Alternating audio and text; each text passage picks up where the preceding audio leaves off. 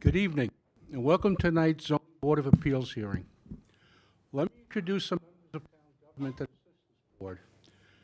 To my left is Simone Friedman, Assistant Town Attorney. To her left is Blaise Donadio, a planner in the planning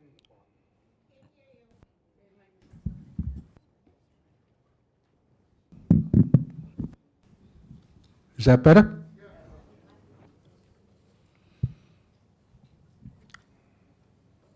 You're all here tonight seeking relief from the Smithtown zoning ordinances, and it's our job to try to help you achieve the relief you're requesting whenever possible. It's up to you to provide this board with accurate information so we as a board can make decisions based on the facts presented. This board must consider the 5 area variance considerations in order to render a decision, and they are as follows. They're also posted up here for you. Number 1, whether an undesirable change will be produced in the character of the neighborhood or a detriment to nearby properties will be created by the granting of the variance. Number 2, whether the benefit sought by the applicant can be achieved by some method feasible for the applicant to pursue other than the area variance. Number 3, whether the variance is substantial. Number 4, whether the proposed variance will have an adverse effect or impact on the physical or environmental conditions in the neighborhood. And number 5, whether the alleged difficulty was self-created. Procedures for tonight's meeting. Cases will be called in the order they are advertised. When you are called, please present your certificates of postings or mailings to Mr. Donadio. Then you'll be asked to go to the podium, where you'll state your name and address for the record and tell us why you need your variance. At the end of your presentation, if anyone in the audience would like to speak on your case, they will be given one opportunity to do so. Then the applicant can go back to the podium to answer their concerns. Once the public hearing is closed, no further information will be accepted concerning the case. There are 2 ways to find out about your case. You can call the planning department tomorrow after 12, or you can wait to be notified by mail. We do have 2 adjournments tonight. The first adjournment is case number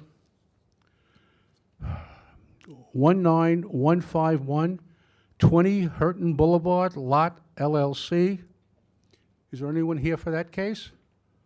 That case has been adjourned to October 8th. The next case is case 19153, Robert and Melissa Greenberg, 16 Foothill Lane, Smithtown. Anybody here for that case? That has been adjourned to September 10th. Before we start the meeting, I just want to ask everybody if they could help us out a little bit here. We do have a full house tonight, obviously. It's going to be very difficult for the court reporter to capture everything that people say at the podium if there's a lot of background noise. So once the meeting starts and the people are at the podium, if you could please, don't answer your phone, and if you have to talk to your neighbor next door, go out to the library to do it, and then come on back in, okay? Greatly appreciate it if you could do that for us. Thank you very much. Ready? Okay. The first case on the agenda, case number 19142, Bilquis Halimi, 36 Sioux Drive, Comac. The location of the property is the south side of Sioux Drive, 249 feet east of Iroquois Lane. The property is zoned R10. The applicant is requesting variances to reduce the minimum front yard setback from 40 feet to 35 feet for an existing 52 square foot front portico, to reduce the minimum rear yard setback from 50 feet to 44 feet for an existing 255 square foot rear first floor addition and existing 426 square foot rear second story addition, to increase the maximum permitted paved surface in the front yard from 25% to 41% for an existing asphalt driveway. Is the applicant here? Oh, come on up.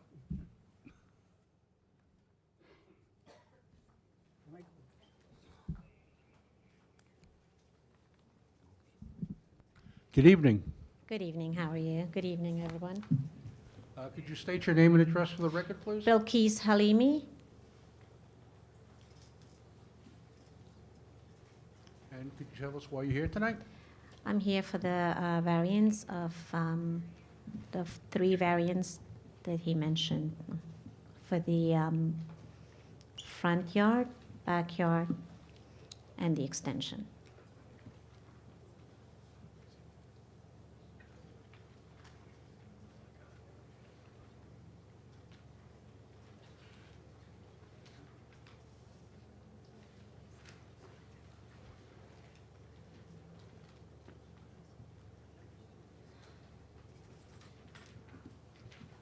You're expanding the asphalt in the front of the driveway? Yes, so I bought my house with the driveway the way it was. I did not put in the driveway. It was like that It when was like, you're just legalizing it. I guess. Yeah. Yes, I didn't do that. It was there. It was existing. All right, thank you. You're welcome. Does anyone on the board No, thank you. planning? No, thank you. Sabrina?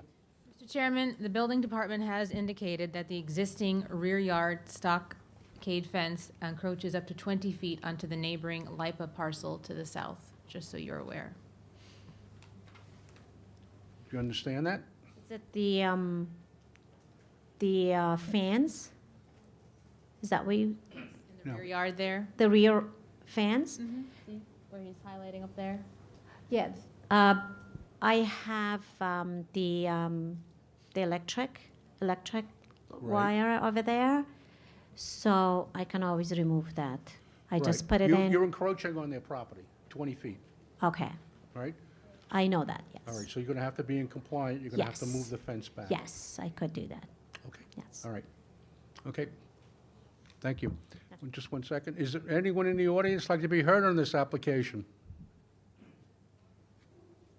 Can I have a motion to close the application, please? So moved. Second? Motion has been made to close the application. It's been seconded. All in favor? Aye. Motion carried. Thank you. Thank you.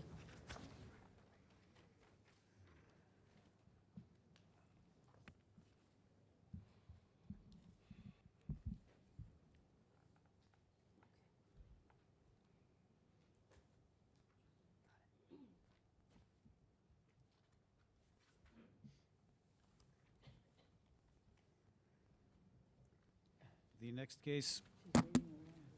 next case on the agenda, case number 19143, Gennaro and Melissa Scarpati, 17 Laurel Drive, Smithtown. The location of the property, the east side of Laurel Drive, 130 feet south of Bayberry Lane.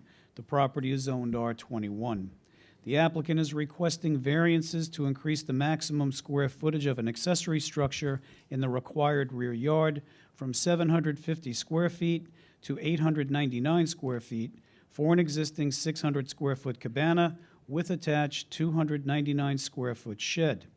To increase the maximum permitted paved surface in the side yard from 25% to 85%, to increase the maximum permitted paved surface in the rear yard from 25% to 26% for an existing paver patio. Good evening. Good evening, Mr. Chairman, members of the board. My name is Vincent Tremarco. I represent the applicant. We've submitted the affidavits of posting and mailing to Mr. Donadio. This property is in a half-acre zone, I believe in the Pines, and you can see from the pictures submitted that the additional square foot over the permitted 750 square feet to approximately 900 square feet is just a 150 square feet. The property is well foliated, again, you can see in the pictures, so no adjoining neighbors are going to be affected by the increase of 150 square feet to the size of the shed slash cabana. With respect to the paving, you can again look at the pictures. They're rather, that's really a beautiful job that we see here. Obviously, the side yard paving is well over the 25%, but I'd like the board to know that there's no drainage issues. We've taken care of all the drainage on the property, both on the side yard, which is the real large extension of the 25%, and same thing goes for the rear yard.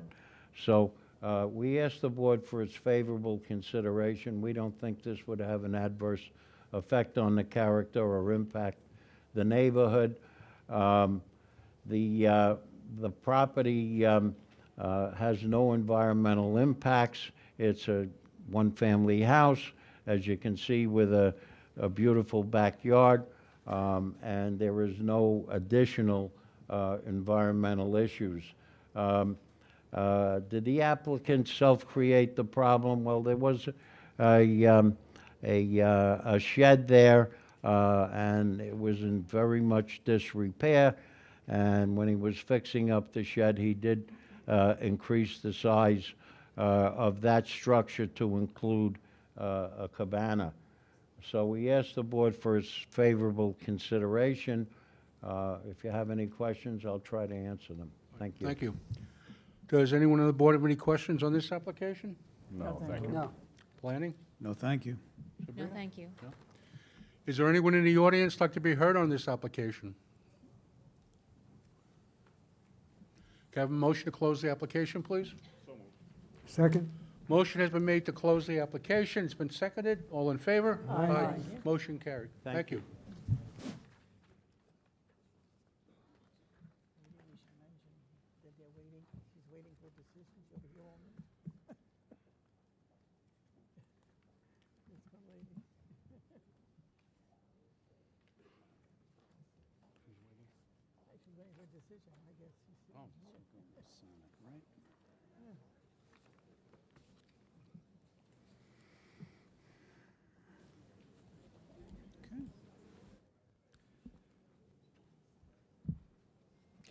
The next case on the agenda is case number 19155, Arthur Sonic, 2A Spruce Street, Smithtown. The location of the property is the south side of Spruce Street, 140 feet east of St. John Lynn Road.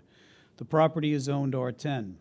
The applicant is requesting variances to increase the maximum gross floor area of the lot from 30 to 34%, for a proposed 410 square foot second-story addition, to reduce the minimum distance from any lot line from 2 feet to 1 foot for an existing 116 square foot shed, to increase the maximum permitted paved surface in the front yard from 25% to 28%, to reduce the minimum setback of paving in the rear yard from 1 feet to 0. Can I have the applicant, please?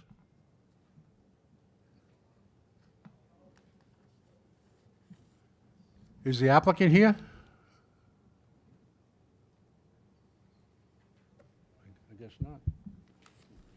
Move on. We'll go to the next case, and if they show up, we'll hear it later on. Okay. All righty. The next case on the agenda, case number 19156, Michelle and Anthony Biacco, 10 Elliott Drive, Lake Grove. The location of the property is the south side of Elliott Drive, 250 feet east of Summerfield Drive. The property is zoned R10.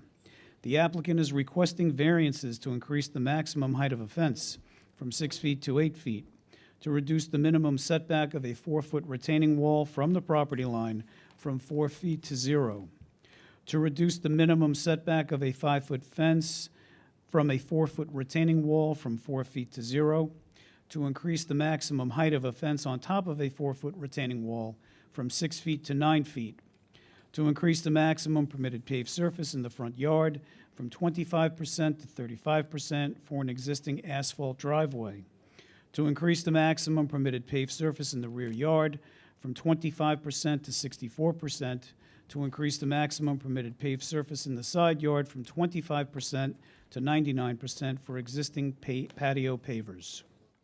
Good evening. Hi, good evening. Yeah, we're requesting the variances Can you to, just state your name and address? for the oh, record? sorry, Anthony Biacco, 10 Elliott Drive, Lake Grove. Thank you. Yep. Yeah, we're looking for increase the fence feet, as well as any of the, You can lift that up a little bit. This way you don't, yeah. all right, as well as any of the problems that there are with the paving. So we don't think that there's any impact negatively towards the environment for our variances. Also, I think with the fence being the height they are, affords a lot of privacy for us and all of our neighbors. I do believe there's letters in our file stating from our neighbors that everybody's in favor of the fences at the height that they are now. And looking at the pictures, I think it came out pretty good. So, You need the 8-foot fence, why? so if they were any lower prior to that, I'm able to see directly into my neighbor's yard. With the way the pool came out, yeah, it was leveled off. It's up a little higher. So now with their fence, without our fence, I'm able to look directly into their yard. Did you change the grade of your property when you put the pool in? To level off, yes, so my property was, the highest point was my back door, and it went down about 7 feet. So in order to get the pool in, we leveled off the back area, and that's what meant raised it, I think, 18 inches. Anyone on the board have any questions on this application? No, thank you. Planning? Just two comments for you, Mr. Chairman. The 64% paving in the rear yard's pretty substantial. And with the exception of one other property within the town, I don't recall the board ever approving an 8-foot-high fence. So it's not really something that the board regularly approves and could actually set a precedent in the future for people installing fences greater than 6 feet. The alternative to that is to remove a small portion of the paving up against the retaining wall and/or the fence and put in a planted buffer, reduce the height of the fence to 6 feet, and screen it naturally with plantings. Thank you. Sabrina? No, thank you. Is there anyone in the audience like to be heard on this application? Come on up, please.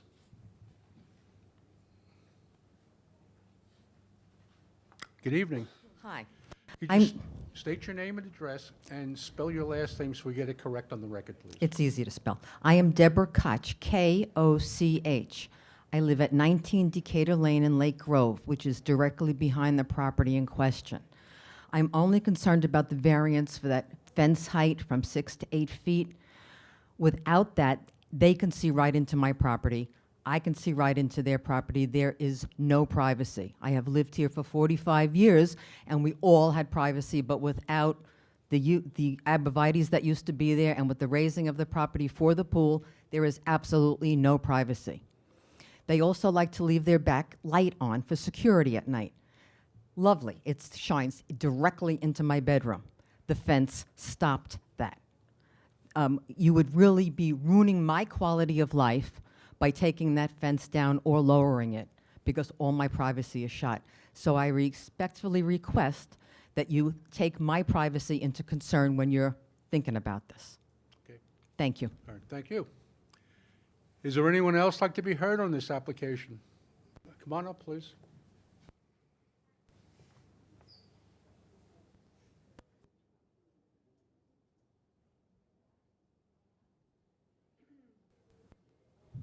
Good evening. My name is Debbie Weiss, and I live next door to the Biancos. And Debbie, could you spell your last name so we get it correct? sure, Weiss. Thank you. Sure. And I live next door. I live at 8 Elliott Drive, and I have almost the opposite problem of Mrs. Koch. My house is a ranch house, and they're a colonial house, and my house sits down very low. And thank goodness I have wonderful neighbors, because one evening my kids were playing there, and he said, "Your child's getting undressed." I said, "What?" He said, "I can see directly into your window." So I started closing all our curtains, not because of them, because they're so wonderful, but because I realized privacy was an issue. The people that lived in the house previous, they were wonderful as well, but they had a very, very short fence, and that fence did nothing for my property. Now that they've raised the height of the fence, we have complete privacy. And it's a wonderful thing for the first time. And I love my neighbors. They could take down the fence as far as I'm concerned, but having it there gives my quality of life an improvement. And also my children, there's no lights now coming into their bedrooms and stuff. So yes, I'm very pleased, not only to have them as neighbors, because I will say they're pillars of our community, but because they've helped us in a big way. All right. Thank you. Thank you. Is there anyone else that'd like to be heard on this application? Anyone else? No? Sir, you have anything to add? No, I think that's it. No? Okay. Can I have a motion to close the application, please? So moved. Motion has been made to close the application. It's been seconded. All in favor? Aye. Aye. Motion carried. Thank you.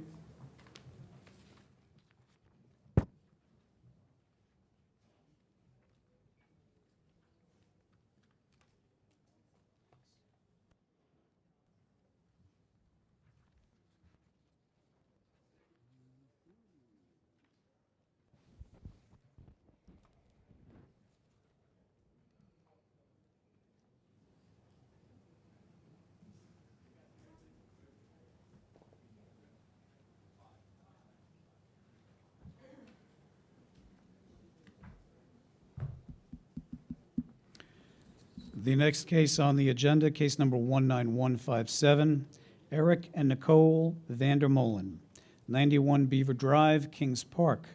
The location of the property is the east side of Beaver Drive, 100 feet north of Tulip Road. The property is zoned R10.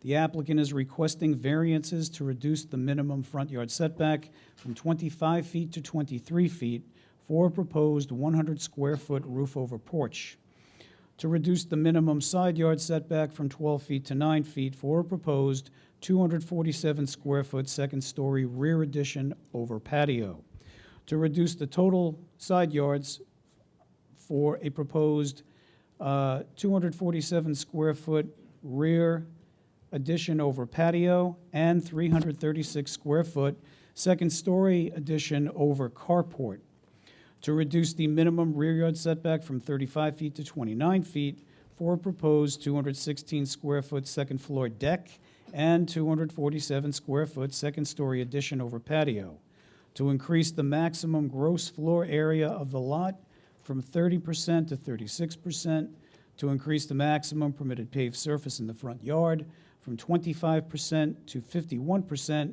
for existing over paving, to increase the gross floor area of the lot within the LWRP from 2,000 square feet to 2,888 square feet. Good evening. Good evening. Can I have the applicant first? Go ahead. Hello, I'm Eric Vandermolen, Vandormolen. I live at 91 Beaver Drive in Kings Park. Would you like this gentleman to speak on your behalf? Yes. Thank you. Sir, again, could you state your name, spell your last name, and your address, please? Joseph Walker, Walker, 270 Ronkonkoma Avenue in Ronkonkoma. Mr. Chairman, members of the board, we're seeking a variance for the items listed on the call of the case for a residence which has been CO'd since 1972 and which has not appeared before this board previously. Please note that we are seeking permission for the proposed project and not forgiveness. The benefits of the proposed project could not be achieved any other way except for expanding the building to enhance the lifestyle of an expanding family. And we tried to keep the request modest in the overall picture of things. The proposed front yard addition would remain at 92% compliance. The minimum side yard would be 75% compliant, total side yards of which would be 75%. The rear yard would be 82.8% compliant. 20% relaxation for the gross floor area is what we're requesting. And the paved surface area of the driveway, which has been there for quite some time, has not presented a problem to the surrounding areas for many years.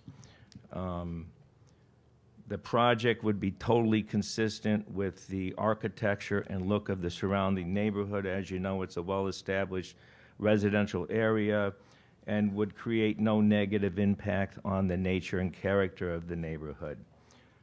We have no problems that have been reported by the neighbors, and as this board has a history of balancing the needs of the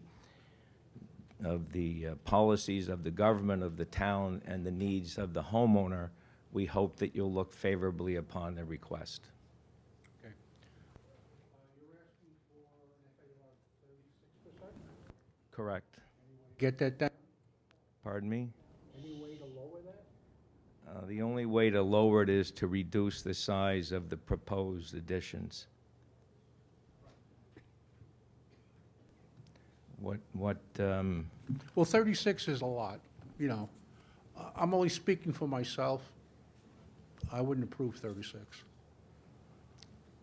I don't know what the other board members feel. No, I understand the concern that the size was generated with the design professional. So let me just speak to the owner for 1 minute, go off the Certainly. record.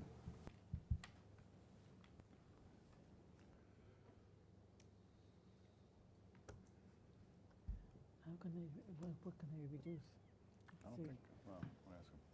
We could eliminate the front portico to the house, which would be the entrance, which would bring it down some, you know, to some extent. I don't know, I'd have to do the calculation to be exact on that, but we could eliminate that. Okay. Can I ask you a couple questions? Sure. What's the size of the lot? The size, I think it's 80 by 100. So 8,000 square feet. Yeah, 80-foot road frontage. We don't have a survey, so I can't really tell, but it's like two small additions. Is that it? One over the patio, one over the porch? Correct. There was a survey done very recently. One's 247 square feet, and one's 336 square feet, is that correct? Correct. So it's a total of 500 square feet? Between the two, it's around 500, yeah. Okay, so this is just a case of a smaller house on a smaller lot? So it's not, you're only doing about 2,800 square feet for the entire house, of which 2,400 already exists? Correct. Okay, thank you. It's a high ranch. It was built in 1972, so it's a regular high ranch of that era. And the rooms are small when you take into consideration the amount of space that the stairs take up. And we're just trying to, you know, expand, create a quality of life for you know, a young family. Thank you. Anyone else on the board have any questions? No, thank you. No, thank you. Mr. Chairman, the current application to enlarge the existing single-family dwelling does require approval from the Department of Health.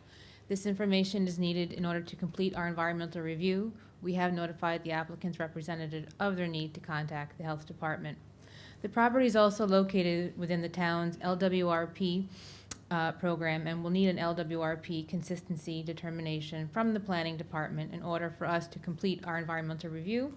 DEW recommends the applicant contact the Planning Department for more information if they haven't already done so. The property is also located within the New York State DEC River Corridor, and we recommend that the applicant contact DEC to obtain all necessary permits or written notification that permits are not required.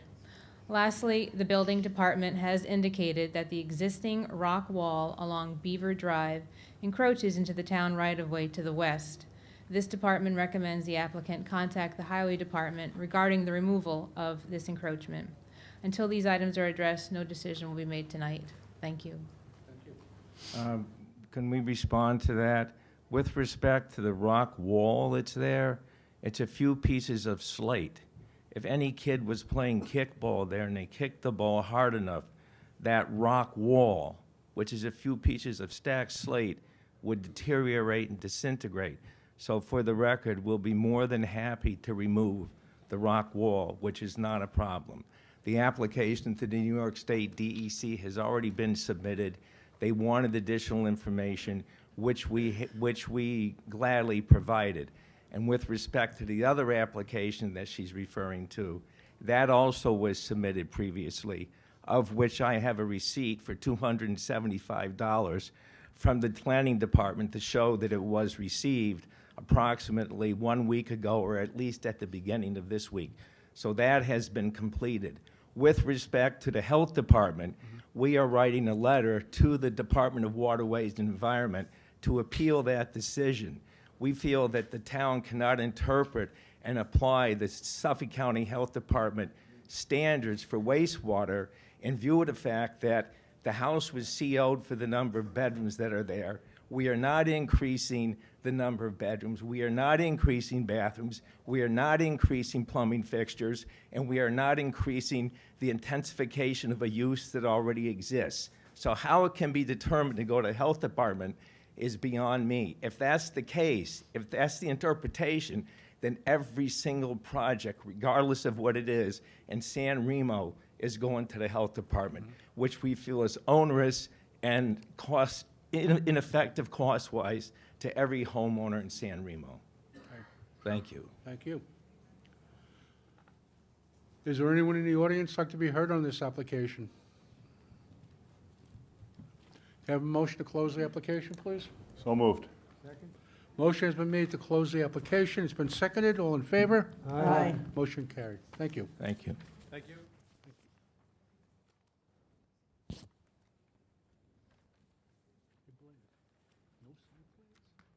What's going on? No, if in a couple of cases.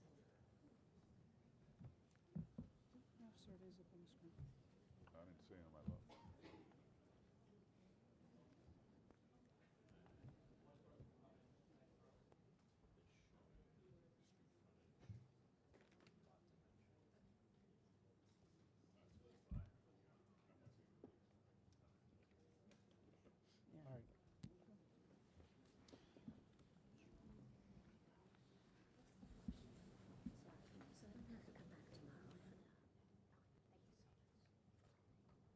Can you just do me a favor and make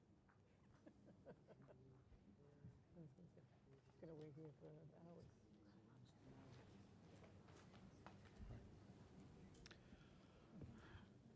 The next case on the agenda, case number 19159, Christopher and Crystal Mamone, 22 Florence Avenue, Smithtown. The location of the property, the southwest corner of Florence Avenue and William Street. The property is zoned R10.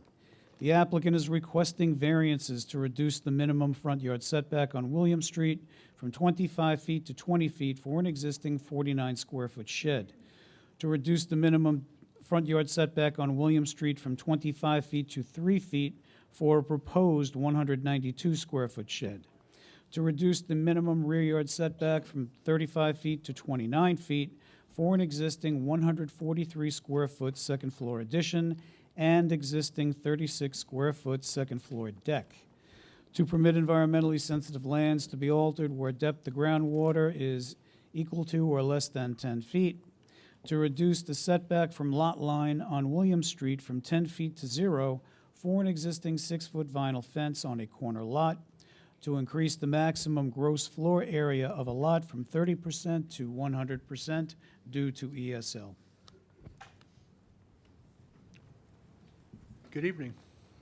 Good evening, Mr. Chairman and members of the board. Amy DeVito, DEVITO, with offices at 800 Veterans Memorial Highway, Hauppauge, New York. So I just want to go over a few points.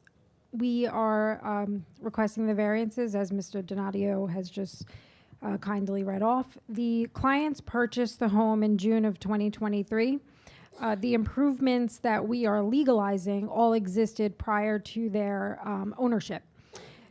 Specifically, the rear addition or second-story addition and the second-story deck appear to have been built as far back as 2001 based on aerials, but I believe they were built even longer ago than that. The second-story addition is actually just a dormer of what existed as the second story. So while it did add square footage as far as the actual dormer structure, it is still within the same footprint that the house always was. So it's just contained within the confines of the existing house. The deck is what we see from the rear yard that encroaches 29 feet into the rear yard setback. The shed we did submit photos of. It's just a small plastic shed that they use for storage, and they are proposing to add an additional shed so that they can store items such as lawn equipment, lawn furniture, and things like that. This property is unique in that it is a corner property, so it has 2 front yards. So we are also requesting a variance for a 6-foot fence that creates privacy and safety for their rear yard. If you look at the survey and the photos, you'll see that the fence is actually about 10 to 12 feet from the pavement, and there is grass between the fence and the edge of curb. So it doesn't create any type of obstruction for passing traffic or vehicles. So while we are on environmentally sensitive lands, the proposed garage conversion is, again, just staying within the confines of the home. They are adding a living area to their home so that they could take in their mother that was unfortunately just recently widowed. The actual floor area ratio, or gross floor area, is 32%, while because we're on environmentally sensitive land, it's considered 100%. So I just want the board to be cognizant of that. It is actually 32%. I do have some comps to hand up to the board for the various variances that we're requesting today. So if I may.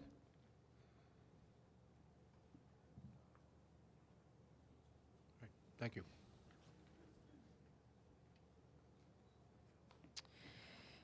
Additionally, we did get a letter from the Department of Environmental outlining some I guess, concerns they had, or not so much concerns, but just pointed out some additional work that we would have to do. One being going to Suffolk County Health Department. The homeowner actually upgraded their system in the recent past, so we are working on getting an engineer to certify the system to be submitted to Suffolk County Health Department so that we could hopefully keep the existing system. Otherwise, we would be exploring an upgrade. Secondly, this is an area with high groundwater, so we did have a test hole done and had that added to the survey per comments from Mr. Barnes, and we did submit that to Dawn Vera via email this morning, so that has been submitted. The groundwater and good material, actually, and groundwater was hit at 7 feet below surface. Again, this is a project that's more or less being contained within the confines of the existing home. And although we are in environmentally sensitive lands, this neighborhood is very heavily developed already. And there is no known problems with drainage or anything like that on the property. So with that said, I'm happy to answer any questions the board may have. The proposed shed, Yes. it's hard to make out. Is it going to be 3 foot off the property line on all Correct. sides? 3 foot? Yep, 3 on both sides. Okay, thank you. They're just trying to keep it tucked away so that they have some yard space. Because it's a I just corner couldn't property. read it. It Okay. didn't come out. Anyone on the board have any questions on this application? Thank you. No, thank you. Planning? No, thank you. Sabrina? Mr. Chairman, we did receive the test hole. Thank you for submitting. We are still actively reviewing it, and as soon as you receive any confirmation from the health department, please forward it our way to review. Will do. Thank you. Okay, there's no decision tonight. Say again? No decision tonight. Yes, I am aware. All right. Is there anyone in the audience like to be heard on this application? Can I have a motion to close the application, please? Second. Motion has been made to close the application. It's been seconded. All in favor? Aye. Motion carried. Thank you. Thank you. Good night.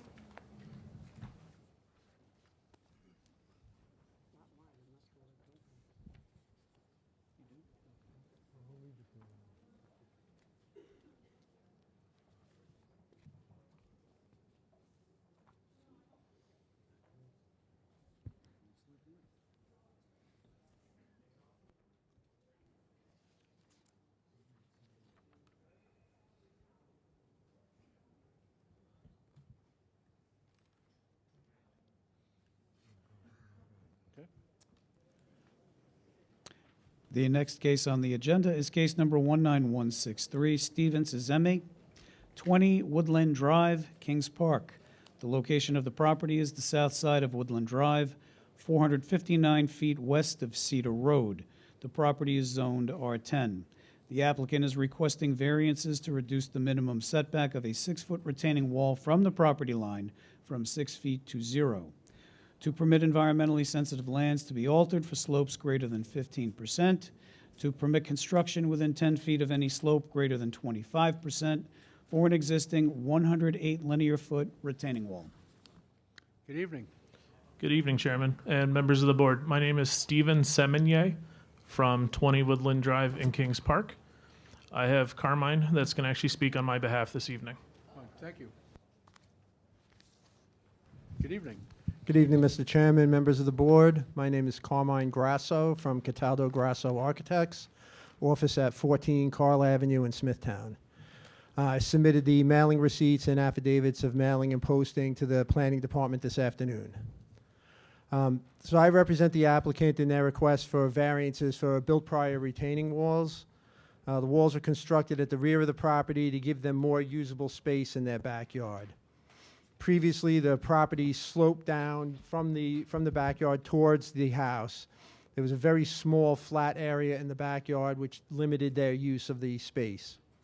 By leveling the yard, it also helps keep stormwater away from the house and also keeps it from going into the neighboring lots. They have a storm drainage system of dry wells that handles all the storm drainage, and there has been no issues with that. Previously, before the wall was constructed, the applicant had issues with water in his basement, and that has all been resolved since the walls have been put up. With regard to the area variance considerations, whether an undesirable change will be produced in the character of the neighborhood, we feel that it won't. The walls are attractive, and they do improve the drainage conditions on the property and the neighboring properties. Whether the benefits sought by the applicant can be achieved by some method, other method, unfortunately, no. The walls are the only way to make the backyard usable, and the walls cannot be built without disturbing the steep slopes. Whether the requested variance was substantial, the variance request, as far as the setbacks go, is it's only requested on one side. The wall goes right up to the property line, but it actually, at that side of the property, it's not actually a retaining wall. Only the end of the one wall goes up to the property line, and then it goes right up against the neighbor's fence, so that there's no, it doesn't have any effect on the neighbor's property that we can see. Whether the proposed variance will have an adverse impact on the environmental conditions, no, there's no sanitary flow or energy usage produced by this, and again, the stormwater runoff is improved. And then finally, whether the alleged difficulty was self-created. Unfortunately, you can't do anything that he wants to do there without putting the without going for a variance for the retaining walls. He did hire a contractor to do the walls for him and was unaware that the permits were required, so that's why we're here in a built prior condition rather than beforehand. So if you have any questions, I'd be happy to answer. Thank you. Does anyone on the board have any questions on this application? No, thank you. No, thank you. Are you saying the backyard is totally unusable now? Unusable? No, the backyard is usable now. What happened was the ground sloped towards the house, so there's a very small area of flat area from the back of the house to the slope. Now, with the wall being put back there, it increased the area of the flat area, so he has more use of his backyard. Okay. Planning? No, thank you. Sabrina? No, thank you. Is there anyone in the audience like to be heard on this application? Come on up, please.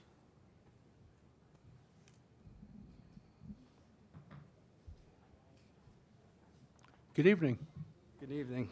Richard Frisenda, F-R-I-S-E-N-D-A, from 22 Woodland Drive. And I also have another Richard Frisenda speaking on my behalf today. Okay. My name is Richard Frisenda, 456 Landing Avenue in Smithtown. Could I just give you this one photo? I'm not, you might have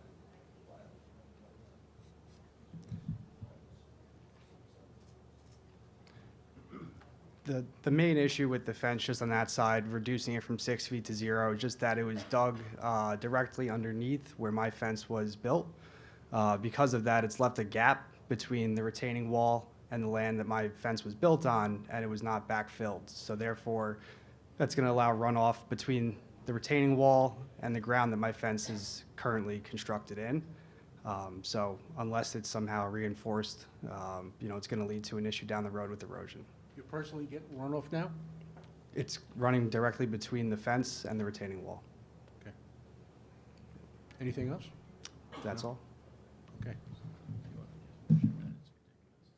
Yeah, I do think that moving that back 6 feet is out of the question, but there has to just be some way of shoring up the ground that my fence is on and that wall is up against. I think where it is fine, but something has to be done just to make sure that there's no further erosion to my side of the property. Sure.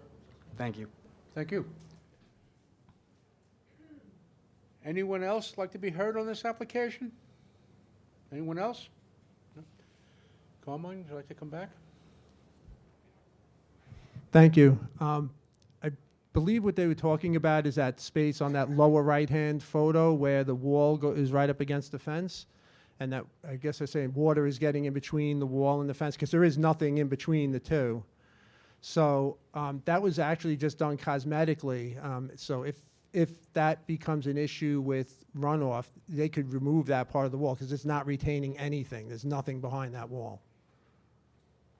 It's just the fence. There's that wall, a gap of air, basically, and the fence. Okay. Is the runoff getting underneath? Oh, I don't know. If they're saying the runoff is getting in between the two and going underneath, then we could just remove that portion of the wall. If I could go up to the screen, I could show you what we're talking about. Sure, go ahead. Take the microphone with you.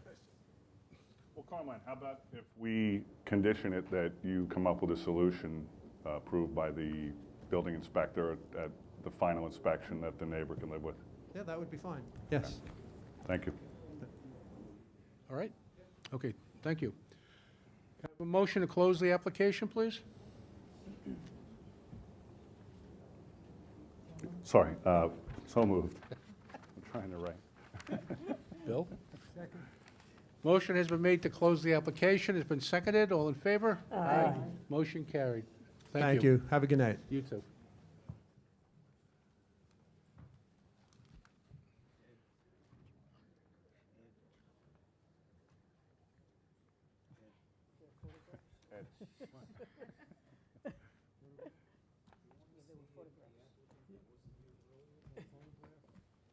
Oh, yeah. That's this one right here. What's the name of it? 19155. Right, yeah. What's the name? 19155. Here, I got you. Ed, why don't you photograph it? Here it is. Yeah, Arthur Sonic. All right. Is Arthur Sodick here? Case number 19155? Arthur Sodick? Nope. I guess not. No? Okay. Yeah, you want to take this and put that into that file? Thank you.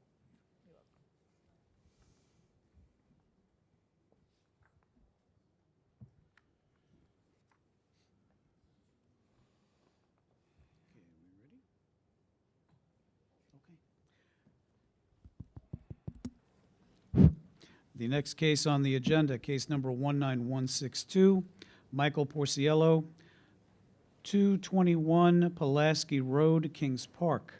The location of the property is the northeast corner of Pulaski Road and Avenue K.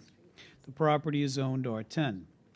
The applicant is requesting a variance to reduce the minimum front yard setback from 40 feet to 24 feet on Avenue K for a proposed 635 square foot first floor addition with a proposed 33 square foot front portico. Good evening. Good evening, Mr. Chairman and members of the board. My name is Jody Giglio of Bennett Enterprises with offices at... 1 second. Can I have the applicant first? Sure. Good evening. Good evening.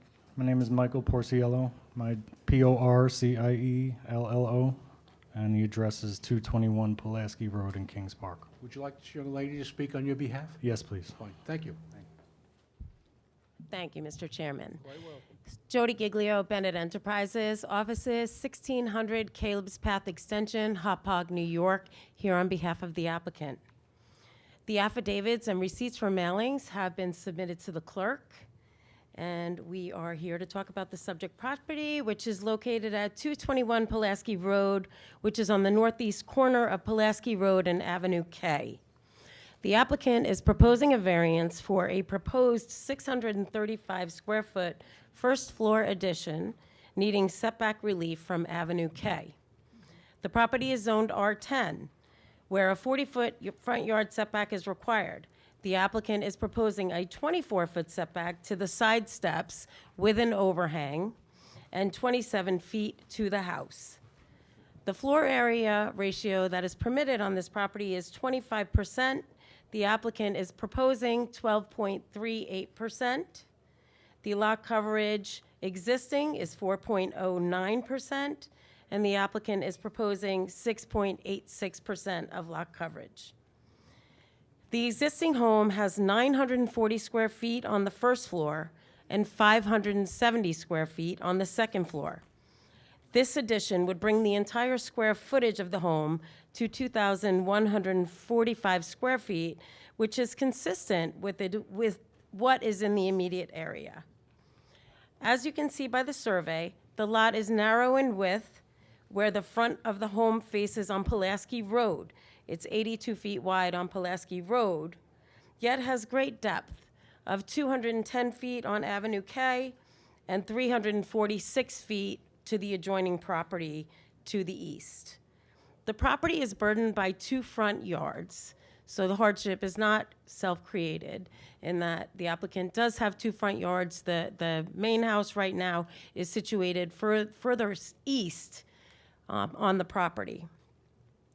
The proposed addition is for a great room, as the owners have 4 kids, 4 grandkids, and the need for more space for holidays and family events. The granting of this variance will not have an undesirable change in the nature and character of the neighborhood, nor will it have any negative environmental impacts. The number of the bedrooms is not increasing. There are currently 3 bedrooms and 2.5 baths.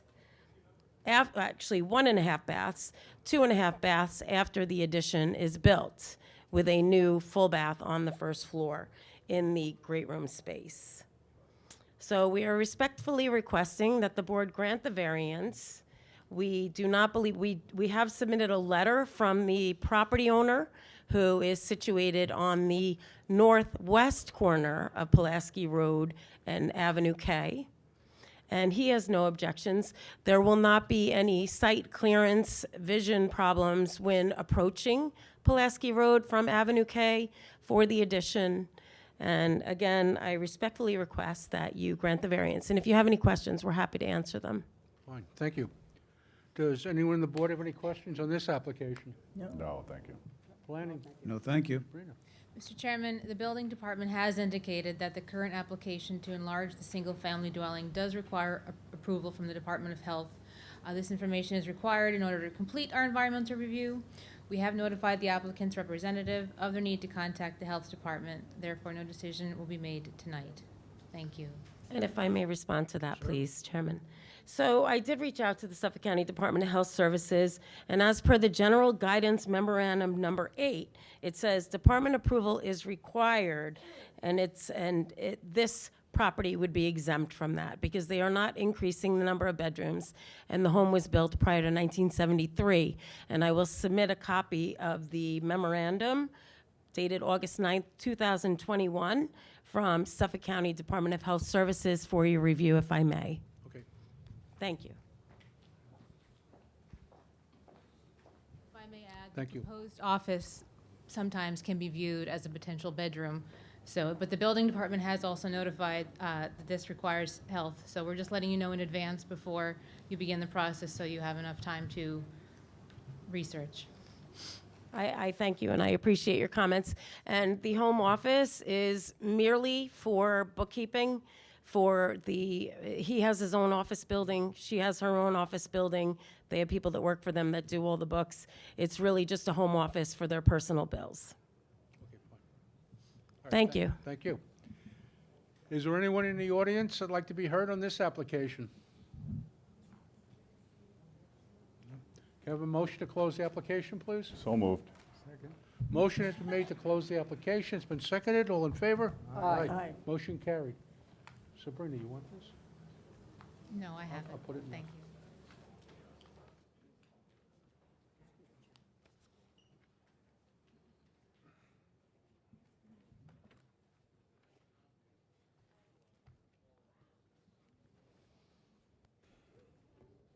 You all right?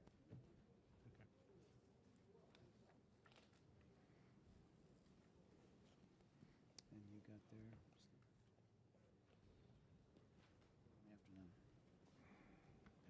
Petals. Yeah, okay.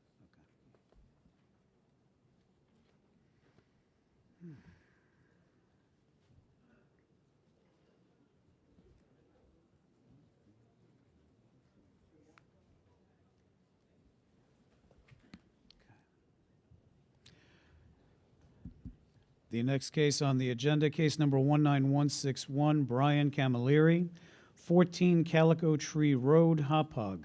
The location of the property is the west side of Calico Tree Road, 416 feet north of Saturn Boulevard. The property is zoned R10. The applicant is requesting variances to reduce the total side yards from 28 feet to 27 feet, to reduce the minimum rear yard setback from 50 feet to 49 feet, for a proposed 55-square-foot, one-story addition. Good evening. Good evening. Brian Camilleri, 14 Calico Tree Road, Hopog. My architect is here to speak on my behalf, please. Fine, thank you. Good evening.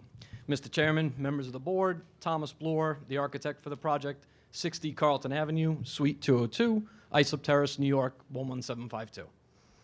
So this application is for renovations to an existing single-family residence, which is surrounded by single-family homes. The intent of this application is to construct a small one-story addition under an existing roof overhang, expanding the existing dining room approximately 55 square feet. We're requesting the total side yard setbacks of 27 instead of the required 28, as well as a rear yard setback of 49 instead of the required 50. Both reliefs are minimal, as well as under the existing roof line, therefore would not pose a negative impact on the nature and character of the neighborhood. If the board should have any questions, I'd be happy to answer them.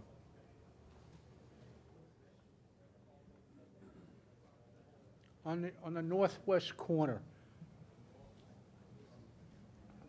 does his fence go onto the neighbor's property?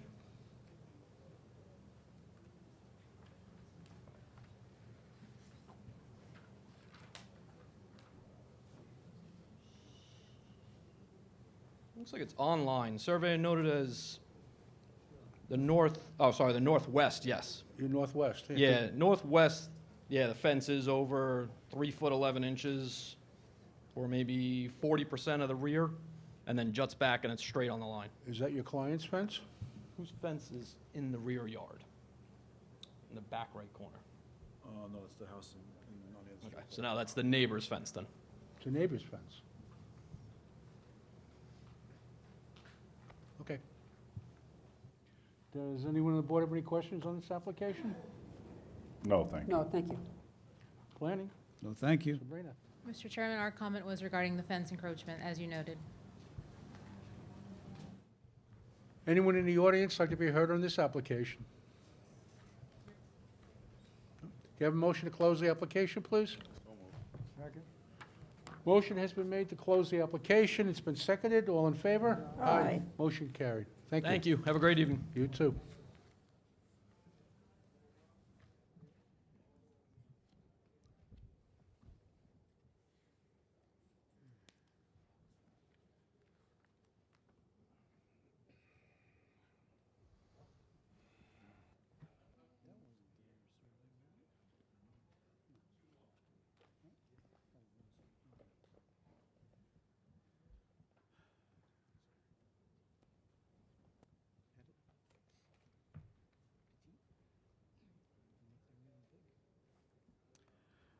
The next case on the agenda, case number 19164, Stuart Pettit, 174 Evergreen Avenue, Smithtown. The location of the property, the west side of Evergreen Avenue, 162 feet north of Dale Lane.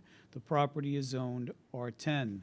The applicant is requesting a variance to permit environmentally sensitive lands to be altered where depth to groundwater is equal to or less than 10 feet for a proposed 64-square-foot first-floor addition. Good evening. Good evening. I'm Stu Pettit, residing at 174 Evergreen Avenue, Smithtown. I'm going to pass it off to my representative. Thank you.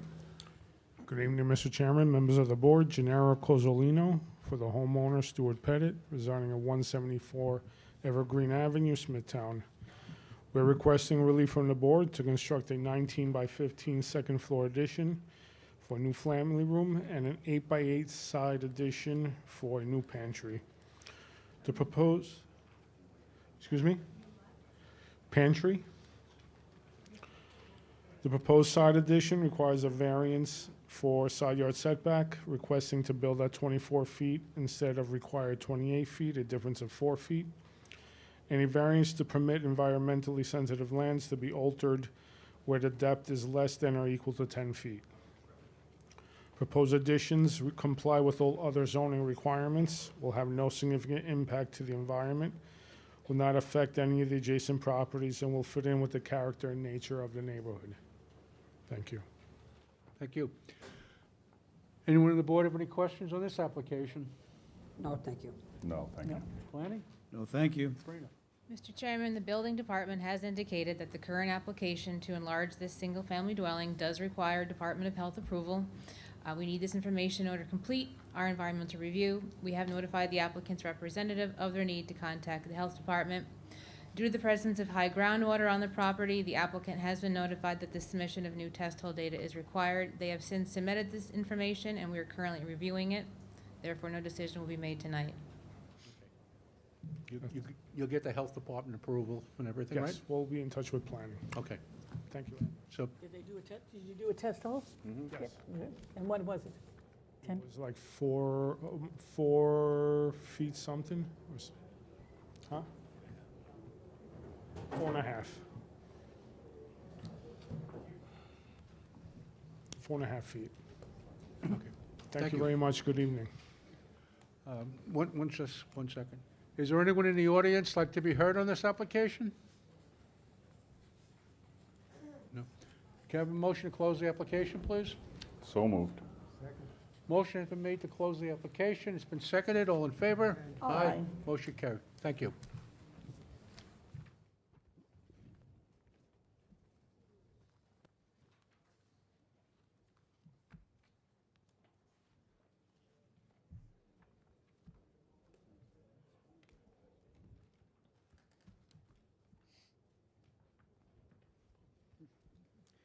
The next case on the agenda is case number 19149, Myra Properties LLC, 555 Wireless Boulevard, Hauppauge. The location of the property is the southwest corner of Wireless Boulevard and Adams Avenue. The property is zoned LI. The applicant is requesting variances to reduce the minimum required parking from 235 to 222 spaces, to increase the maximum building height from 50 feet to 55 feet in the Hauppauge Overlay District for a proposed 8,176 square foot, one-story addition. Proposed 5,365 square foot second floor mezzanine addition, proposed 408 square foot utility room addition, and a 145 square foot exterior stairway addition.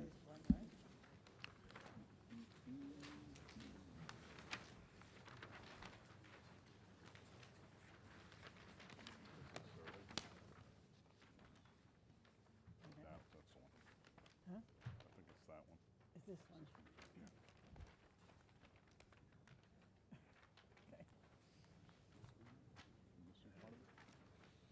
Good evening. Good evening, Mr. Chairman, members of the board. My name is Allison Lapointe, Lapointe, from the firm Sir Tillman Ballin Adler Hyman, with offices at 100 Motor Parkway, Hauppauge, New York 11788, here on behalf of Myra Properties LLC. I believe with me tonight we do have a member of the applicant's team, Mike Narula from Orbic, who is the operator of this site. and we are before you today for two relatively small variances. The property in question is 5.35 acres and is zoned light industrial. As just read off, the owner is proposing to construct an 8,174 square foot warehouse addition and a mezzanine, which is 5,365 square feet, as well as a couple of other smaller additions. The subject site is located in the middle of the Hauppauge Industrial Park, which I believe is now known as Innovation Park. It is surrounded to the east, north, and west by other industrial zoned parcels, and there is one out parcel to the south, which is shopping center business zoned. This is also a few blocks north from Motor Parkway. The owner is seeking to make these improvements because they're looking to move much of their high-tech manufacturing from overseas to this site. In order to do so, they are eliminating some office, shifting the warehouse use that's currently in the center of the building to this warehouse addition, as well as moving their break room to the mezzanine. As you can see from the floor plan, which I believe was submitted, that this is necessary to accommodate the manufacturing use, which will now be the primary use of the existing building. Again, this manufacturing is currently being done overseas, and the owner is looking to move that manufacturing here to Smithtown. The two requests before the board are relief from Chapter 322-34A2D, which is to increase the height of the warehouse addition from the 50 feet permitted by code to 55 feet, and from Chapter 322-62, which is parking relief from the 235 spaces required to the 222 that are provided. In terms of the height, the height would only relate to the warehouse addition, which you can see highlighted in yellow on the lower left, there we go. That addition, the remainder of the building will remain at the 27 feet. This addition is set back over 100 feet from Adams Avenue and is over 125 feet from any neighboring buildings. In terms of the substantiality, the increase in the height by 5 feet is a mere 10% increase. In terms of nature and character, as this is in the center of Innovation Park, there will be no negative impacts to the nature and character of the community. And I'd like to point out that as it is only a few blocks up from Motor Parkway, that portion of the corridor permits over 60 feet in height for buildings. So I do not anticipate any negative impact to the nature and character of the community, and also seeing as the building would be permitted at 50 feet, an additional 5 feet is not something that would be truly visible to the eye, which would create any negative impact. In terms of feasible alternatives, the property owner exhausted all of their feasible alternatives. They need the additional warehouse space in order to accommodate the manufacturing, and the height was driven by several factors. The first being the size and configuration of the space needed for manufacturing, which is displacing the warehouse. The second is the rack storage height. The third is the fire sprinkler clearances that are required above the rack storage. And finally, in the effort to keep the footprint smaller, the footprint is constrained by not only the existence of the drive aisles in those locations, but also, as you can see, the existing loading bays at the top of the building. So for those reasons, no additional footprint could be accommodated. Further, additional footprint would also reduce parking on the site, and we were looking to maintain as much parking and vegetation as possible. And in terms of environmental impacts, there are no negative environmental impacts expected. In terms of the parking, we are looking for the reduction of 13 parking spaces, which is less than a 6% variance. At present, the site is overparked. They don't utilize any more than 40% of the parking spaces that are presently on site, even at peak operations. Even with the introduction of new manufacturing jobs, there's no anticipation that there will be any difficulty parking on the site. It should be noted that of some of the space that was displaced on the site, 20% of the office space is being reduced and being replaced with the manufacturing and warehouse, which has a much smaller calculation for parking, where the office space is at 1 per 150, the manufacturing and the warehouse are at 1 per 500. And finally, I'd like to point out that the mezzanine, which is being added, which does require additional calculations for parking, will not actually create any additional need for parking, as that is all going to be, the mezzanine space is going to hold the break room, as well as some of the other employee facilities. So those parking spaces are already accounted for within the building, within the other operational spaces, and would account for around 10 of the 13 parking spaces we are seeking relief on. In terms of substantiality, again, we're looking at about a 6% variance. This is not a very large request. In nature and character, there'll be no perceivable impact to nature and character. Feasible alternatives, we've gone over the extensive space that they've gone through, trying to make sure that they could conform in any way possible, and in maintaining as much green space along the roadways. And again, no environmental negative impacts. Again, the property owner is looking forward to moving their operations here and is looking forward to continuing to contribute to the community in a positive manner through their innovations, and I am certainly available for any questions. The exterior stairwell addition, is that a requirement of the fire district? Oh, I have the architect who just walked up behind me who can very well answer that question. All right. Can you just introduce yourself, sir? Anthony Garrett, Bill Garrett Group, Architects and Planners, Ridgefield, project architect for the Project Patriot. And I think, Garrett.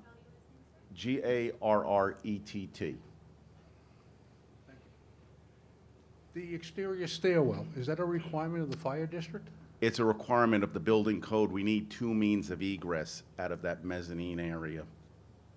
So we have one internal stair, and we need to be remote, so we're proposing that exterior stair, the appendage on the building to provide proper egress from that space. Okay, thank you. Anyone else on the board have any questions? Just confirm what the current size of the building is before? 69,000, I think I have it here. Let me put my glasses on. 69,874 square feet. And if we approve the plan as proposed, what will the new square footage be? The total square footage will be 83,968. And how many bays do you currently have there, There garage? are 4 loading bays. And that will stay? That will remain. Thank you. Anyone else have any questions? No, thank you. Planning? No, thank you. No, thank you. Okay. Is there anyone in the audience like to be heard on this application? Can I have a motion to close the application, please? So moved. Motion has been made to close the application. It's been seconded. All in favor? Aye. Aye. Motion carried. Thank you. Thank you. Good evening. Thank you.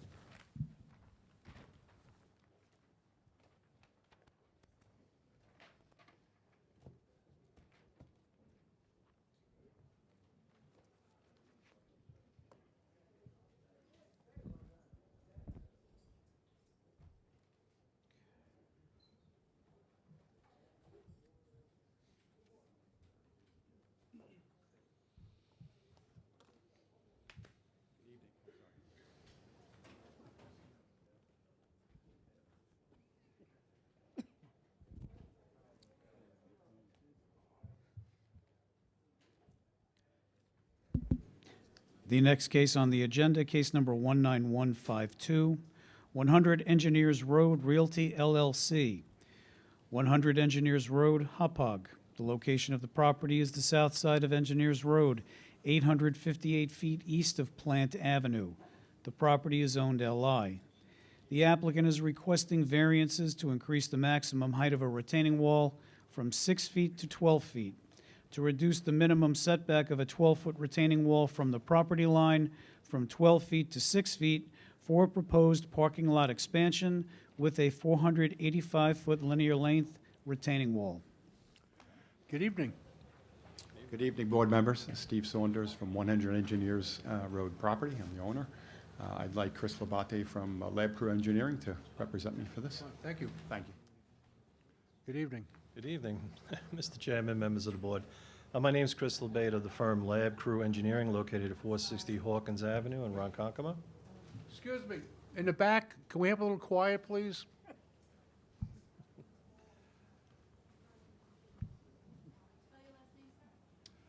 Labate.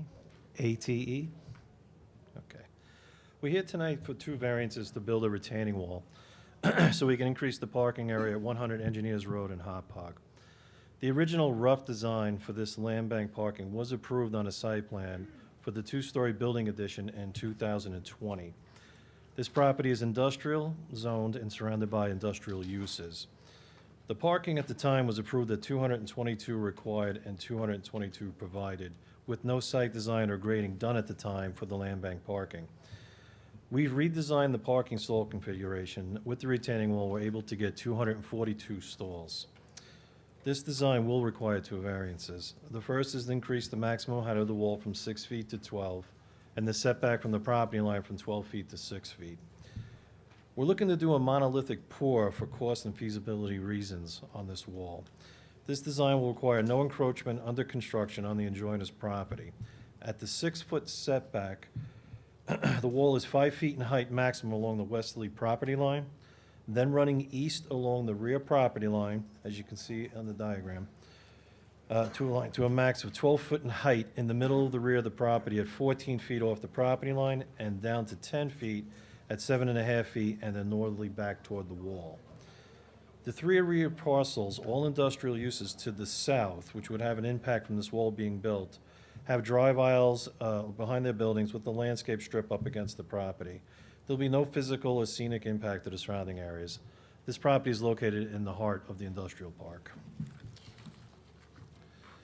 These variances will not prevent the orderly or reasonable use of permitted or highly legal established uses in the district. They will not adversely affect the health, safety, welfare, or comfort, or convenience order to the town. And this use will be in harmony with and promote general purposes intent of this chapter. If the board has any questions, I'll be happy to try and answer them at this time.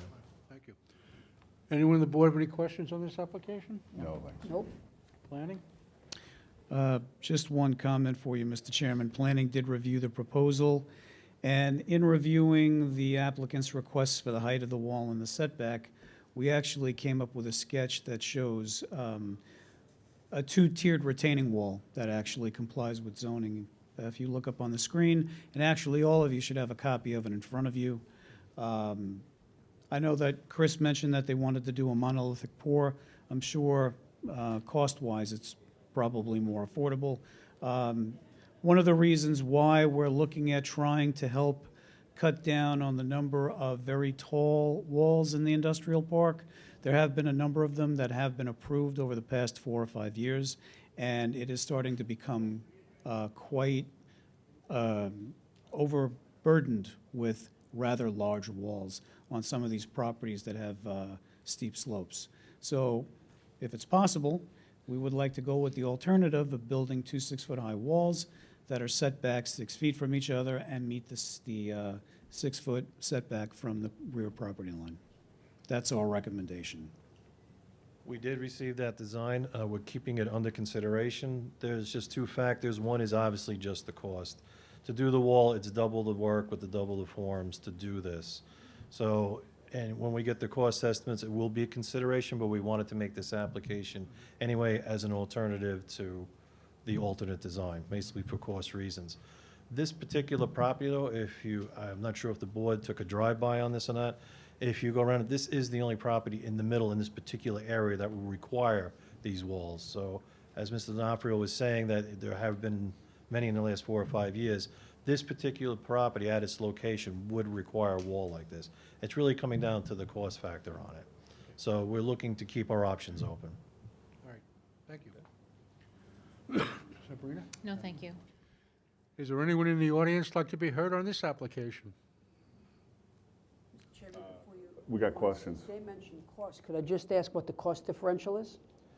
We actually approached this about a year or two ago, and the cost that we're getting now has gone up like $100,000 in the last year or two.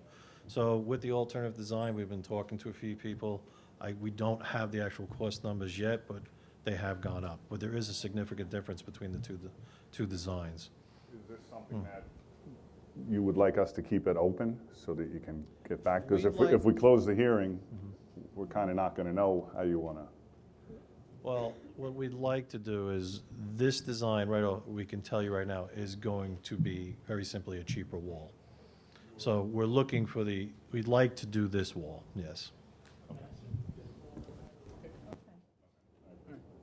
Thank you. Can I have a motion to close the application? So moved.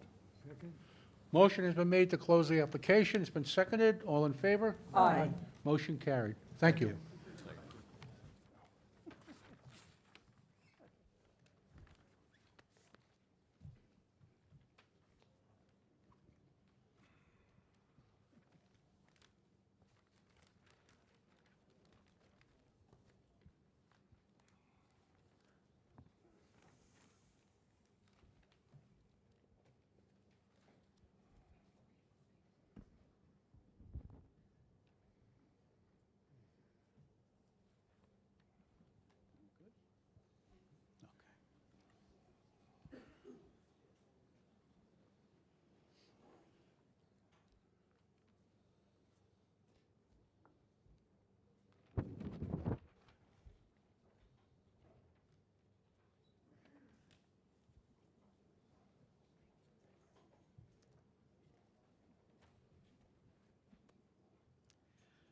The next case on the agenda is case number 19150, Pano Girls LLC, La Familia, 250 West Main Street, Smithtown. The location of the property is the southwest corner of West Main Street and Brookside Drive.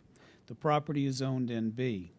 The applicant is requesting variances to reduce the minimum front yard setback on Brookside Drive from 50 feet to 19 feet, to reduce the minimum front yard setback on West Main Street from 50 feet to 18 feet, to reduce the minimum required parking from 108 to 70 spaces for proposed 391 square foot sunroom addition over an existing raised patio.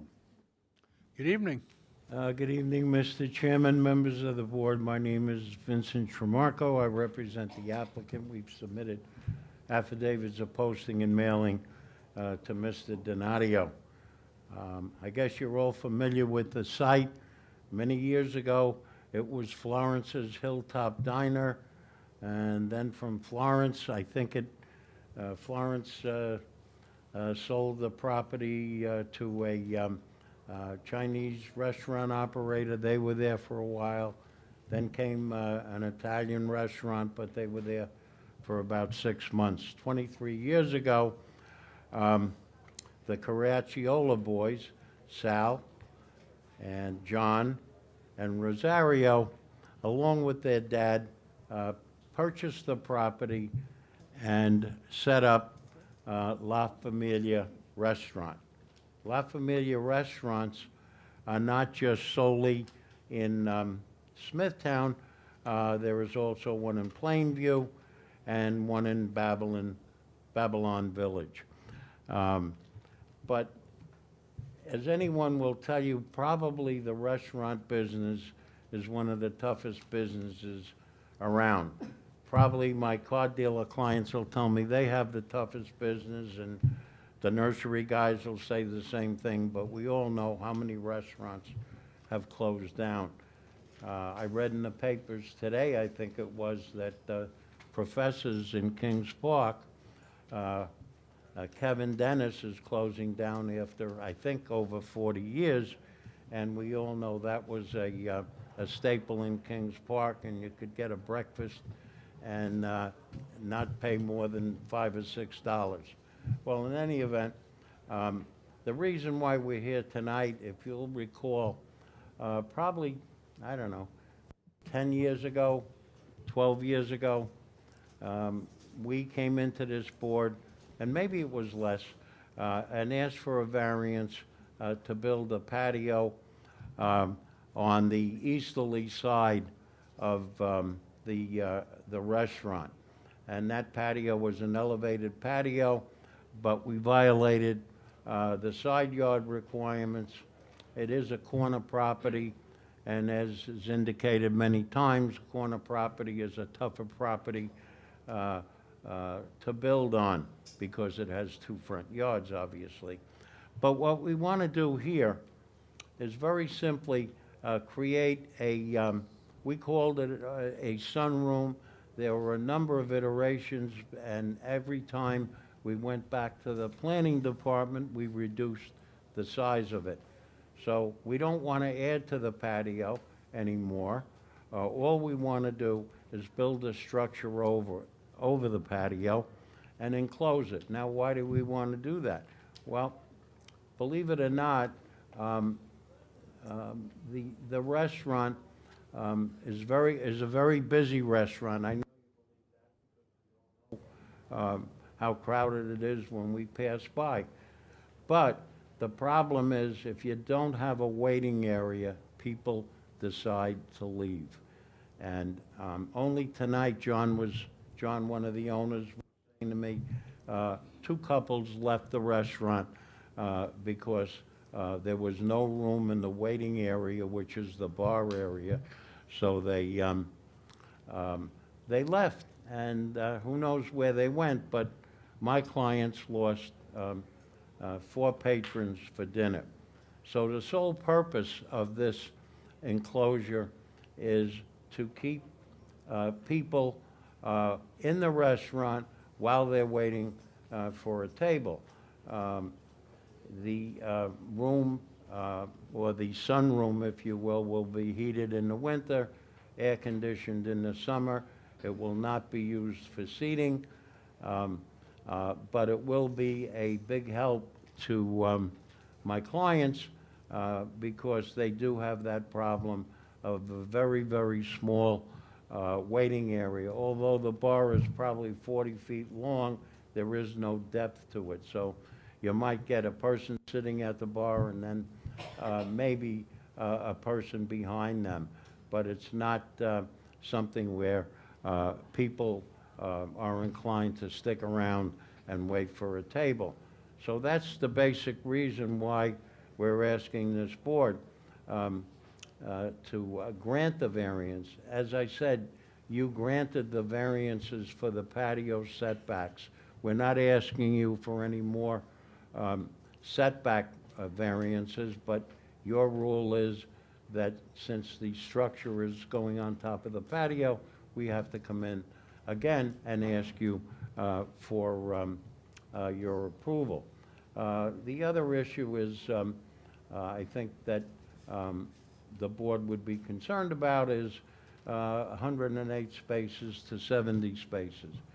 But as the board knows, and I think we brought it up the last time we came in, the La Familia restaurant or the Pano Brothers, I'm not sure who owns the shopping center, what entity owns the shopping center next door, but the boys own that also. And the shopping center basically closes the people in there 3, 4, the latest 5 o'clock. There's a bagel shop, there's a hairstylist, and there's a cleaners, and a game store. Those stores all close, the latest one by 5 o'clock. The restaurant's busiest time starts about 5 o'clock and goes till whenever. So it's for that reason that we're asking you for this variance. Nothing is going to change. The same people that possibly waited out there in the summer on the patio will be at least protected now. In the winter, obviously, they don't have to stand out in the cold. So it's not going to change or increase the parking, even though we have to come in and ask this board for the variance. So with that, I ask the board for its favorable consideration. We don't think it'll have an effect on the character of the area. It's on the east side of the property, and it's adjacent to the side road, and there's a gas station across the street. Can we achieve this benefit by any other way or means? No, we can't, because if we try and go on the other side, we really will lose parking spaces. Whether the requested area variance is substantial, remember, you already granted the variance for the patio. All we're doing is putting walls up and a roof. Whether the proposed variance will have an adverse effect on the environment, I don't think so. It would have absolutely no effect other than to allow the people who are waiting to go to dinner to be in a protected area. Whether the difficulty was self-created, well, we haven't built the structure yet. We're waiting, obviously, for your approval. We know we have to go to the health department and also to the DEC. As a matter of fact, the DEC has approved an iteration that we presented before, which was larger. So I don't think they're going to say we can't do a smaller size. I do have Thomas Guarino here, the architect, if you have any questions with respect to the nature of the structure and how it will be built. Thank you. Thank you. Does anyone on the board have any questions on this application? No. The sunroom, as you called it, Mr. Tramarko, that's definitely not going to have tables there? It's just going to be a waiting area? Yeah, well, it may have chairs, I mean, so they can sit Understood, but it's down. not going to increase No, it won't seating have capacity, restaurant which would then seating. require more parking? Right, that's correct. Okay. Thank you. Planning? No, thank you. Mr. Chairman, the property is located within the town's local waterfront revitalization program and will need an LWRP consistency from the planning department in order for us to complete our environmental review. As I'm sure Mr. Tramarko knows, please contact the planning department for more information. As also stated by Mr. Tramarko, the property is within the New York State DEC Recreational River Corridor, and we recommend that you obtain all necessary permits or a written notification that permits are not required for the proposed work. Understood. Thank you. I thought I would get away with it tonight, but I didn't. Thank you. Is there anyone in the audience like to be heard on this application? No? You have a motion to close the application, please? So moved. Motion has been made to close the application. It's been seconded. All in favor? Aye. Motion carried. Thank you.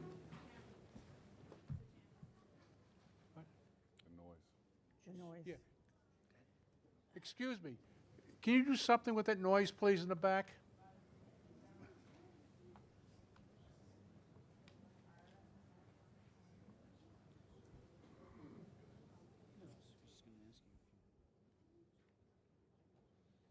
You okay?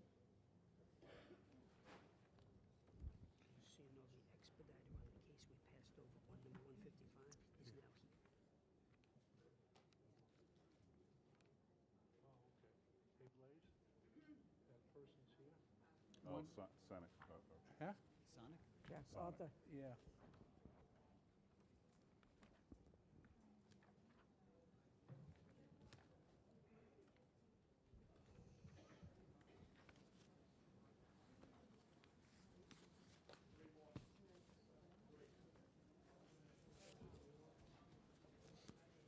You want to go back?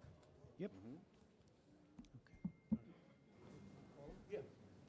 He's definitely here.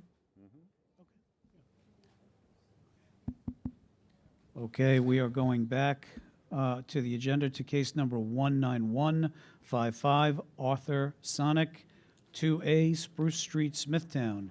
The location of the property is the south side of Spruce Street, 140 feet east of St. John Lynn Road. The property is zoned R10. The applicant is requesting variances to increase the maximum gross floor area of a lot from 30% to 34% for a proposed 410 square foot second-story addition. To reduce the minimum distance from any lot line from 2 feet to 1 foot for an existing 116 square foot shed. To increase the maximum permitted paved surface in the front yard from 25% to 28%. To reduce the minimum setback of paving in the rear yard from 1 feet to 0. Good evening. Diana Lespiso with Morano Expediting Services, 2938 Hempstead Turnpike, Suite 212, Levittown, New York, 11756, here on behalf of the property owner, Arthur Sonic. Good evening, Chairman, members of the board. I'm here before you requesting permission to construct a second-story addition, increasing the maximum allowed FAR from 30% to 34%, increase in the maximum allowed front yard paving from 25% to 28%, and to reduce the side yard setback from 2 foot to 1 foot for an existing shed, and reduce rear yard paving from 1 foot to 0 foot for existing rubber mulch play area. The purpose of the proposed addition is to accommodate office space for Arthur on the second floor of his bedroom.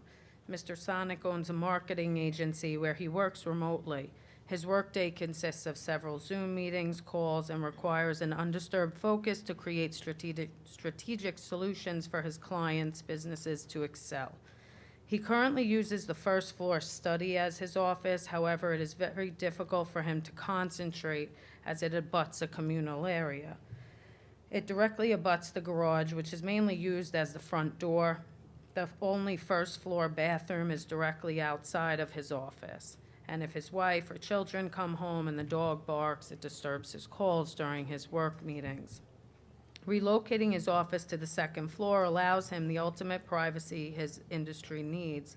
The bedroom would act as an additional barrier. This will also allow for his wife and him to both have their own closet space. Mrs. Sonic will naturally take the newer, larger closet, and he will use the existing closet within the bedroom.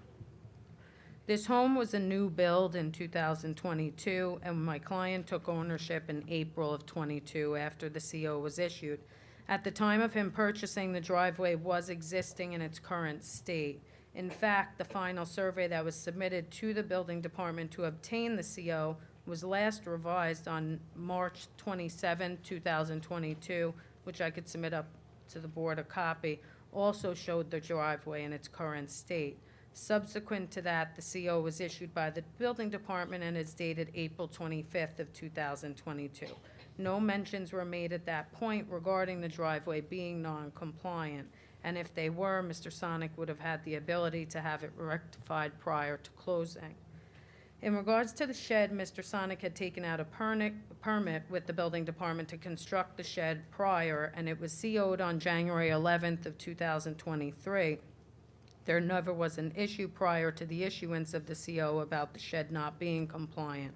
I believe what happened during construction was that he had measured off of the fence and assumed the fence was the property line. The shed is used strictly for storage. The request to reduce the setback for paving in the rear yard is being triggered due to a rubber mulch play area. I don't know that I typically agree with it being factored as paving. However, the building department did confirm that it was. A rubber mulch play area is not as permanent as a paved surface, but with that being said, it is not the owner's intention to have that remain forever. Essentially, as his children grow, that will eventually easily be removed. To abut it up to the fencing is clearly the most ideal, as opposed to creating a narrow 1-foot gap between the fence and the play area for a tripping hazard for his small children. We don't feel that the proposal will create a negative impact on adjacent properties. The second story is proposed within the footprint of the dwelling, and it will adhere to the proper setbacks as required in R10 zoning. We don't feel the proposal is considered substantial. The proposed FAR is a 12% relaxation, and it appears to be consistent with similar style homes such as his on Spruce Street that have also extended over the garage. The benefit cannot be achieved by an alternative because they are currently at their limit for the square footage. And being that it is a second floor addition, we don't believe it'll have an adverse effect on the environment.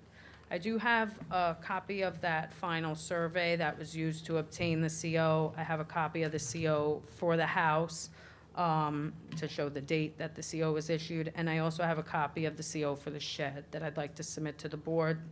And I do have some additional pictures of the home and some photos of 2 other homes down the block as well. So I'll submit these up for review, and if the board has any questions. We'll make it part of the record.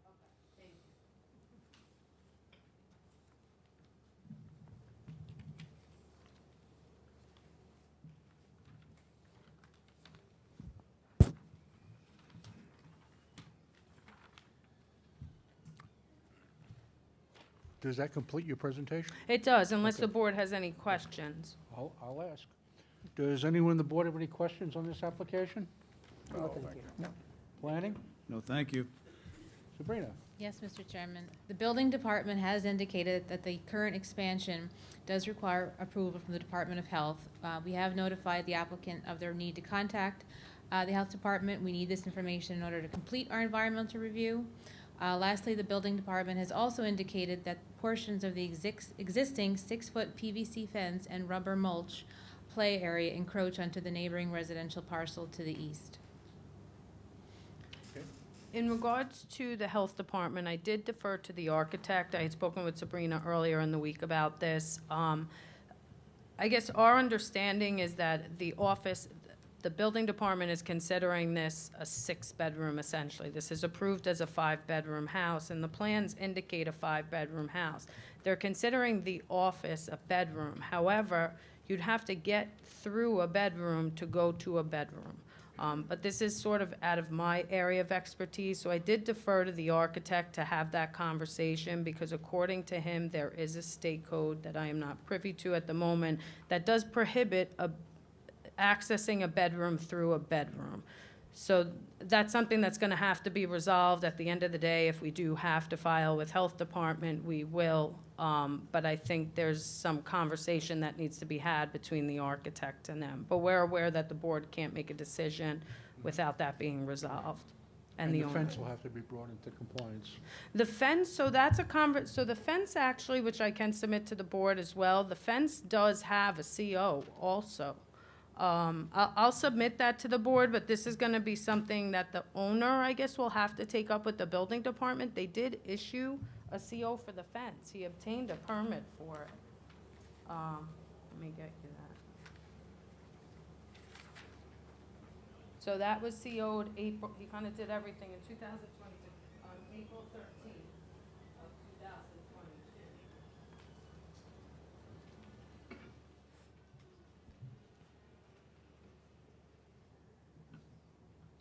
All right, we'll make it part of the record. Okay. And they can work it out. Thank you.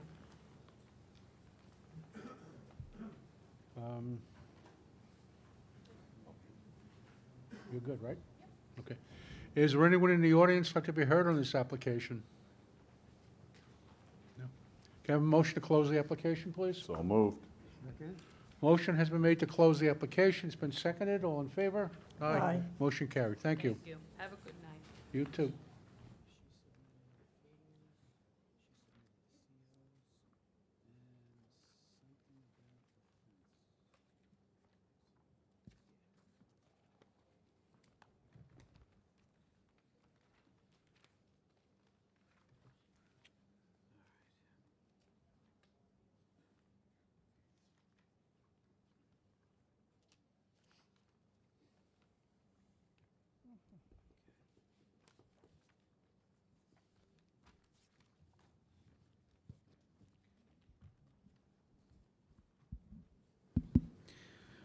The next case on the agenda, case number 19154, 133B Old Northport Road, LLC. 133B Old Northport Road, Kings Park. The location of the property, the south side of Old Northport Road, 2,400 feet west of Old Indian Head Road. The property is zoned HI. The applicant is requesting a special exception for a trucking station, a variance of a special exception standard to permit fuel storage above ground, a variance to reduce the minimum side yard setback from 50 feet to 15 feet, to increase the maximum height of a fence in the required front yard from 4 feet to 8 feet for a proposed 8-foot chain link fence, to reduce the minimum required parking from 36 to 31 spaces, to reduce the minimum parking setback from the front property line from 80 feet to 30 feet, to eliminate the required landscaped islands for a proposed 12,000 square foot warehouse building with trucking station.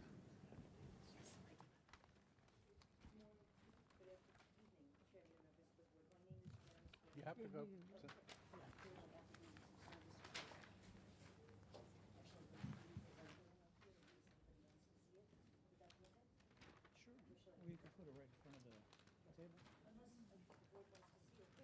Yeah, just put it right in front of the podium there.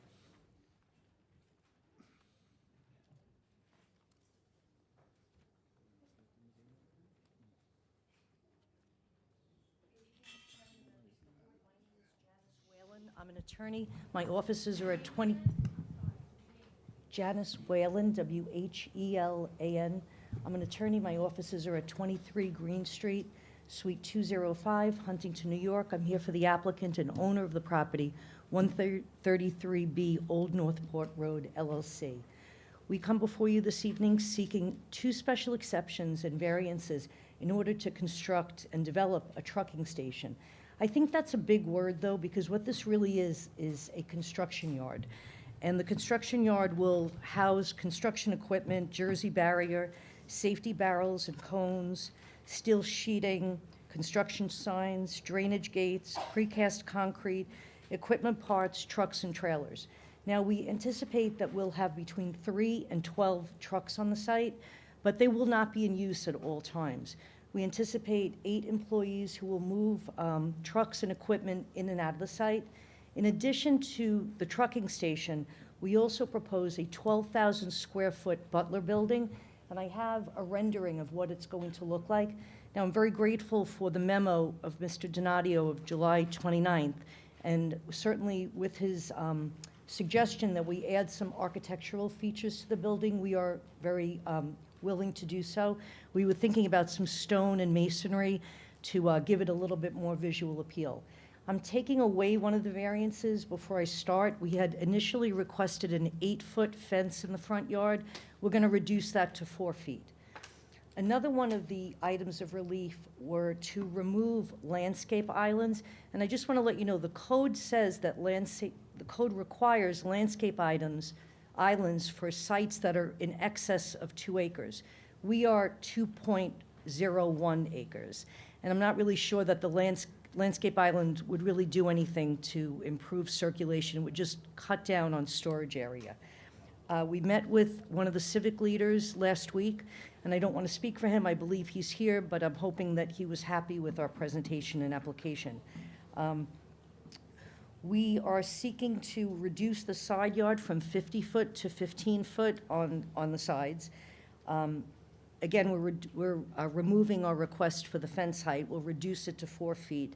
We've got a landscape buffer along the sides. We want to use drought-resistant landscaping. We haven't decided on species yet, but we'll certainly coordinate with the planning department on that.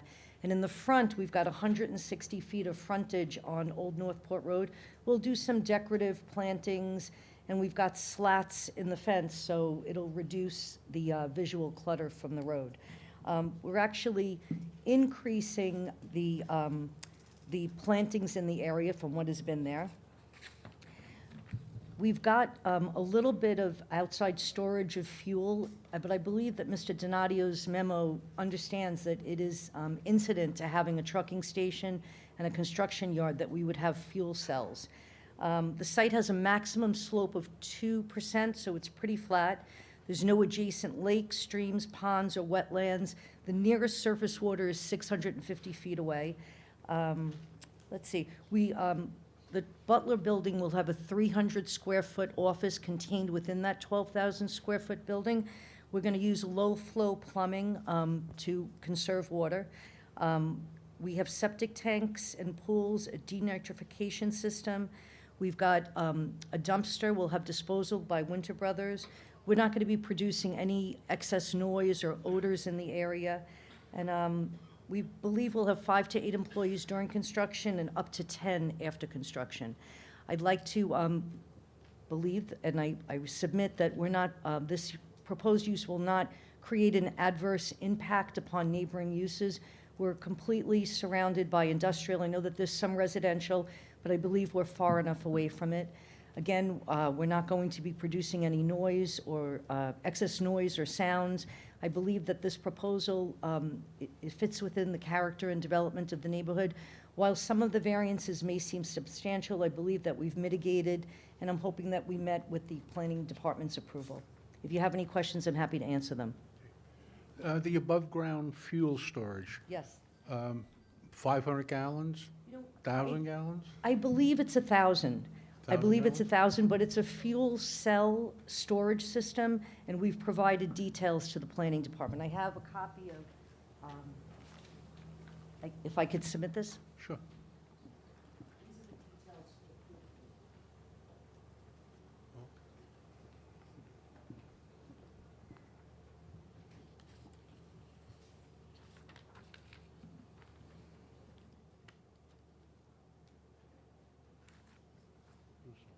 Okay. Thank you. Does anyone else on the board have any questions? No, thank you. Planning. Mr. Chairman, the Planning Department reviewed the application, prepared a planning advisory report for the board, which all of you have received a copy of, as Ms. Whalen has received as well. We did recommend approval conditionally with 2 conditions. The first condition was regarding the proposed steel building. It is a Butler-style building made of all steel, very utilitarian in appearance and use, and we would ask the board to condition the approval, should they choose to do so, with the condition that the applicant will provide some type of architectural relief to the front and the sides of the building in order to enhance the appearance from Old Northport Road. Additionally, we did ask that additional landscaping be added to the property in the front and side yards to enhance the greenery on the property. This area along Old Northport Road has a lot of industrial-style uses that don't really have any landscaping, and the addition of it would really help improve the appearance of this section of the road. We're in agreement with that as well. We'll work with the planning department. Just so you know, our signs will be fully zoning compliant. Is there anyone in the audience that can be heard on this application? Come on up, please.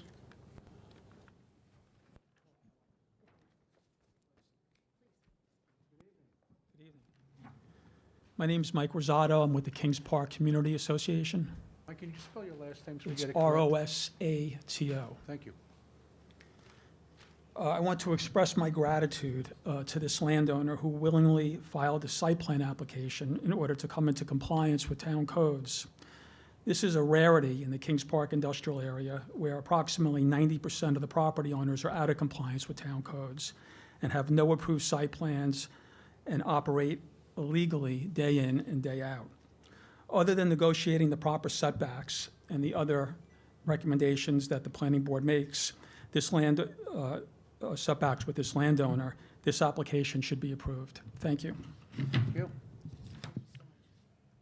Is there anyone else like to be heard on this application? No? Can I have a motion to close the application, please? So moved. Motion has been made to close the application. It's been seconded. All in favor? Aye. Motion carried. Thank you. Thank you so much. Have a good evening. You too.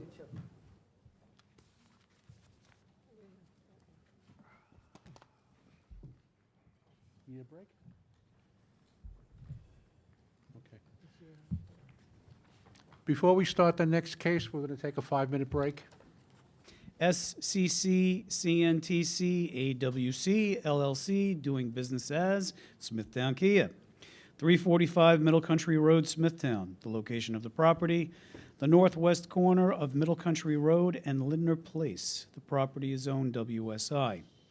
The applicant is requesting variances to reduce the minimum front yard setback on Lindner Place from 50 feet to 36 feet, to reduce the minimum parking setback on Middle Country Road from the front property line from 25 feet to 23 feet, to reduce the minimum parking setback on Lindner Place from the front property line from 25 feet to 5 feet, to reduce the minimum parking setback from a residential property line from 25 feet to 15 feet, to reduce the required front yard setback of outdoor storage on Middle Country Road from 25 feet to 23 feet, to reduce the required setback of outdoor storage to a residential district from 25 feet to 15 feet, to reduce the minimum required parking spaces from 151 to 48, to eliminate the required truck loading space, to eliminate required landscape islands, to increase the maximum height of a retaining wall from 6 feet to 11 feet, to increase the maximum number of ground signs from 1 to 2 per parcel for sign numbers 1 and 7, to increase the maximum number of wall signs from 1 to 5 for signs 2 through 6, for a proposed 37,701 square foot, 2-story motor vehicle dealership. Good evening. Good evening, Mr. Chairman, members of the board. My name is Vincent Tremarco. I represent the applicant, and we have submitted affidavits of posting and mailing to Mr. Donadio. Just to bring the board up to speed, I'd like to talk about how the Canada family, well, they came to Smithtown after opening up a car dealership in another area in 1968. But in '72, Steve Canada's father decided to come to Smithtown. And that's where their ties have been ever since. In 1981, Steve Canada had to take over the car dealership business at a very young age, whether he liked it or not. He was in there, and he was in there for the long run. As it happens, Steve's son, TJ, is now with the dealership, and so we have a third generation of Canadas running their car dealerships in the town of Smithtown. They also have a general manager, Dennis Dagger, who generally runs everything from the mechanics to the car salesman to whatever problems occur. So, and the reason why I say this is just before when we talked about the restaurant business and how tough it is to compete in that business, I'm sure the car dealers, including Steve Canada, will say, you know, this is really a tough business, and we have to comply with many, many rules and regulations, the least of which is the town of Smithtown, but the car manufacturers, the guys in between the car manufacturers and the car dealers. So along about 15, I think it was about 15 years ago, Steve Canada decided to buy on the north side of Jericho Turnpike, practically directly across the street from the Toyota dealership as we know it now. And what did he buy? Well, he bought a plumbing supply house that was rapidly deteriorating, and a beer distributorship, again, which was, the buildings were falling apart. And if, I don't know if any of the board remembers, there was a little deli in the beer distributorship place where many of us on Saturday went for breakfast, and this young lady ran it. But obviously, that's all in the past. So the idea of buying that building was conceived by Mr. Canada because he needed more space. He needed space because I guess the used car dealership business, part of the business, required more space than he had on the south side of the road. So he bought those two buildings and the property, and by some miracle created one building out of it, which you can see today. Now, that building, it's proposed that we knock that building down, and on that site, build a new Kia dealership. And there really isn't a choice. The Canadas have to do this in order to maintain the dealerships that they have. Not only the Kia dealership, but the so-called future plans, I shouldn't say so-called, they're already in the works. Toyota will move over to the almost 8 acres where Kia is now, and of course, our application tonight is to build a new Kia building at the site where the Toyota used cars are presently being sold. And I just want to talk about a couple of the requests tonight, which seem very substantial. For example, the parking from 151 to 48 spaces, the first thing I'd like to bring out and have the board consider is, we own the property across the street. We own the property about a half a mile down the present Kia dealership location.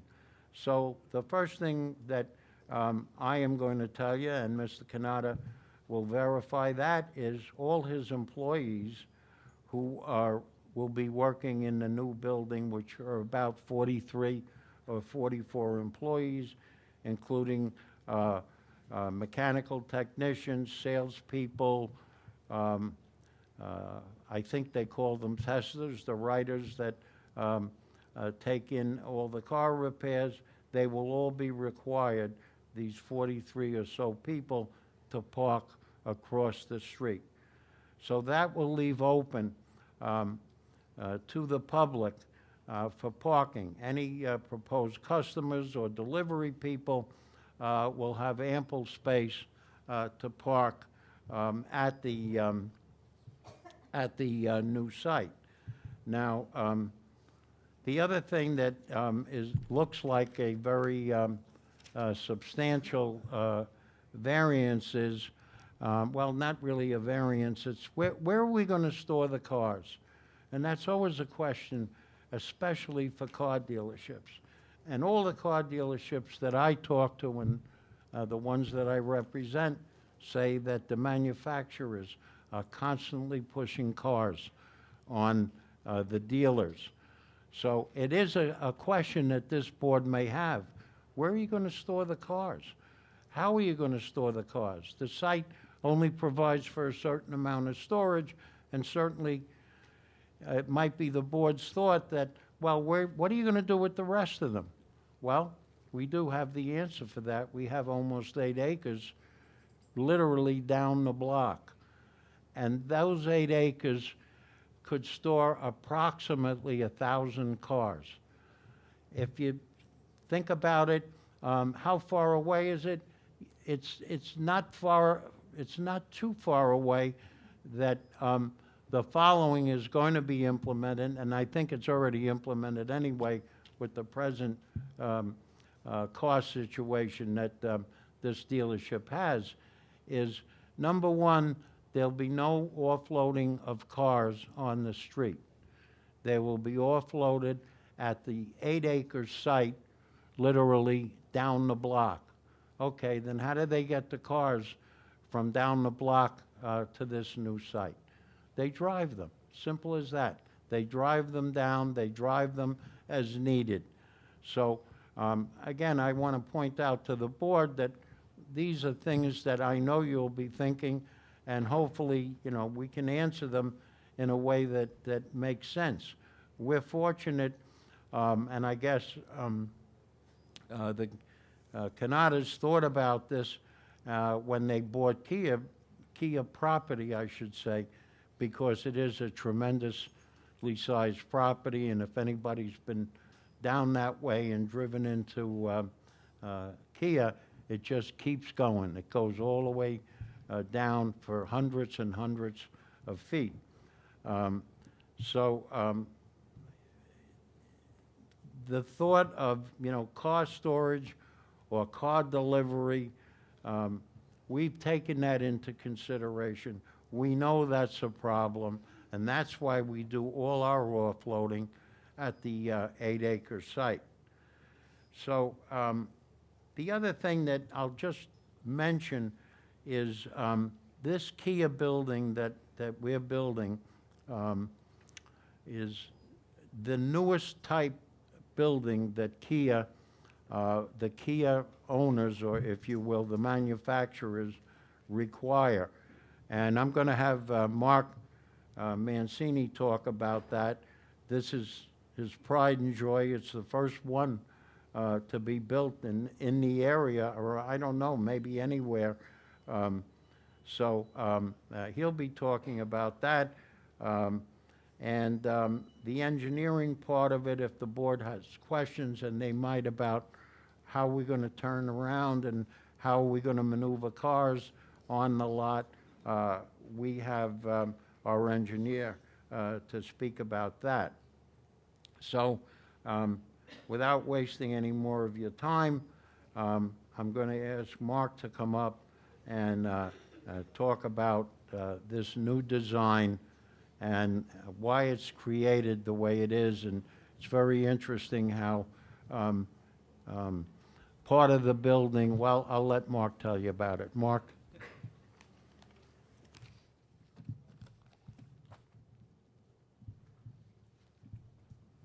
Good evening. Good evening. Mark Mancini, architect at 222 Main Street in Smithtown. I'm also a resident as well. We live here, all of us, the Kanata family, and we are going to take a lot of pride and joy in this one. I don't know if the audience can see this. I can move this if we want to. And I know each one of you have copies.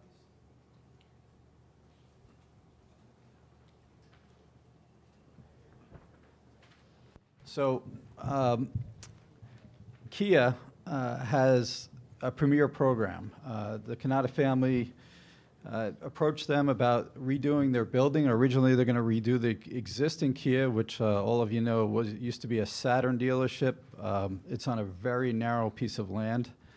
But as we got into looking at that project, we couldn't fit the program. We couldn't meet the standards for that. So Steve has this property across from Toyota. It goes from corner to corner, from Franklin to Linder, and it's a hill. If any of you are driving towards Smithtown, you know you're going downhill. If you're coming up from Smithtown, you're going uphill. Between the Toyota dealership and across the road, the used car or used facility. You remember back about 10 years ago, I think we were here at this board, and we were proposing to make a parking lot where the plumbing facility was. The plumbing facility building was right up on the road. It was gigantic. Steve took it down. He made it a parking lot. At that time, we were considering where we were going to put a building, and we actually separated some of the drainage in the parking lot, and we're going to end up taking it out anyway because it's in the wrong place. So if you look at the elevations up there, you will see that the main showroom, which is also in the rendering over here, is to the left towards Franklin. You see right past the showroom, there are 3 garage doors. Those garage doors, when you drive in the facility, now the way car dealerships work today is service is a big thing. You get free oil changes with your purchase and things like that. So what happens is clients come in, they don't make an appointment, they're coming in, they're going to the express. So everything, the way this building is oriented, and if you look at the plan, is when people come in, they come right into the building. So there's not a lot of outside things going on for the service department. The service department is 3 lanes. You come in, they stack 3 to 4 cars in there. People check in. You'll notice one of the renderings here shows an interior lounge. They go in there, they have a cup of coffee. They hang out while their oil's getting changed, while something's getting fixed, tires are being rotated. And then the way this is oriented, those 3 lanes go directly into the shop. So there's no going outside from a drop-off area and then going around the parking lot and then going into the shop. It's all into one. When we started looking at this property, at first, we were thinking what were we going to do with the shop. We were on top of a hill. If I put it up on top of the hill, and many of you know when we've done service facilities before on other dealerships, they get quite high. So the first thought was, let's dig it into the hill. So the whole service facility is actually, for the most part, underground going up towards Linder. What that does for us, it reduces the height of the building on that end, and the nicer showroom part is a little bit higher on the other end, which is 2 stories. It has the offices upstairs for the DMV department and all that, and all the inner workings with the lifts and everything are underground. They're, shielded, so when you hear all that noise with the cars going in, it's all inside. So after it's done, they drive it back out the service facility area, and the client comes out of the lounge, inside, and drives away. So the way the building's designed, and this is where a lot of Toyota is doing a very similar thing, because we did layouts for that building already. Everything's designed for the client coming in, service being done, and then, getting right out of the facility and not being there all day. If you notice and look at the lower picture, you'll see the interior showroom. It doesn't look like there's a lot of cars there. And that's the other trend in the automotive dealerships now, is you'll see about 5 or 6 examples inside. They'll show you, and the rest of it is salespeople at these very nice desks and these with all the magazines and the books and everything to look at. And then, the sale is made. They'll bring a car down from the other facility, and you go out for a test drive real quick, and the sale is done. So the other part of this, when we did the layout, and if you go back to the site plan and look, right now there's a exit going out onto Linder Place from the parking lot. There are, in the front, I believe there's 3 exits onto the road. What we've done is eliminate the one on Linder Place on the new site plan. And then we also eliminated another exit that was repetitive, because there's 3 different lots there. So we lessened the amount of traffic coming out of multiple things where you can have accidents. We've spread them apart a little bit, and we eliminated the part that affects the area where residents are going to their homes. So everything is oriented to Middle Country Road, and as much as possible. The other part of that is anything that occurs at the dealership is basically in front of the building. Anything in the back is pretty much limited. We have the retaining walls and everything back there, and we try to keep that part with not too many cars going around there. Any questions? You have 3 bays for service. Yes, we do. Okay. In the course of an hour, how many cars do you project you're going to be working on? I could have one of the Canadas come up here and give you kind of a rough idea where they're at right now. Okay. All right. I will tell you, one lane is an express lane usually for people who come in for quick oil changes. The first lane is usually the lane where people come in and they have an appointment for something major that happened to their car. And then, so if I could, Dennis, you want to give a quick idea? Sure. How you doing with service? Good evening. My name is Dennis Dagger. My home address is 62 Sunset Boulevard, Massapequa, New York. What Mark was just explaining about the service on the 3 lanes, we have 2 lanes basically going in. As he mentioned, that you have the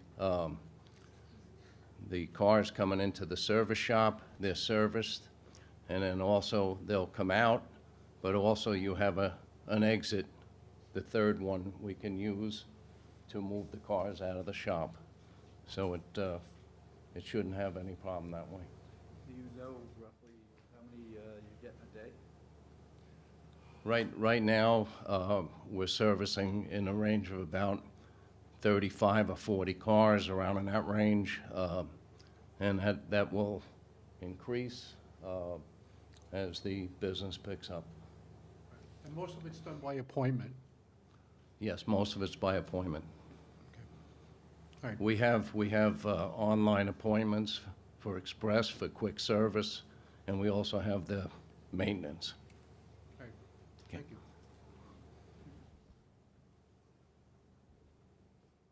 Okay. Mr. Mancini, I noticed that you had said that the service area is kind of built into the hillside as it goes back. Yeah, as it goes in, it's all on the same level. So the other thing we were worried about is having a showroom down here and then, a service facility up.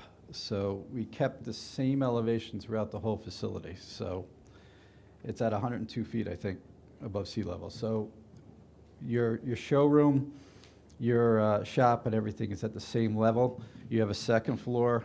You also have a second floor for parts in the front part as it goes up. So there is a mezzanine that we can access from the upper part. If you look at. A one-way drive aisle that goes around behind service? Yes. What elevation is that going to be at? So that's the road on the outside of the building that you're looking at. It's just a passageway, and the point of that roadway is basically to not have cross-traffic for any cars, in the front. So the building gets pretty tight in the front, and we don't want to have service vehicles running in as people are coming in to shop for cars and things like that. So it keeps those separate if we have that drive aisle behind it. So I'm just confused because you don't have elevations on here. How does that interact if the building is into the grade? Yeah, it's a slight grade going up. So the roadway kind of comes up? Yeah, Okay. so the building is down into the ground. If you look at the elevations again, you'll see how it tapers up. And those, On the back how end. does that elevation compare to those houses to the west? That elevation, it follows pretty much the same as, well, I will say some of the houses on the Franklin side are higher, and there's a retaining wall on that side. On the other side, on the west side, I'm sorry, the east side, is the same grade that goes up as it goes and hits Linder Place. So I guess the question I would have is, winter months, late fall months, when cars have headlights on, are they going to be coming around there shining right into windows or into the retaining wall? Well, there is a retaining wall on the first part with the larger, so you could see it. The retaining wall is starting from the west side over here. You'll see it kind of swings out. You see that curve, goes back towards and then starts going towards the hill up on that right. So that's a two-tier retaining wall? Yes. What's the height of each wall? I think they're about 4 foot each, and it might be a little bit more on the left side on Franklin. It actually is pretty high over there. Thank you. All right, so the answer is the lights are hitting that retaining wall there by the time it turns. Okay. So The existing buffer in the rear, that's not going to be touched, is it? the buffer zone, the roadway cuts into some of the plantings there, which we'll have to replant, and you can see the replanting all there for that area. Now, lighting, Yes, I have Dan here from Key Civil. He could probably explain that a little bit better than me. Yeah, poles? I'm sorry. Dan is our engineer, and he can comment on the lighting and generally the way traffic is being directed on the property and the elimination of at least one curb cut. Good evening. Hi. Dan Peverero, Peveraro, with Key Civil Engineering, 664 Blue Point Road, Holtzville. As far as lighting is concerned, we haven't gone that far yet into our design, but we're anticipating the design to be fully compliant with the town requirements, height and wattage, et cetera, spill. And it'll all be shielded down, right? It'll all be dark sky compliant, so it'll be 100% down and shielded from the neighbors. But we don't know how many poles or the height yet. Not at this point. Okay.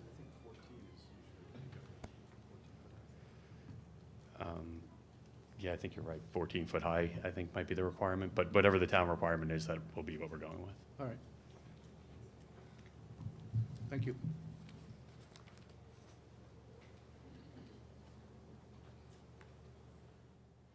So I guess in conclusion, we don't think that the application for these variances will have an adverse impact on the properties or the neighborhood. And why do we say that? Well, we understand that there are residences behind us, but this happens to be a commercial area. There are probably 10 car dealerships within 2 miles of each other. And we aim to stay in Smithtown for many years. As I said before, you have the 3rd generation now coming on board. So we want to be good neighbors. We don't want to be neighbors that are a source of aggravation or tension for the people who happen to live behind us. Whether the variance is substantial. Well, these variances, if you consider where they are and how we've explained them, I don't think they are substantial, and they're necessary. This is a property that has 3 street sides to it, so it's not generally a property that's like the other Kia property, the 8-acre property that's one long rectangle. So we have its disadvantages that obviously the architect and our engineer had to work with. Whether it would have an adverse effect on the environment, obviously this is not something that's going to produce any serious environmental impacts. As this board knows, all of the oil treatments and the oil changes and even the lifts today, they're all highly protected and highly governed by the state and the environmental department.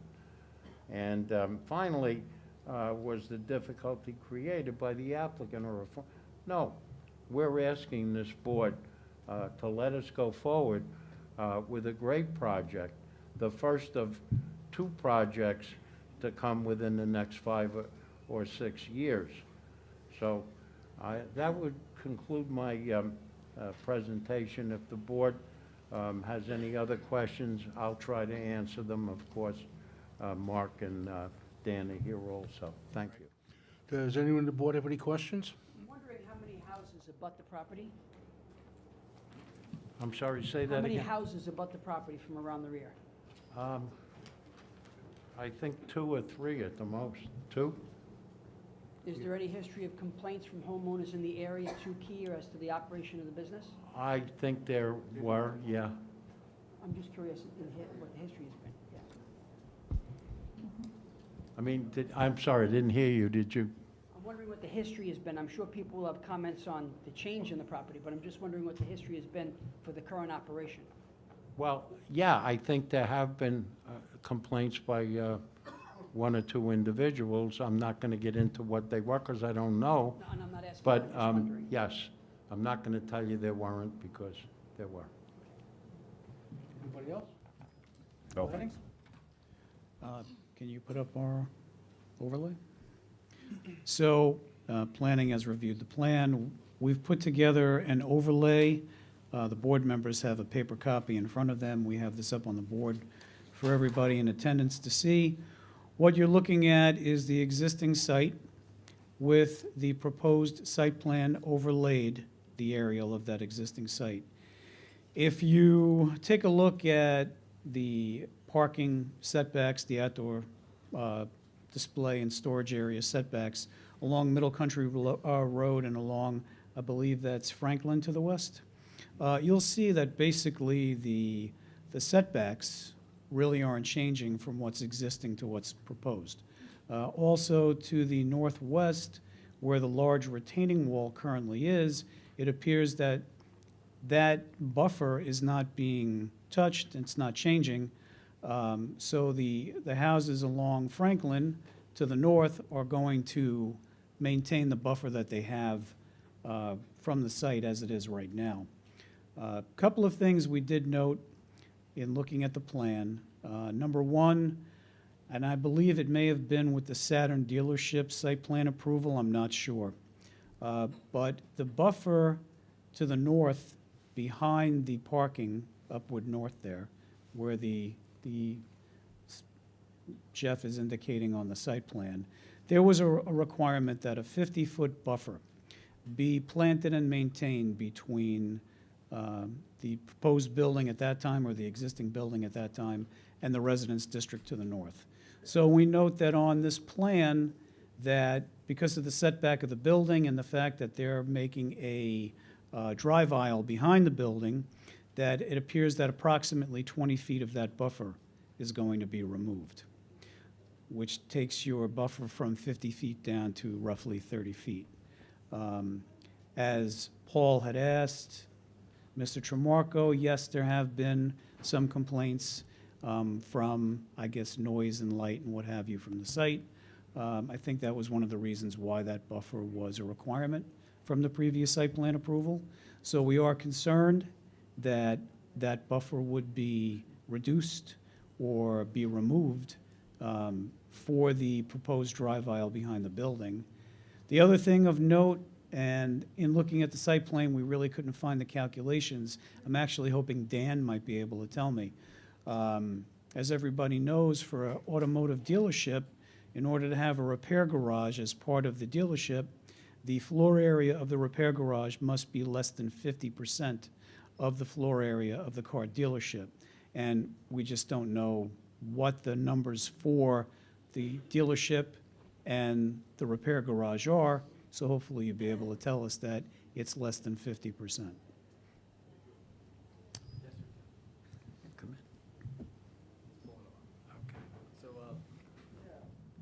Yeah, there's the showroom, we have a parts mezzanine, we have a second floor, and all that adds up, and I think he has the calculations for that. All that adds up what? It adds up to more than 50% for non-shop. You know approximately what the percentage of repair garage actually is? Just typing it in right now. All right. Approximately 45%. 45, okay. Thank you. No comments, no thank you. Okay. We're gonna open up to the public now, but let's just go over some of the rules. Everybody's gonna have one opportunity to ask questions. Once everybody gets through asking their questions, we'll ask Mr. Tramarko to come back to address your concerns. Once that's done, we'll close the case. All right? So, who wants to be the first? Come on up. Sure.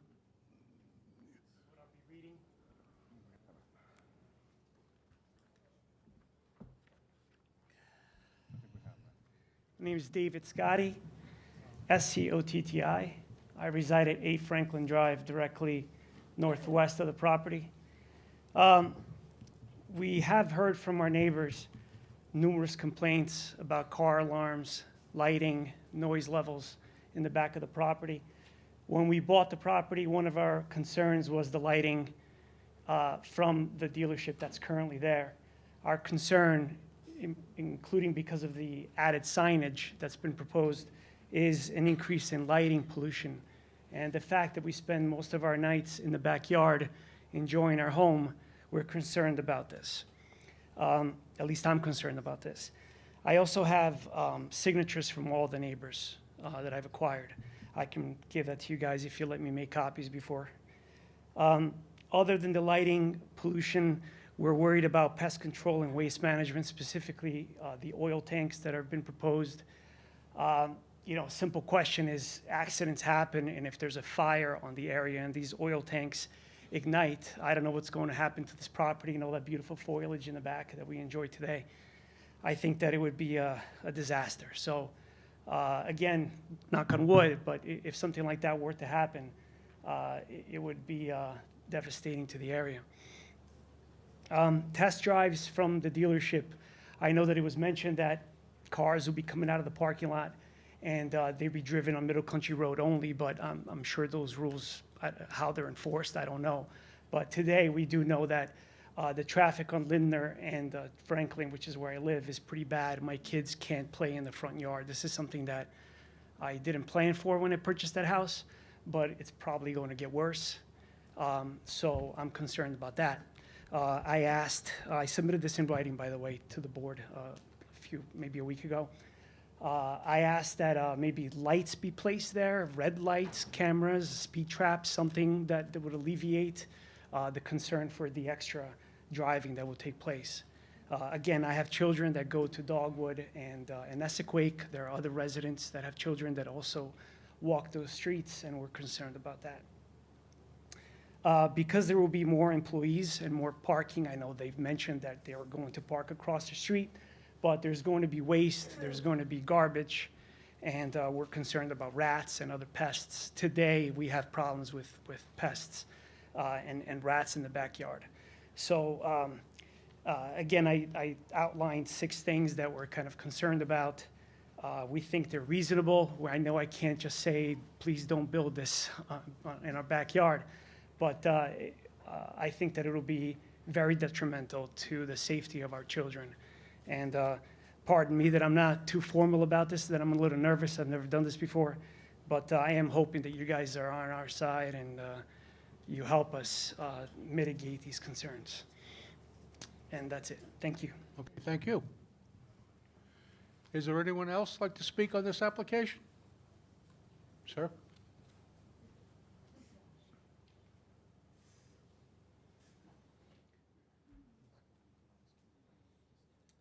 Good evening. Good evening. Mr. Chairman and the board, my name is Joseph Rezendi, R-E-Z-E-N-D-E. I live at 16 Lindner Place, Smithtown. My property goes directly behind both sites. I have to give you a little context of what I'm going to say, so I want to go back to the previous variance that was originally granted to this property.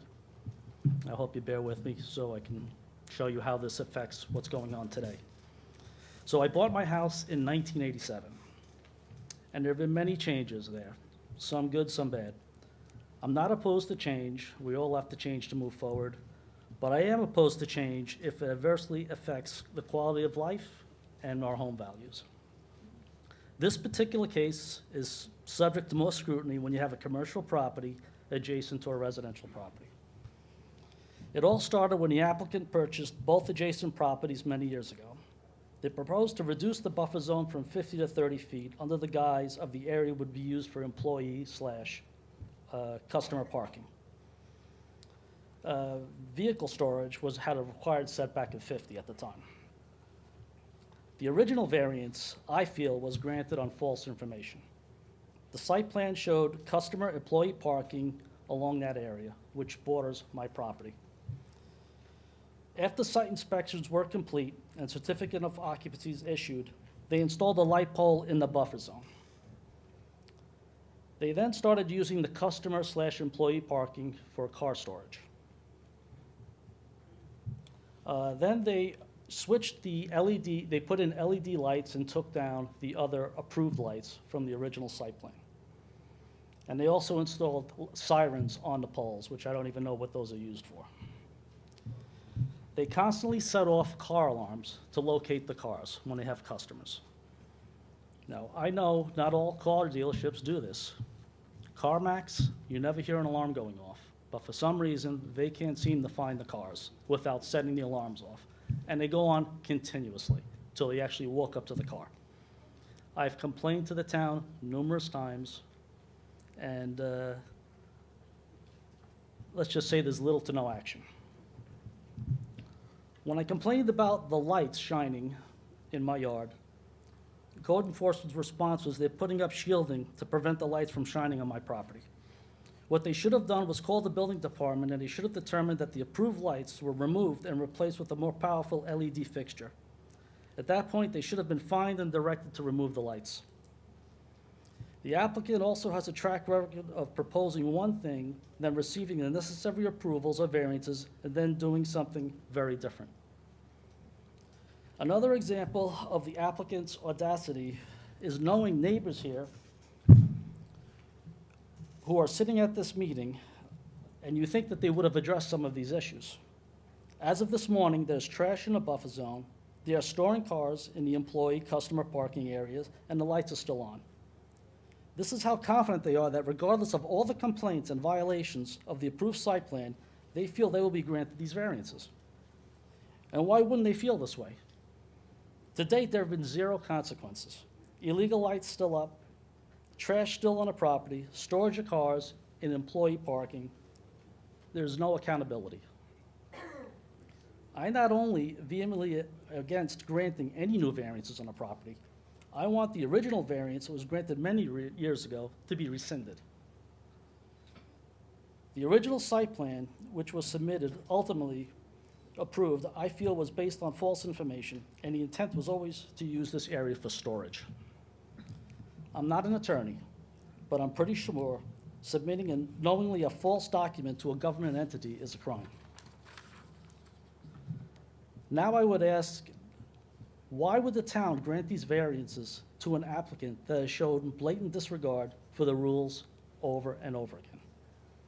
If you stop rewarding applicants for their non-compliance, if you stop rewarding the applicants for their non-compliance and code violations and start fining them, maybe, just maybe, they would start following the rules and be good neighbors. And I had a question on the site plan. Which is the direction of traffic going around the back of the building? Is that a one-way or? It appears to be one way, starting south, heading north, Right. wrapping around the back of the building and heading west. So that means when those lights come up, they're gonna be shining directly into my house because there's no retaining wall at that location.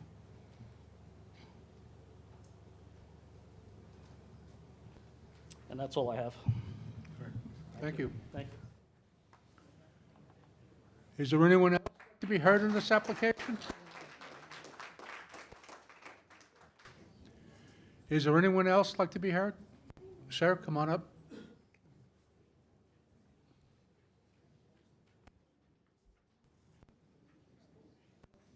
Good evening. Good evening. My name's James Lambert. I live at 17 Linda Place. It's 2 doors down. Lambert. Lambert. 17 Linda, Landner Place. Use the microphone, sir, if you Okay. can. I feel right now that the buffer is probably one of the most main concerns that I have because from the last time the town approved the Toyota dealership there, we were here, and the buffer that they put there, it took almost 10 years for those trees to finally grow and block a lot of that light that goes into our backyard. And to take that down now, I feel like we're going backwards as far as the buffer is concerned. As it is now, we still get light in there during the wintertime when the leaves fall, but there's still a tremendous amount of light from the dealership coming into the yard, which is just pretty disturbing at night times. And that's all I got. Thank you. Anyone else like to be heard on this application? Anyone else? She's over saying. Oh, I'm sorry. Good evening. Hi, good evening. Karen LaRosa, 133 Lou Avenue, Kings Park. I was here for a whole nother issue, but hearing this, I do think I'd be concerned as owning a business about my employees parking across the street from my business. And do they have a plan for protecting their employees? It sounds like it's going to be a lot of cars, a lot of traffic. How are they going to protect their employees from crossing the street? And, you know, if that involves lights and stuff, I don't know, street markings, I don't know, I'm just putting that out there. Thank you. We'll ask. Thank you. Anyone else? All right, Mr. Trabalka? What-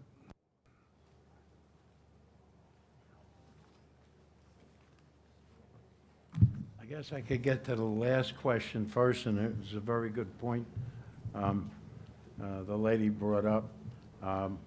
Jericho Turnpike is a busy road, so I think in all probability, when the employees park across the street, somebody will drive them over rather than them walking across Jericho Turnpike. Please. With respect to lighting, I think, that's covered with the lighting requirements of the town. They do have to be shielded, and they have to be built in conformance with what the town code says. With respect to garbage,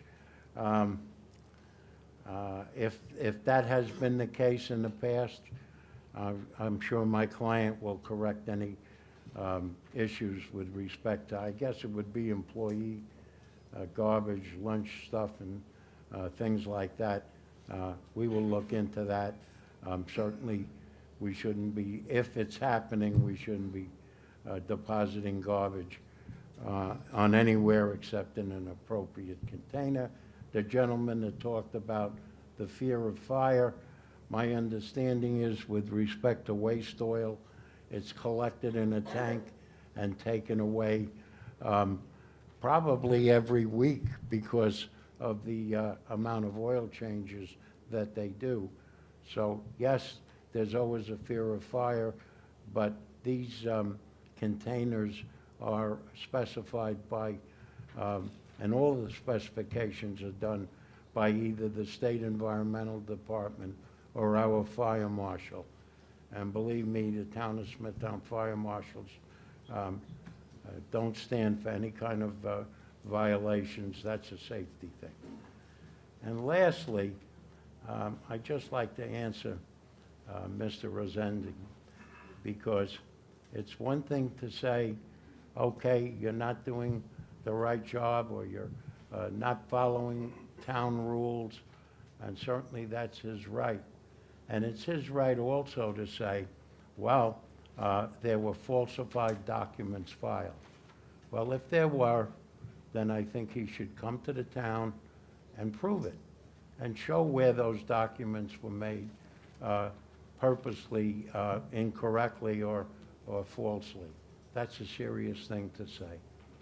So with that, I'll end my presentation. Again, the Canadas are here for the long haul. They certainly want to be good and be good neighbors with the town.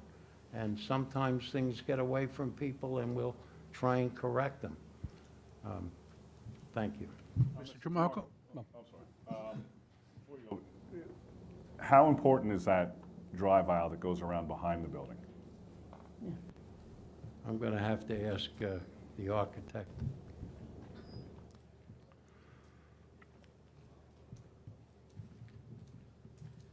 So there's a couple reasons for that. So when you have a building like this, and somebody brought up fire risk and stuff like that, one of the concerns that we have is the fire department being able to bring their equipment in, being able to get around the building on all sides. Besides the traffic issue of not having cross-traffic coming from one end to the other, when you have guys repairing cars and stuff, sometimes they're coming around the corner, and we don't want to cross paths with people coming in to shop and stuff like that. The other issues, when you build a building like this, right now this is an open parking lot, and I understand from the point of view of the neighbors and stuff, they're wide open right now for the most part. Even the building that's there is low; it's down on one end and stuff.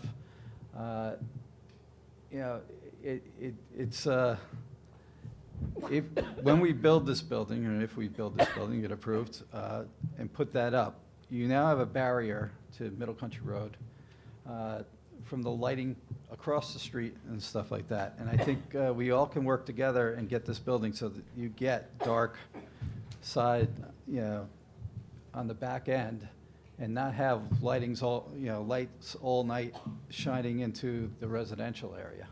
Right now, it's an open parking lot, and you've got lights on. Security's a big issue.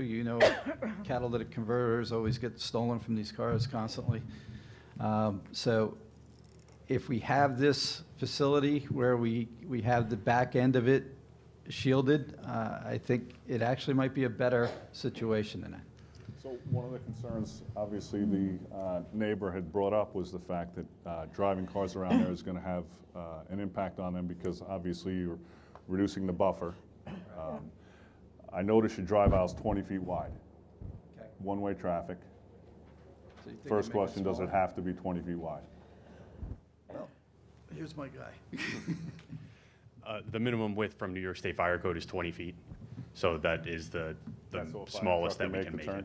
turn? Okay, so my next question would be, is it a possibility to add a 6-foot-high chain link fence with slats in it along the back side of that drive aisle, which would keep any light from?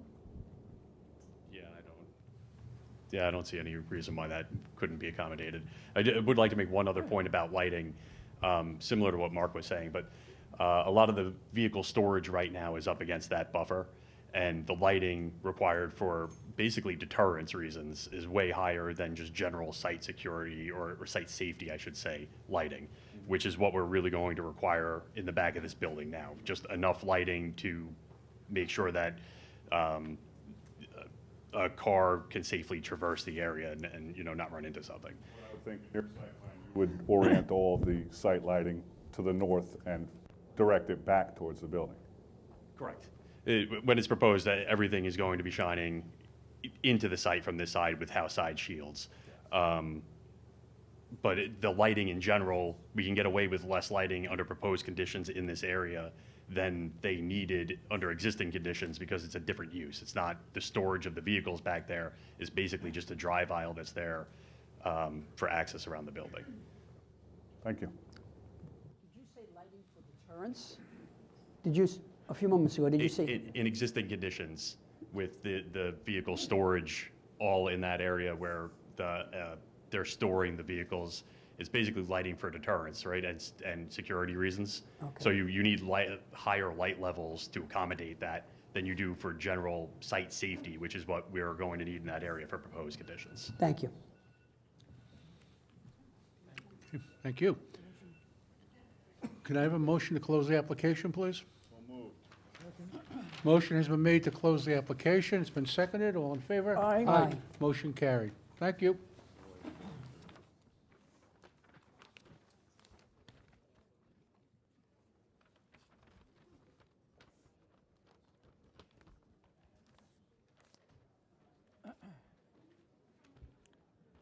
Is Darlene okay with what she's going to go through in 5 minutes? Is Darlene okay with the next hour worth of typing? Do you need 2 minutes, Darlene? You got a lot. Let's just start.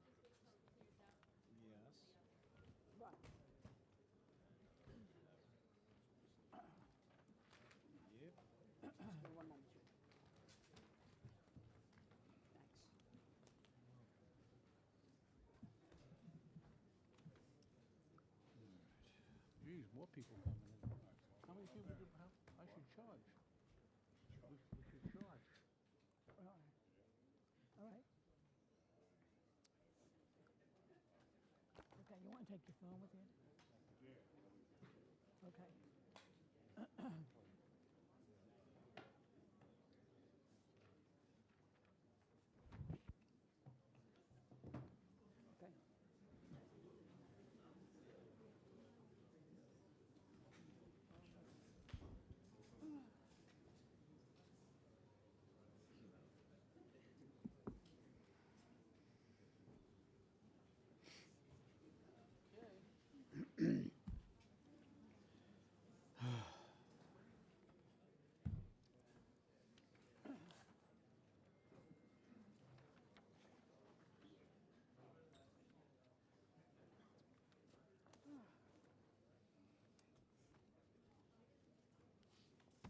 Right? Ready? I think Tony's going to speak first. All right.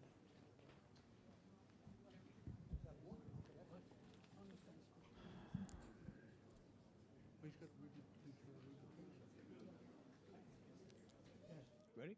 Yeah. Okay. The next case on the agenda, case number 19160, Tansy Properties LLC. Indian Head Road, Kings Park. The location of the property is the northwest corner of Meadow Road West and Indian Head Road. The property is zoned CB.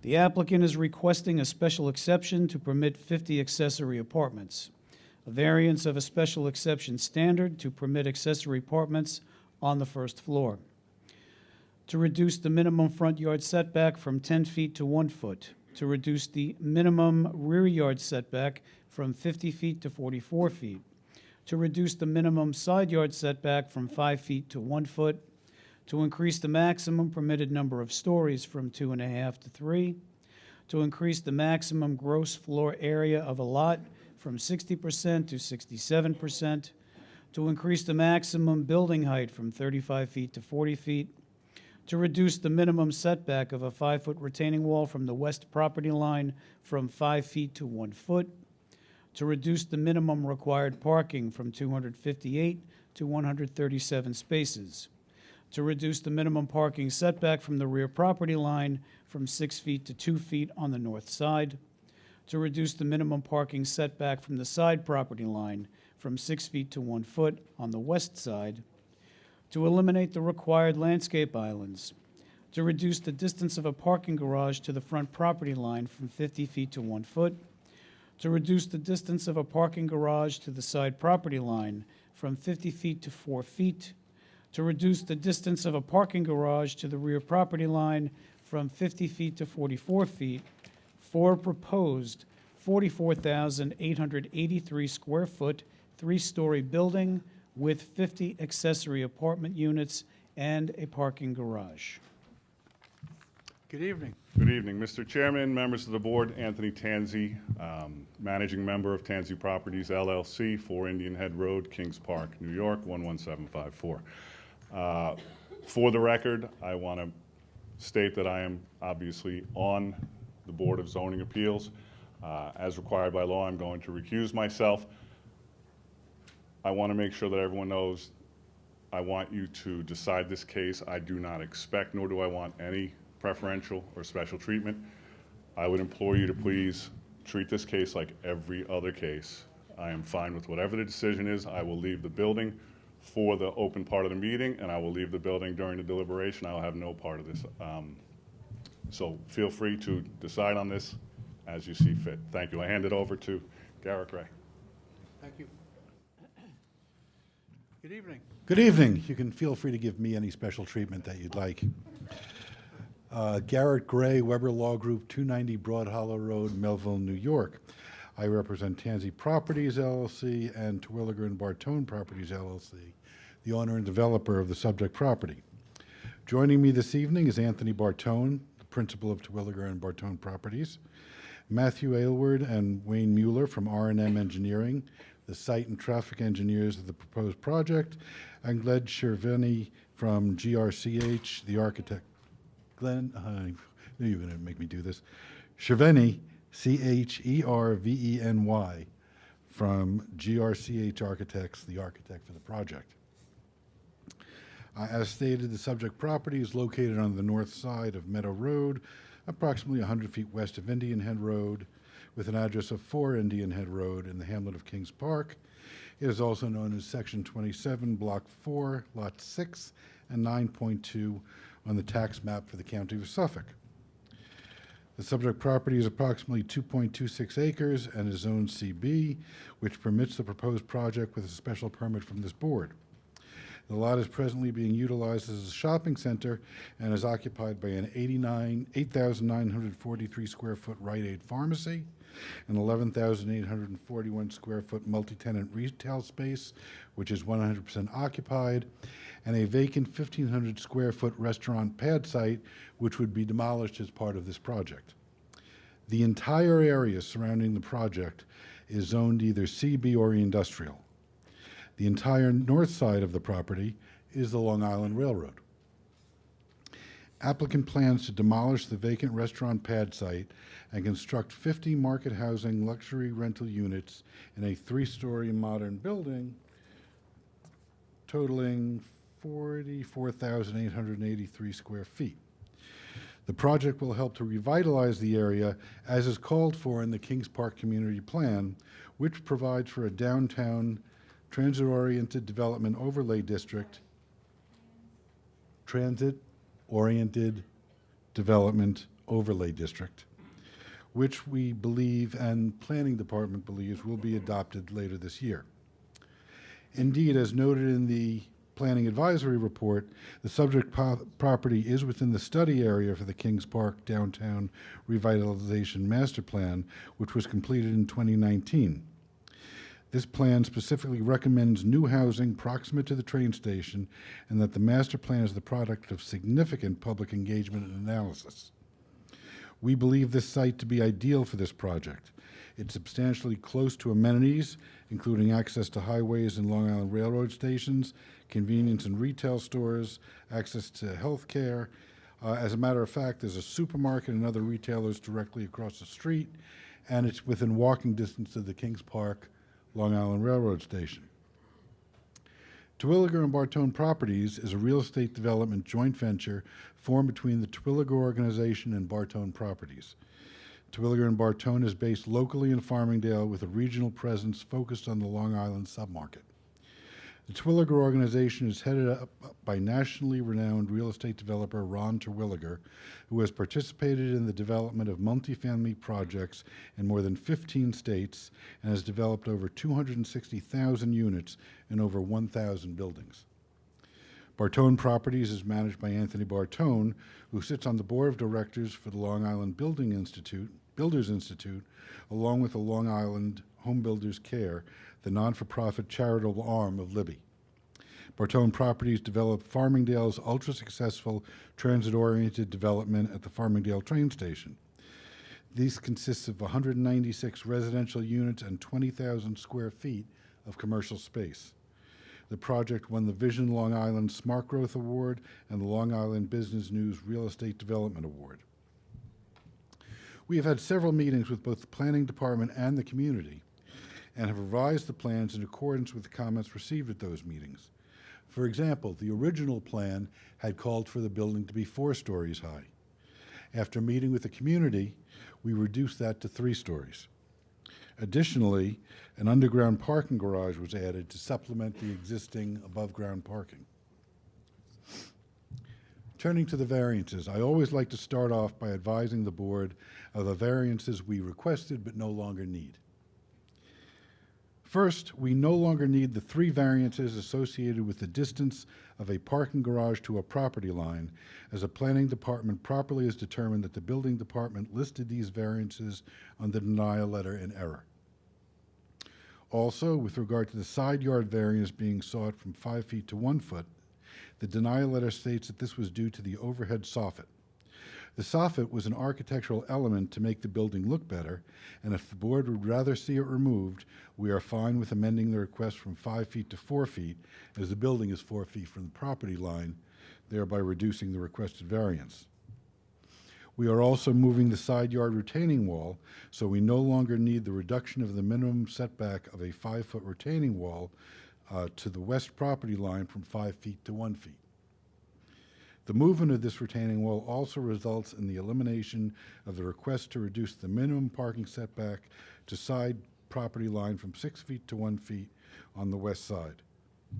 Bang, 6 variances gone. It's important to note that the 8 variances and the special exception we're seeking tonight would reduce to 4 variances and no special exception once the downtown transit-oriented development overlay district is enacted, as again envisioned by the adopted Kings Park Community Plan. While we, the Planning Department of the town, fully expect the overlay district to be enacted before the end of this year, we will, of course, go through the analysis for the special permit and variances required by the town code as it exists today. Several of the variances being sought are minor, but let me take a moment to go through the more substantial ones. First, the special permit. We are seeking a special permit for 50 accessory apartments to the existing commercial use on the property. All impacts have been minimized to the most practical extent, And even if this project wasn't envisioned by the Kings Park Community Plan, it is a perfect complement to what is now existing in the area, as anything other than this project would pull people away from Main Street. This project adds to the Main Street populace and helps to revitalize the area. With respect to the front yard setback from 10 feet to 1 feet, let me bring this up here just to show. The 1 foot setback is not the entire building, but only the entrance to the lower level right at this corner, which was requested by planning. Oh, thank you. By the planning department. The main building has a 10-foot setback, with the exception of the front steps here, which is a 6-foot setback. We do not have a problem with eliminating the lower level entrance and therefore only seeking a front yard setback variance from 10 feet to 6 feet for this architectural element there. Minimum rear yard. We're seeking a variance from 50 feet to 44 feet. This is a minimal variance and is especially inconsequential given the fact that the entire rear yard fronts the Long Island Railroad. I don't think they would have a problem with it. Minimum side yard, 5 feet to 4 feet or 1 foot.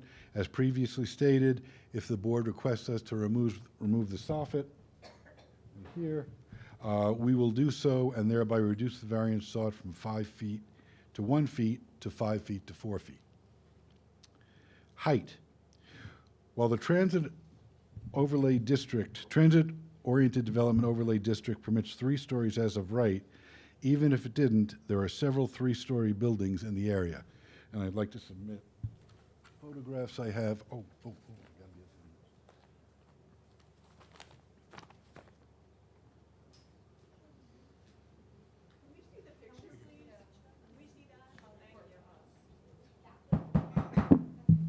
Excuse me?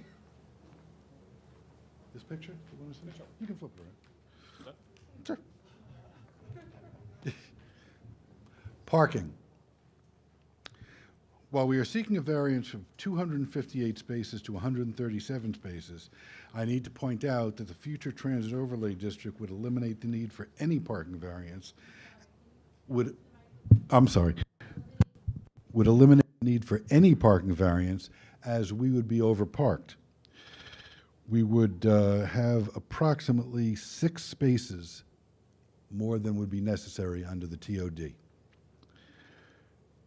In any event, and as our traffic and parking expert will explain, the shopping center has been overparked year of its 26-year existence. Indeed, even with the addition of our project, it has been determined that parking will be at a maximum of 77% of capacity at peak times. Further, it is of note that currently many surrounding businesses park in this private lot. Parking, it has never been strained. At this point, I'd like to call Wayne Mueller from R&M Engineering just to briefly opine on the parking, and then I'll get right back to it.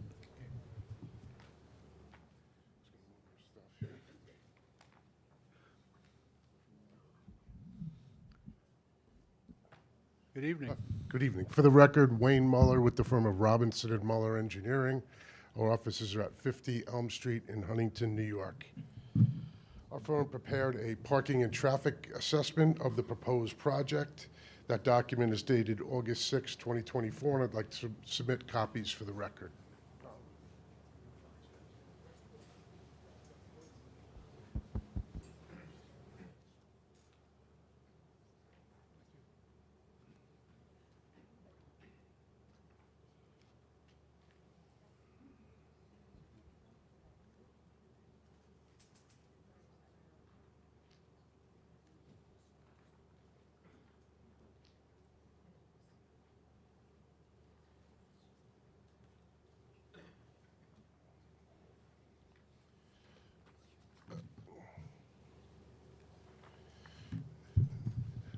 Mr. Gray had presented a very detailed description of the proposed project, so I'll eliminate a lot of that information from my presentation as the hour's getting late and there are I'm assuming there are many people here who would like to speak tonight.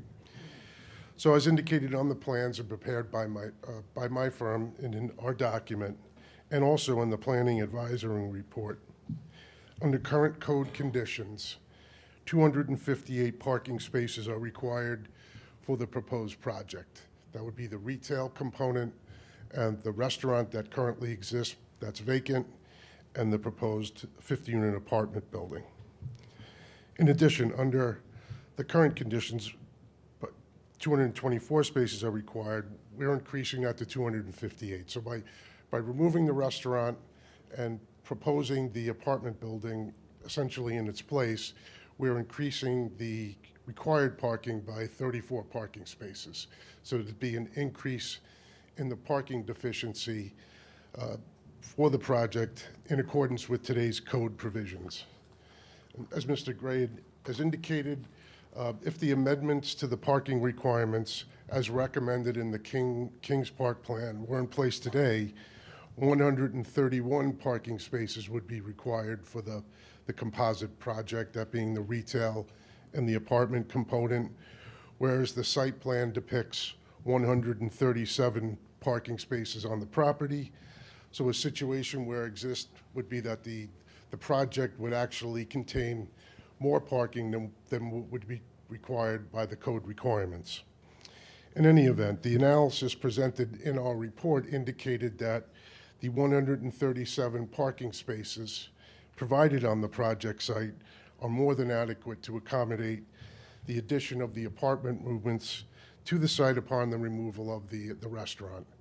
As indicated by Mr. Gray, we would anticipate the parking occupancy on the property to be no more than roughly 77%, leaving a significant amount of vacant parking spaces on the property. As Mr. Gray indicated, and as indicated in my report, other business patrons within the area currently use the parking provided on the property to satisfy their needs, going to the restaurant on the corner or some other facility, and those numbers are included in the numbers that are contained within my report. Additionally, as indicated in our report, we prepared a comparative analysis between the quantity of traffic generated by the previous restaurant tenant that's on the property and that to which would be generated by the proposed 50 apartment units that are proposed before the board this evening. Our analysis determined that due to the transit-oriented nature of the apartment units, the traffic generated by the apartments would be similar to that which would be generated by the restaurant. There would be no significant increase in traffic. Please, we're trying to get everything on the record. We'll be here all night. Okay, all right. That it essentially would be a wash by the reoccupation of the restaurant versus traffic versus the traffic generated by the apartments. There would be no change in conditions if that were to occur. And finally, I agree with the recommendations presented in the planning advisory report based on the town's own independent analysis of the proposed project.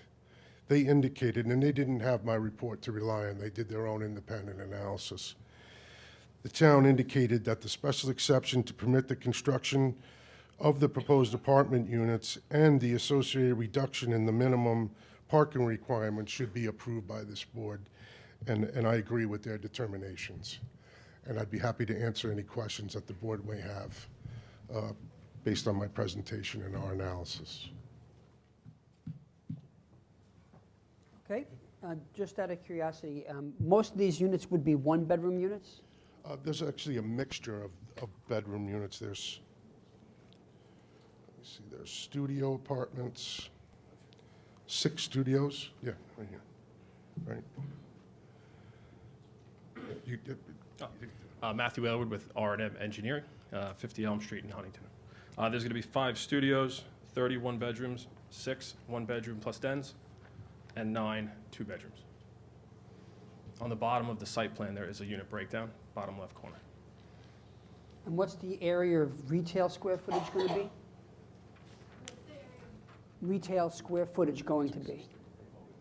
To be in, that exists on the site today? No, once this project, would the size of retail area be? Correct. Retail does not change. It's 20,784.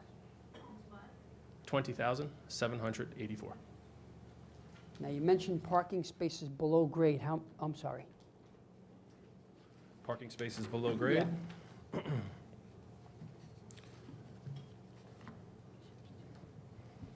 Bear with me. There are 29 below the building, 11 behind the building, so that totals 40 that are behind, that are gated. Essentially, from the east building westward, there's 40 stalls. Okay. Thank you.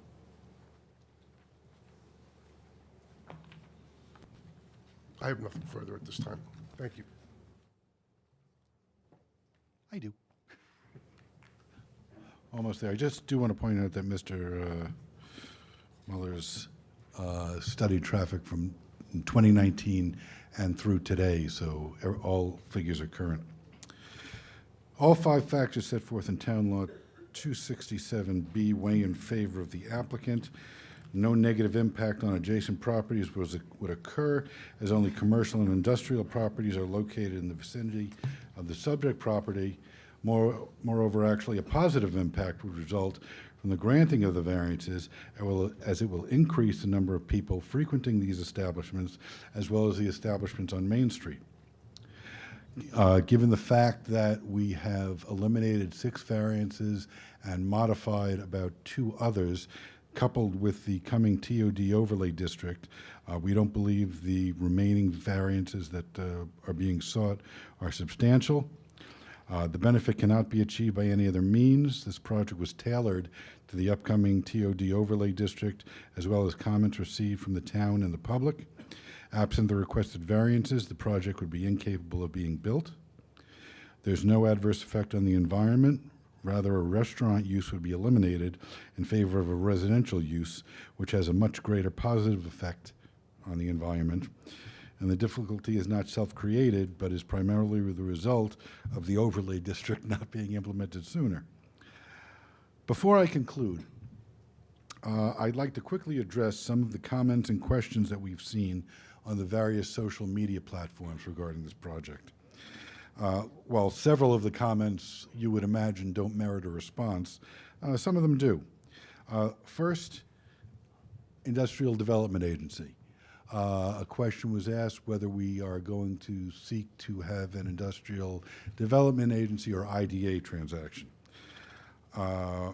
We have not yet determined whether an IDA is available for this type of project.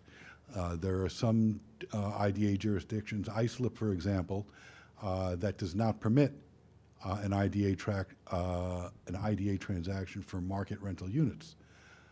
We have not met with the Suffolk County IDA at this time, but it's important to note that even if an IDA is sought, any benefits received are phased out over 10 years, but both town and school taxes, regardless of whether it's an IDA or not, go up on day 1. I saw something posted that we don't pay taxes for 27 years, which is just ridiculous. We've also seen the comment, will the project result in an increase in school-age children? And if so, who is going to pay for them? First, our contribution to the tax base will far outweigh the cost for any additional children. Moreover, we have an independent study that we had nothing to do with that's determined that only 3 3/4, okay, let's say 4, additional school-aged children will be generated from a 50-unit project such as this. And that number also includes children that are already in the district, but whose families moved into our project. For example, people who are divorced or want their children to stay in the district, and things like that. I'll hand this up. Thank you.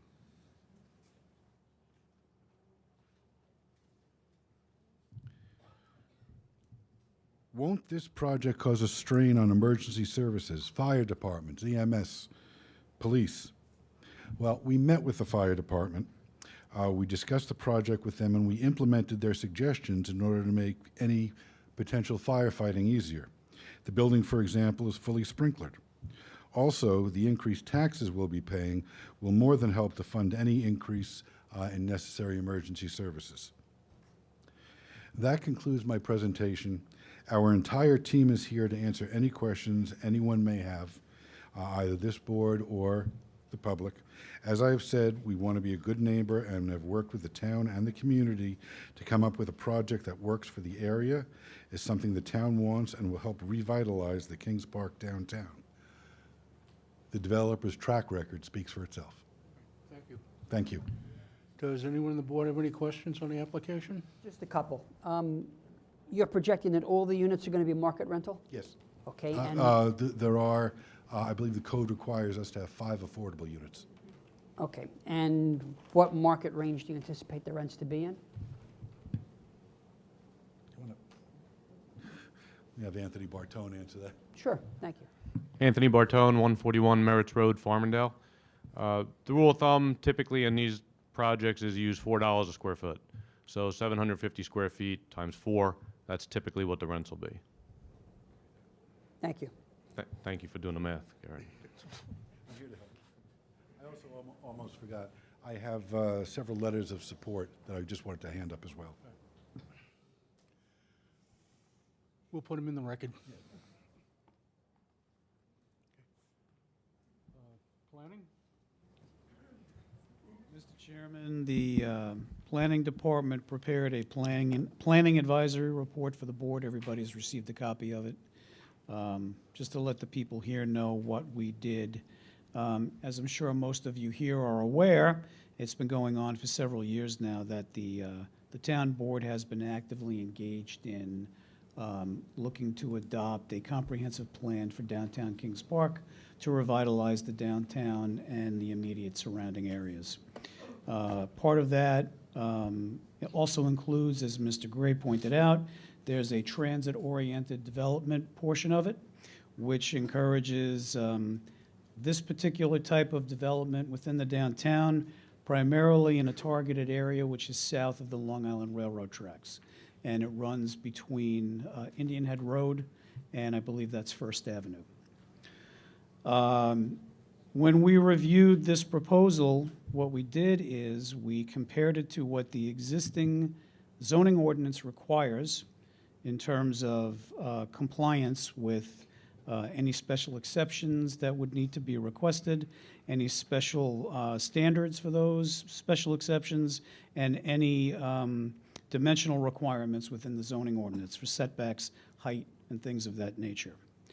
So the planning advisory report that we prepared and we gave to the board for their consideration, their review, and also to the applicant for their consideration, basically compares each request to the existing zoning and to what the proposed and anticipated downtown transit-oriented development plan, which is anticipated to be approved later this year, what that would require of the applicant. And as Mr. Gray pointed out, there are in fact a number of items on the applicant's requests that would go away. There are a number that do stay though, because certain things, regardless of whether you use current zoning or you use the anticipated plan that would be adopted by the town board, setbacks primarily, they do not change. So the setback of the building to the front yard, the rear yard, the side yard, that does not change. And in reviewing this, we find that some of the setbacks are very deficient, and we do not recommend approval of them, particularly the side yard setback to the west property line and the 1 foot to the front property line south, on the south side running along Meadow Road west. Even under the TOD plan, the applicant would be required to provide a 5-foot minimum side yard setback, and based on their plan and our review of the plan, it's at 1 foot, which is not sufficient. We do not recommend that the board approve that request. Additionally, they're required to be at least 10 feet from the front property line, which in this case is the property line running along Meadow Road West. As Mr. Gray pointed out, there is some type of a porch or a portico that's proposed on the front of the building, which is set back at 6 feet. And he did say that they could possibly remove it and maybe be better compliant with the setback.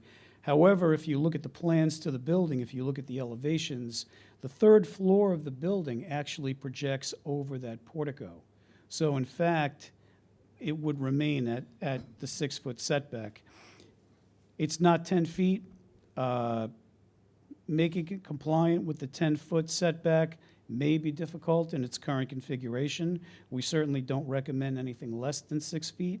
That's still a 40% reduction of the requirement as required under the existing code and the proposed TOD ordinance. We went through each request. We made our recommendations based on what we felt to be, good sound planning techniques, and we offer it to the board for their review, so that at some point in the future, should there be a secret determination, and should the town board adopt the Kings Park Downtown Master Plan and the TOD plan, the board may at that point take action on the application.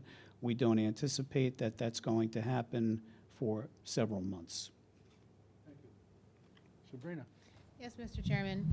To ensure full compliance with our environmental review, DEW wishes to consider information presented by the applicant and any comments from the public before we make a recommendation to the board. So therefore, no decision, as Blaise has stated, will be made tonight on this case. Thank you. So, no decision tonight. Oh, we didn't expect one.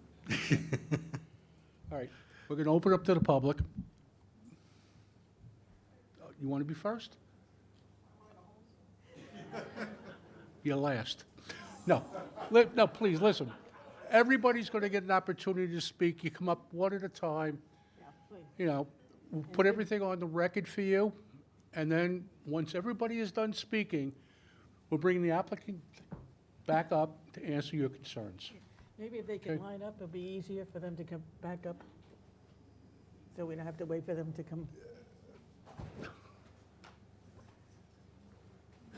Good evening. Good evening. How are you guys tonight? It's going to be a long night. Okay. My name is Robert Trotta. I live at 62 Lane Court.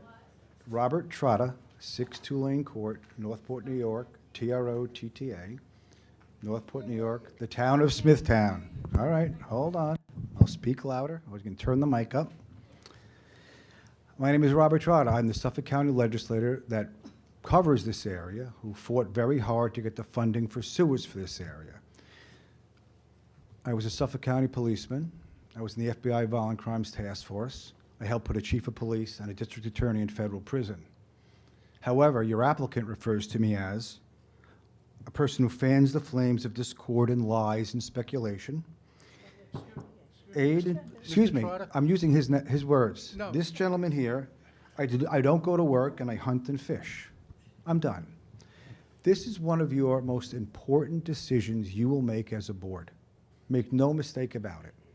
This will set the course for this town. This is an historic day right now, because you're going to determine what the town of Smithtown turns into.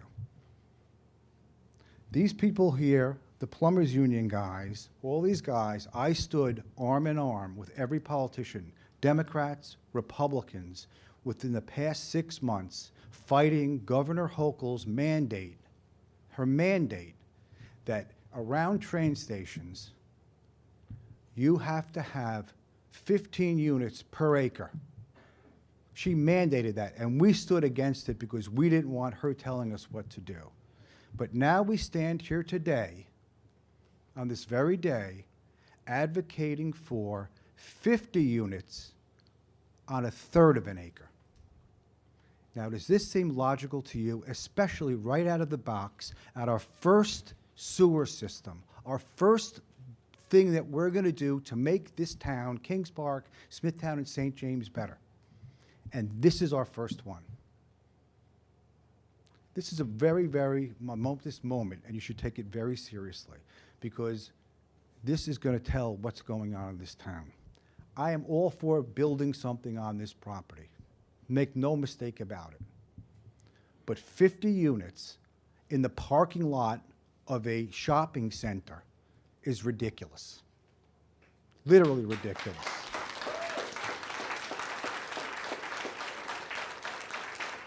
Putting it 1 foot away from a stone manufacturing plant. So let's picture this. There's a wall, your apartment, a foot away is the property line, and then the next foot, at 6:30 in the morning, there's a guy sandblasting a tombstone. Or let's do something better. Mr. Tanzi brought it up beautifully on the last thing about the car dealership. What about lights shining in your window? So now we have someone coming to Walgreens or cutting through the parking lot, and on the first floor, there's apartments. So as they drive past the Walgreens, all their lights are shining in.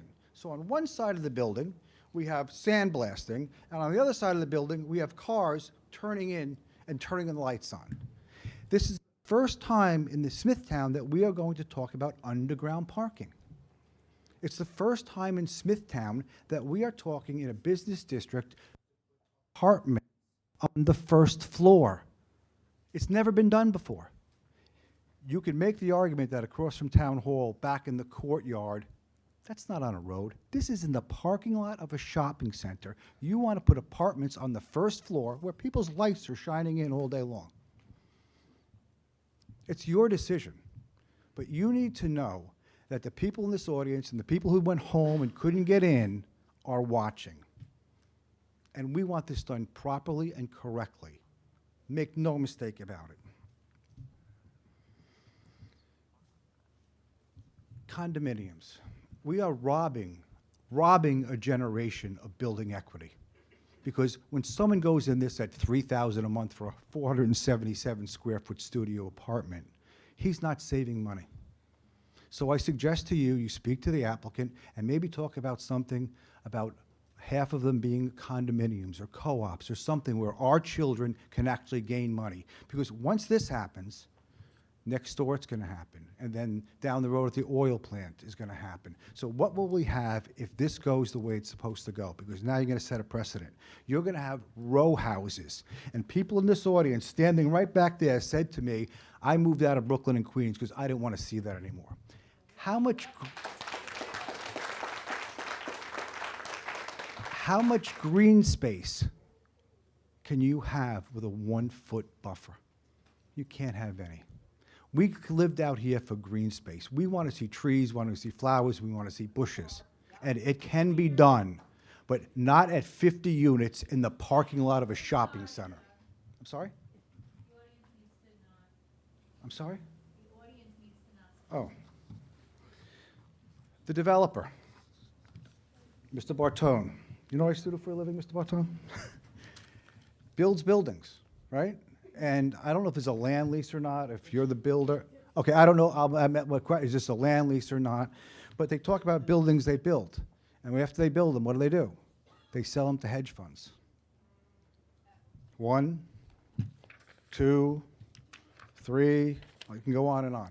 So now, I'm not saying this is going to happen here, but this is something these people should know, we should know, you should know, that if down the road, this is a land lease and this gentleman builds it and he decides that some equity firm in Colorado wants to buy it, now who do we go to when there's a problem there?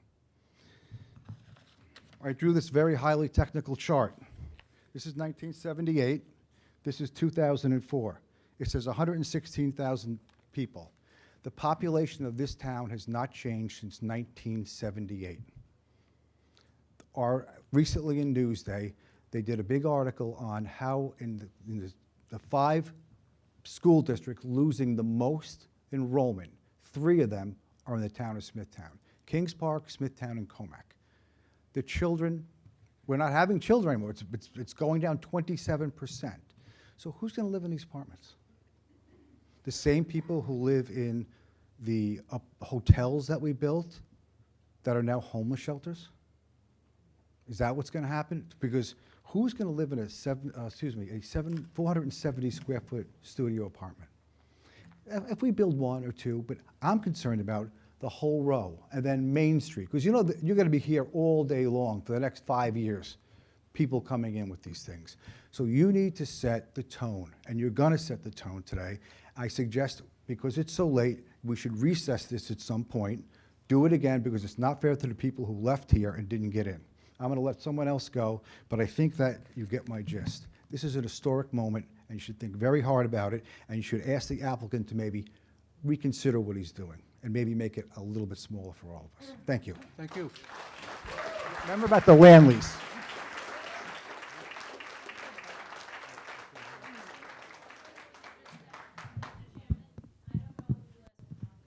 I don't know.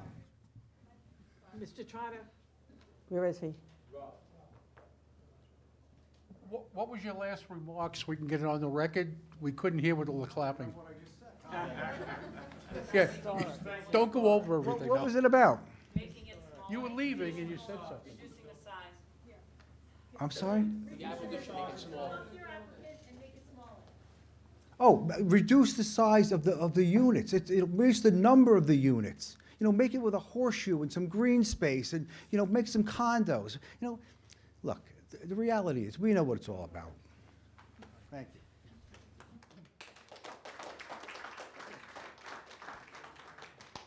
Good evening. Good evening. Hi, my name is Henninger, Henninger. I live at 1 Meadowood Lane, Fort Tolonga, New York, 11768. Housing choices, both affordable and market rate, are essential to assure both the societal and economic strength of communities.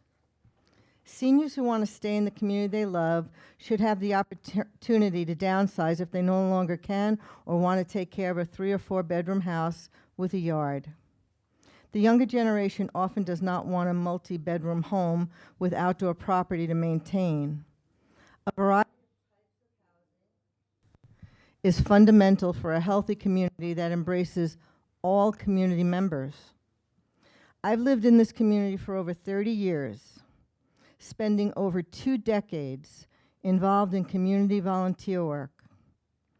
As past president and past vice president of the Kings Park Civic Association and past president of Kings Park Neighbors Association, I can attest to the notion that the common community complaint year in and year out was always the need for a nicer Main Street. As such, in 2016, the Kings Park Civic Association and the Kings Park Chamber of Commerce invited the community to discuss downtown revitalization. Particular effort and attention was made to draw in and include as many residents as possible. To this end, the 2 organizations reached out to every local group for their participation, from the school district to the fire department to sports groups to dozens more. Large, well-publicized public meetings were held. A visioning process, which leans strongly on community input, was carried out. Walking tours were even conducted. From all this, a community-based downtown revitalization action plan was created.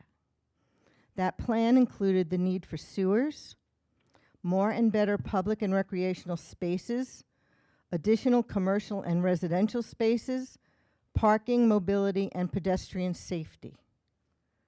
Transit-oriented development, housing around the railroad, was discussed and supported at these meetings. Transit-oriented development is a successful tool in the toolbox to achieve downtown revitalization. It's a first step. It brings housing choices to an area without knocking down trees. It is not only economically and socially beneficial, but environmentally beneficial as well. Thank you. Thank you.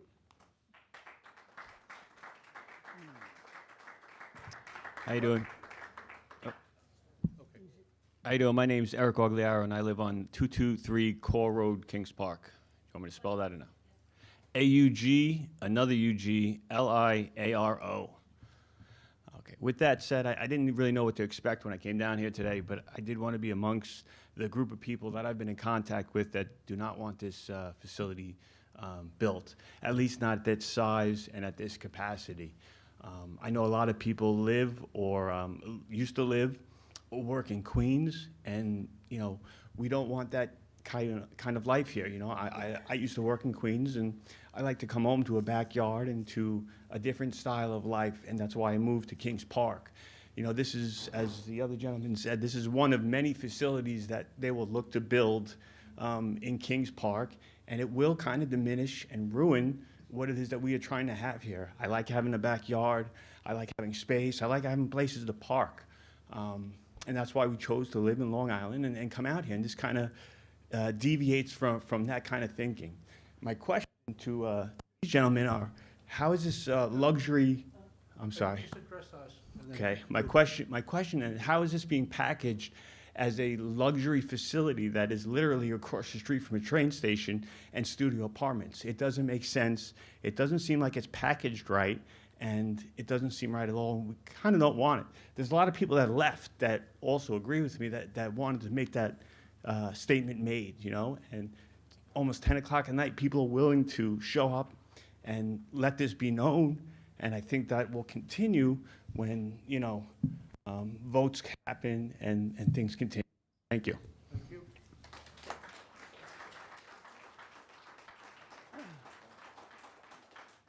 Hi, I'm John Rigrod, R-I-G-R-O-D. I live at 28 Sunken Meadow Road, Fort Salonga. My parents came out here in 1960, and from that day on, we've been customers of Tansy in one shape or another. The lumberyard, the grandparents, right down to the hardware store today.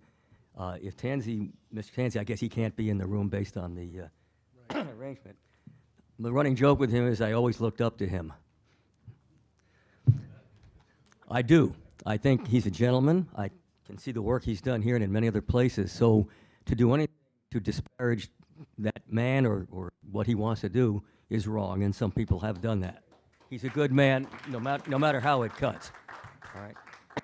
On the other side of the coin, the construction industry, which is heavily represented here, also, they want to do work, and they want to do good work, and they feel that this would be a contribution to the neighborhood as well to their own being. The builders are well respected. The architect is well respected. He does a lot of charitable work. I know this because for many years, the magazine To the Building Trade. I'm very familiar with the Long Island Builders Association. They are part of the NAHB, the National Association of Home Builders, which is a national thing. There's a lot of top shelf people here. I think the disappointment from the disappointment from the construction people will be if the project or this type of project does not happen. I would understand their disappointment. I would also understand Ms. Henninger's disappointment because the concept of transit-oriented development, or TOD. I think, however, TOD is misunderstood here tonight. The concept of TOD started, I believe, from my research and my knowledge in the industry, when we were running out of places to build at fair price, and we had tremendous acreage of, you think of the parking around the Nassau Coliseum. Many a train stuff, they had industry, all this decent property was going to waste. So the concept of get housing, less valued.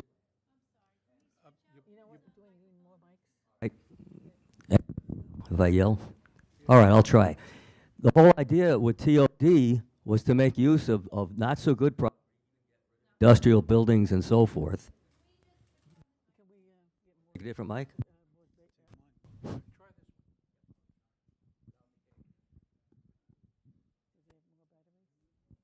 The whole idea of TOD was to make best use of land that, quite frankly, nobody wanted. But one of the dreams that came up with was, okay, I'm going to live in this place, and my wife and I, instead of needing 2 cars, will only need 1, because I can hop on the train and go to Manhattan or whatever and go to work. And won't that be wonderful? We'll save money, won't have a second car, insurance, and so forth. Hence the theory of you don't need parking. Well, I don't think that part has worked out very well. I think most families have at least 2 cars. The irony is I think they've maybe shot themselves in the foot because calling this a luxury complex infers that they don't really have to not have but 1 car. They may have 3 if for any reason there's a child. There's also visitation. People come to visit people. They have cars. I worry for Mr. Tansy because on a Friday night, you can't get in that parking lot to buy a pizza. It's a restricted, there's a light right next to a railroad track, traffic going both ways. The restaurant that everybody talks about was a little nothing that didn't last. I don't think it lasted a year, and it's been empty for many, many years. And when it gets busy there, you have to walk a distance and park around there just to get your pizza. Now, we were told before that you can store so many cars on an acre. I think it was something like 125 or so cars on 1 acre. This is only 2 acres, the whole thing. If you have 50 units, you've got to have at least 50 cars, possibly 100, possibly 150. Who knows how many people are coming, going, visiting. So I think it's disingenuous to think that that large a development with that need for parking fits in that space. And I just think it's overkill for the property. I think TOD is wonderful. I think putting something there is wonderful. Maybe they should actually lop off some of the drugstore and whatever, make that property smaller to fit something that is maybe preferred by some people. I don't know. But right now, I'm telling you that development, the way you drive into it, the way you leave it, the theory of how many cars, the nature of where they're going to be, how many underground and so forth, it just seems impossible. So with great respect to the builders, the designers and so forth, I don't think it's ready for prime time. Thank you.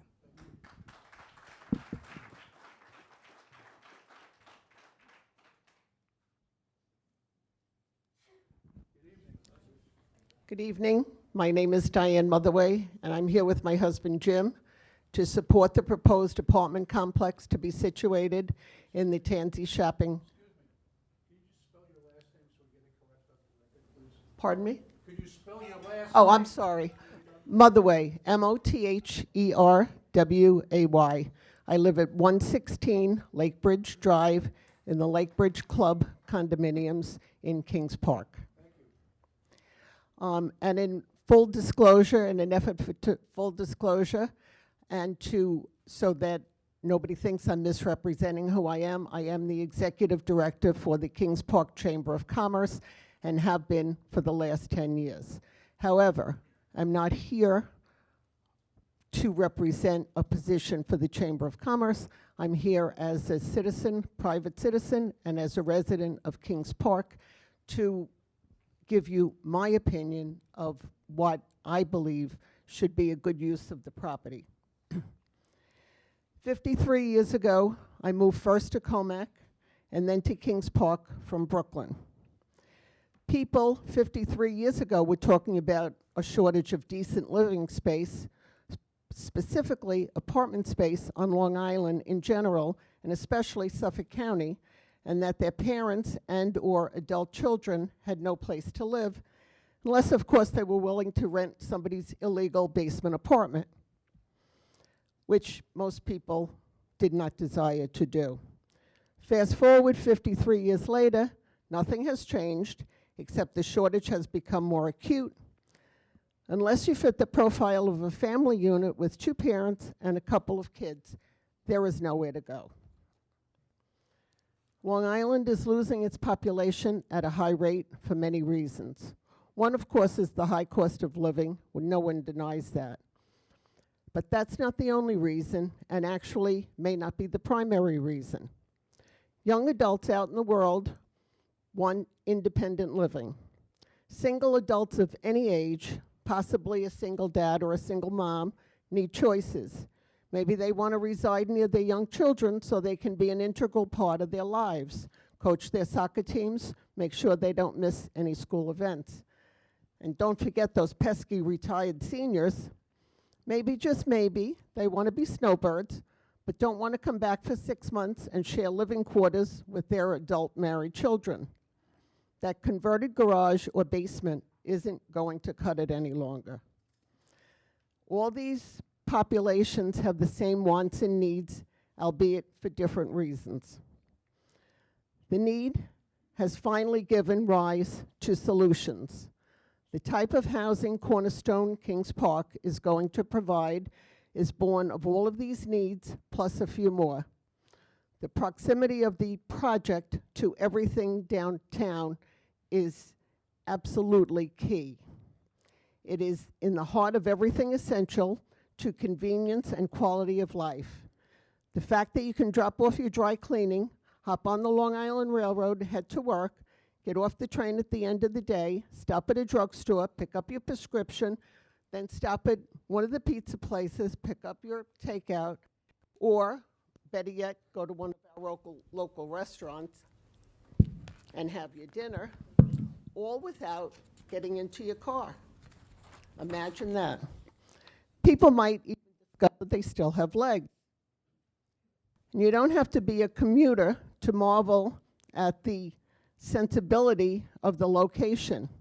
And on the weekends, there is every form of activity you can possibly think of, from anything water to golf to hiking, biking, adult sports teams, parklands, and more. Towns today, we have tremendous green space in the town of Smithtown, tremendous. I don't know what the proportion is to other towns, but we certainly have more than our share. And by building this development in the Tansy Shopping Plaza, we are not taking away any green space. There's none there. Towns today are graded by their walkability and the amenities they provide. Kings Park downtown and the surrounding area will get to check all those boxes. I've read many of the unkind and frankly uninformed posts that keyboard cowards like to proffer. Some say it would lead to overcrowding, impact the schools, more traffic, more of a drain on the resources, and on and on. Well, those facts are actually not true. Long Island, and specifically Suffolk County, including Kings Park, has been hemorrhaging population, and school enrollment is down in almost every district on Long Island. The number of people expected to live, if fully rented, in the new project couldn't come near to exceeding capabilities in any of those categories for Kings Park. The argument doesn't hold water, and people making them are sometimes not even from here. Someone stopped me today, actually, and asked me what I thought about the location of the project. They pointed to the spot and asked what I thought of a building going there. My answer was a resounding yes.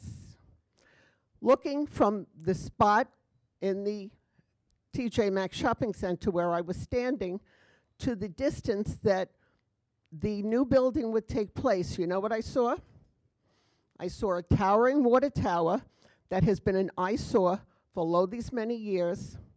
I saw the elevated platform of the Long Island Railroad with all the gates, fences, barriers, staircase, etc., rising above that. And then I saw the stone yard to the rear and some other adjacent areas that needed more than a sprucing up. So a beautiful, new, modern, aesthetically pleasing building would actually add a much needed buffer.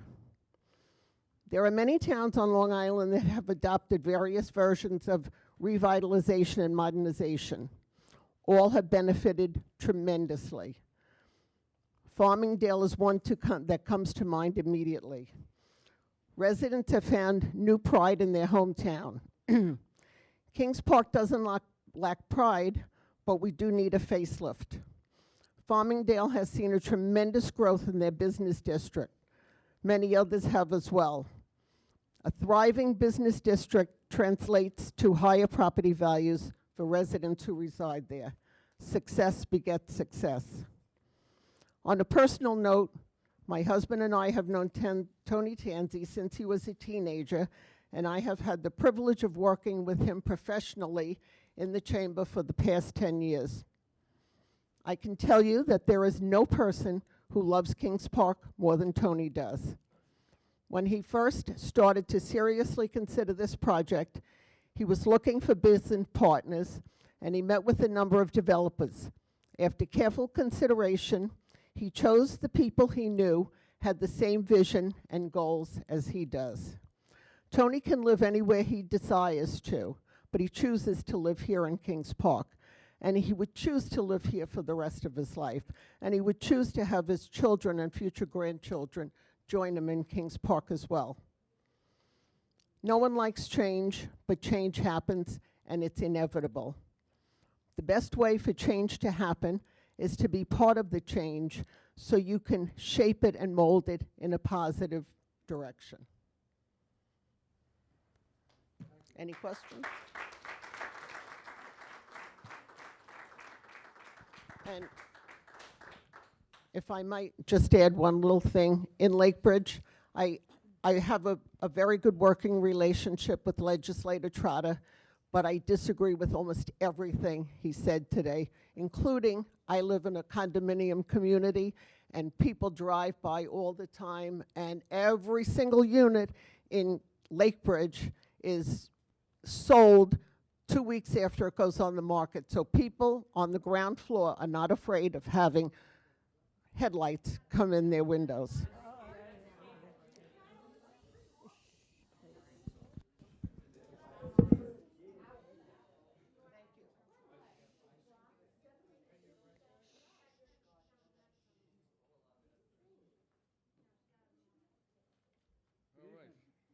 How you doing?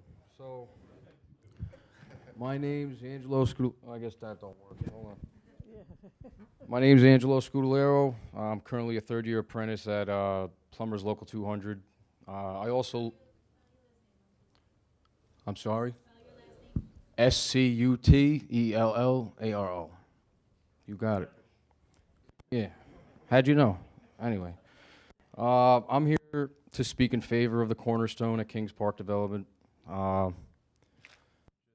You know, this town needs a revitalization. You know, I don't know if anybody's walked on Main Street in Kings Park. You know, have you guys walked into Main Street Pub the past couple of weeks? That's an experience if you're actually going to go in there. So I think we need new buildings being put up. I think we need just an overall revitalization of the town. I think that's extremely important. I also wanted to touch base on something that Trotta, I think his name was. He said something about,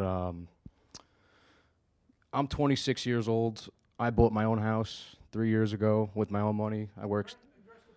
Sorry, hold on.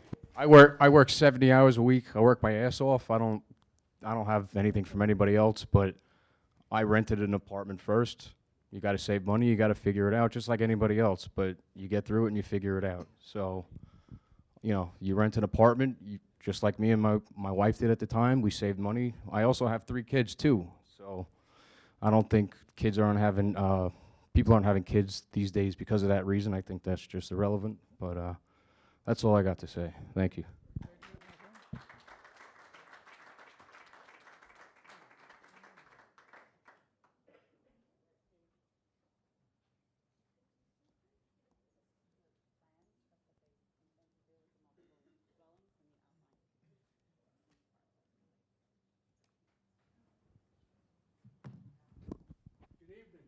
Good evening.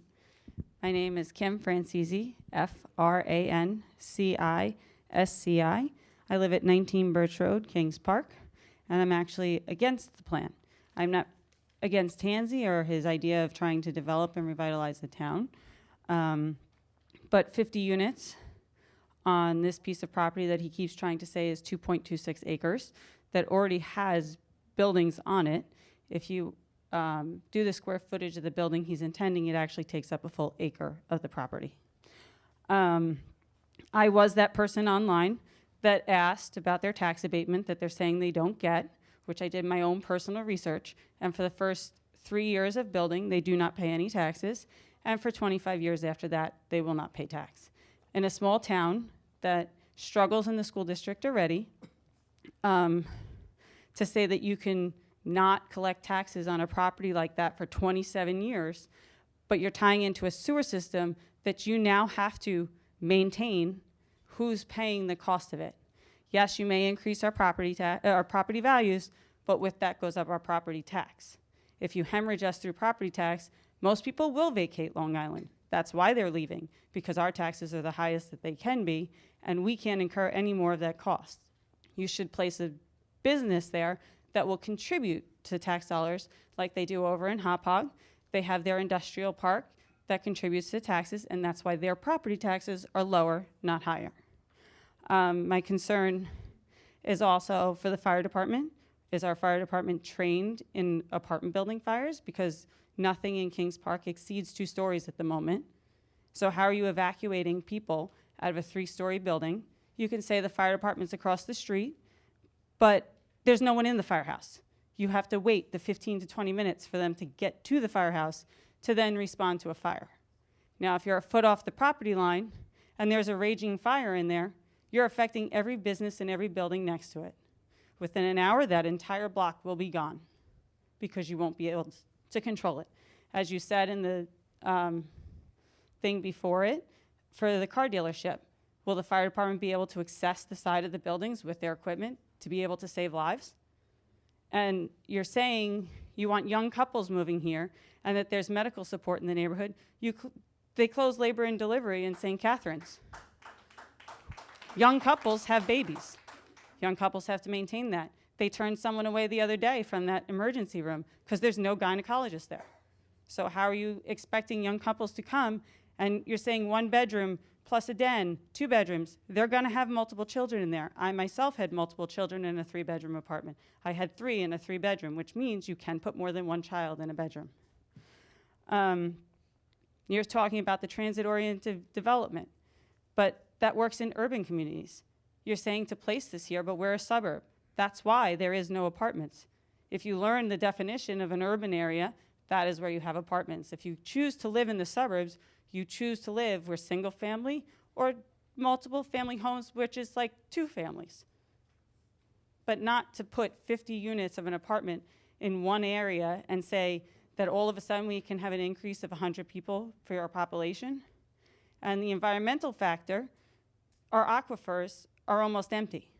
So now you're increasing the population by an extreme amount, and where's all the water coming from? So honestly, I own a 40 by 100 piece of property in Kings Park that when I purchased it, I had to sign with the town and deem the property non-buildable. I'm not allowed to place anything on a 40 by 100 property because a percentage of the neighborhood is not built on 40 by 100 or less. So why now, because he's owned the property for multiple years before any transaction went, you can put 50 units on one property and I can't build a single family home on 40 by 100? That's all I have to say.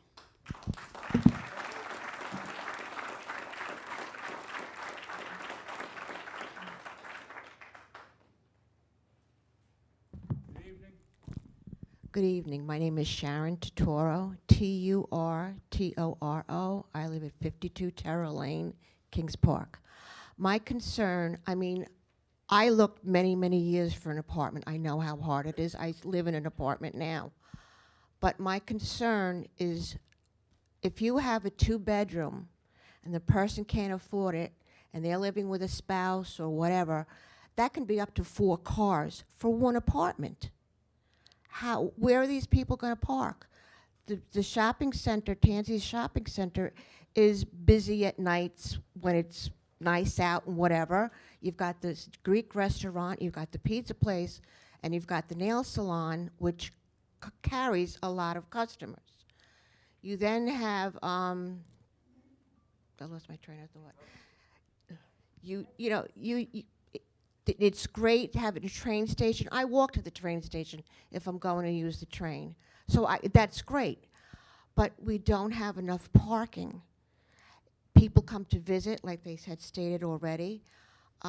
If you have, like I said, 4 people sharing one apartment, where are those cars going to park? How many people that live there legally are living there? I don't understand where all these parking spots are going to come from. You can't say, oh, well, they can park across the street at TJ Maxx like they do now for Legends, and if the funeral parlor needs extra parking. But what happens if the owner of that shopping center says, well, I'm going to put signs up that says no parking, because you've got people from the apartment complex that are taking up his parking spots. Or if they park on the road, you're going to have both sides parking on the road. They'll be parking there. It's going to be a little difficult with school buses and emergency ambulances and vehicles trying to get down the road. It's crazy now sometimes when school lets out. So I just think that they have to think more about also parking. That's all. Thank you.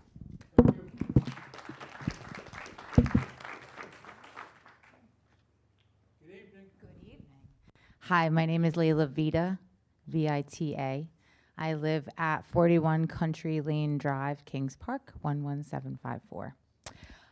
I didn't come up with anything written. I didn't even think that I was going to come up, but everyone that I have spoken to about this plan is not in support of this plan. So I'm actually listening to a lot of this, and I'm surprised. But I'm not opposed to change. I understand that change needs to happen, but I don't understand how we're claiming this is revitalization.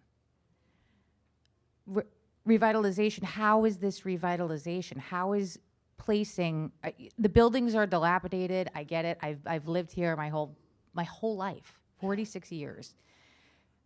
I understand that we need a facelift, but to add 50 apartments in the middle of a parking lot, to me, is not revitalization. That just sounds like a fancy word for placing more people in an area that needs help. So I just don't understand the plan.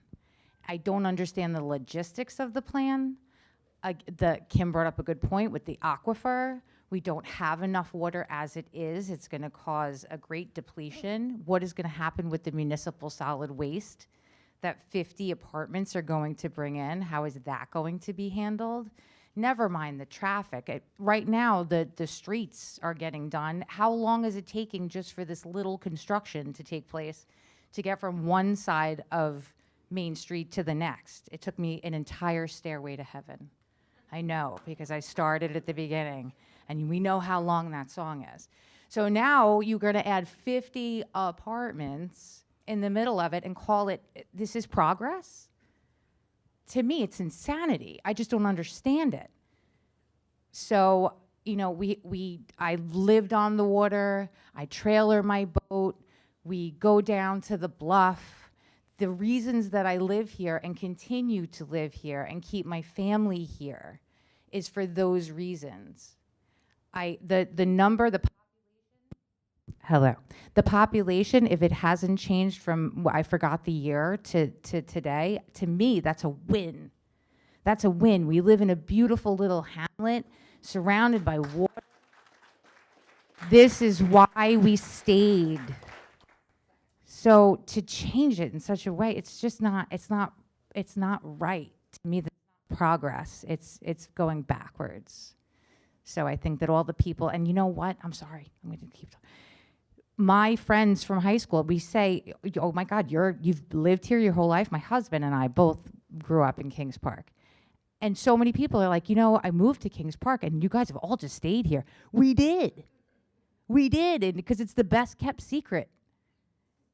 But it's not going to be a secret anymore when you're taking the city and bringing it into our hamlet. So that's all I got to say.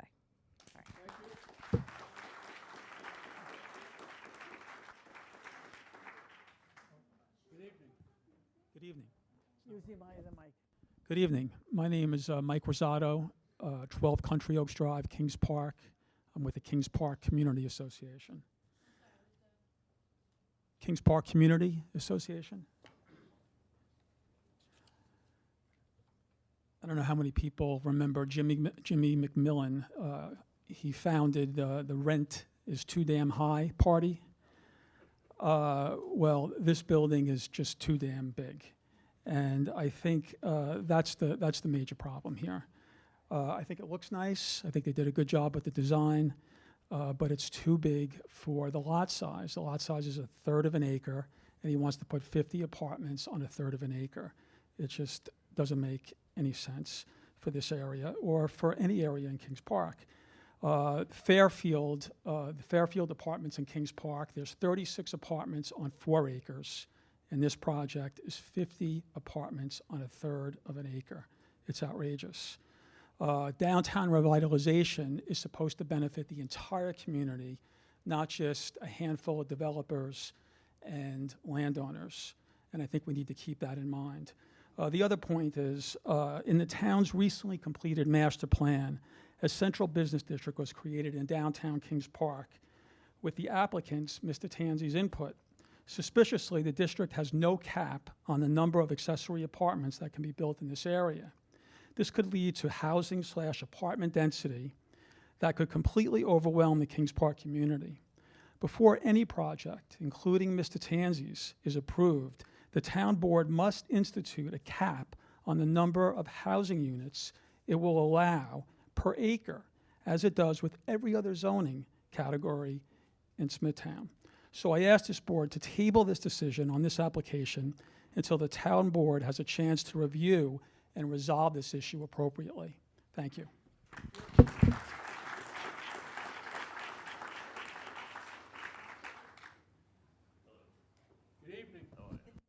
Hello, my name is John Nobles. I own Kings Park Shipping and Printing. Nobles, John's first name. So I've owned that business for the last 18 years. I was a resident here for 9 years prior in Kings Park. I've been around Kings Park for 35 years. I worked at Friar's Pub back in the day. My uncle used to own it, and we've been business owners, pretty much the family is for a long, long time on my wife's side and my side.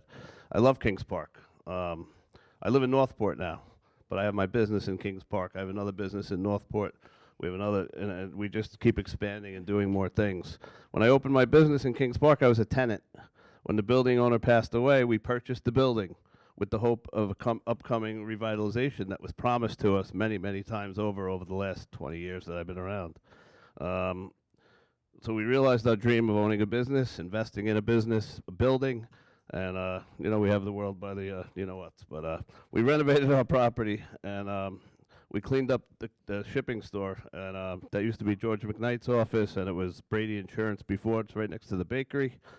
We did the interior, the exterior, and basically, you know, I rented from Tony at one time, and I'm here to talk for Tony because Tony's getting a raw deal on the internet, and that's a fact. I've seen it every single day for the last few weeks. And, you know, we're following Tony's example of how he treated his properties in Kings Park, and he treats his properties like he lives there. I rented from him. I had the party store, which is currently the hash dump, but he came and fixed everything every time, anything. He was just like the best landlord, and he was available 24/7. He fixed anything and all that. But back to the revitalization. It's finally become a reality in the last 10 or 11 years. The town of Smithtown partnered with Suffolk, and they relieved the parking problems at the west end of Kings Park by the bake shop and my store, and they put a nice new parking lot in.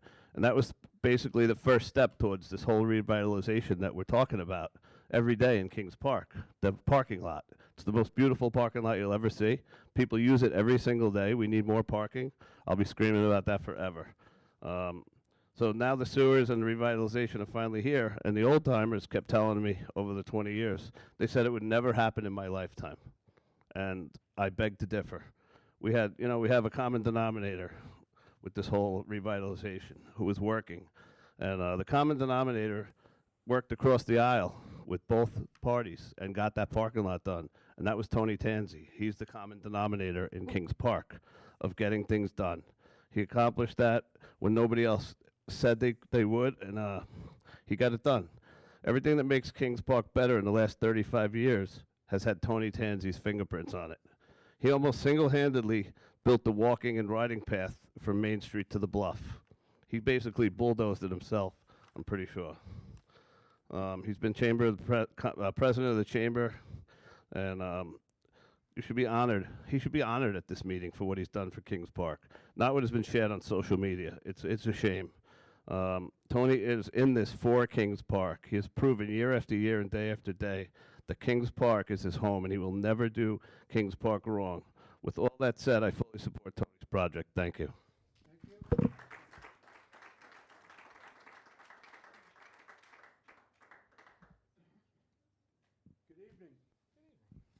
Good evening.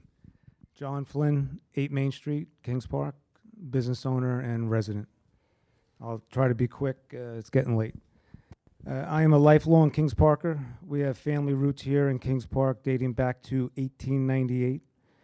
I'm in favor of this project as outlined by Tanzi Properties for a few reasons, but I want to bring up one reason in particular that hits close to home.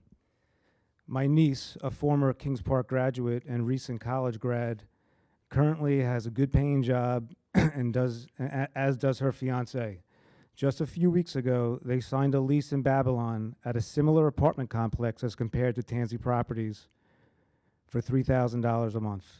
I know firsthand that if that was available in Kings Park, this type of apartment, my niece would have signed here and stayed local. This is just one example, but there are many young professionals that are graduating college, getting good paying jobs. They want to move out of their parents' house, but they're not ready for home ownership. I call these young couples dinks. Dual income, no kids. Together, they can afford $3,000 per month in rent while saving money for a future down payment on a house. These apartment complexes make sense for them.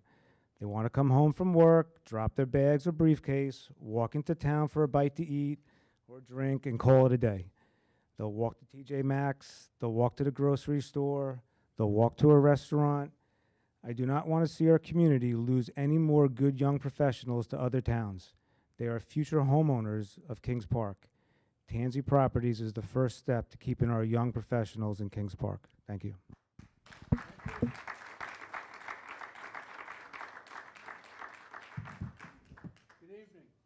Good evening. Hey, Eric Alexander, 164 Main Street. I don't live in Kings Park, Northport. I don't live in Kings Park, but I have family here. But we have worked with the Kings Park community. I'm the director of Vision Long Island. We're a planning organization, not-for-profit. We worked with you guys in 2016, 2017, 2018 on multiple public sessions where 200 plus people came out at each of them, where we listened to the community on what strategies would revitalize the downtown. There are a number of them. Sewers, first thing, right? And that took a while to get going, but we got it going. Getting more restaurants in, right, and other businesses. Getting public space, connecting to the park, making Nisqually Park a gateway, and the railroad, making you guys kind of a tourist gateway.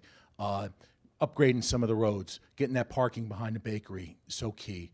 And also, just one of the strategies was housing, was transit-oriented development. We did visual preference surveys where people would rate what height they wanted. They didn't like 4 stories. 3 stories was okay.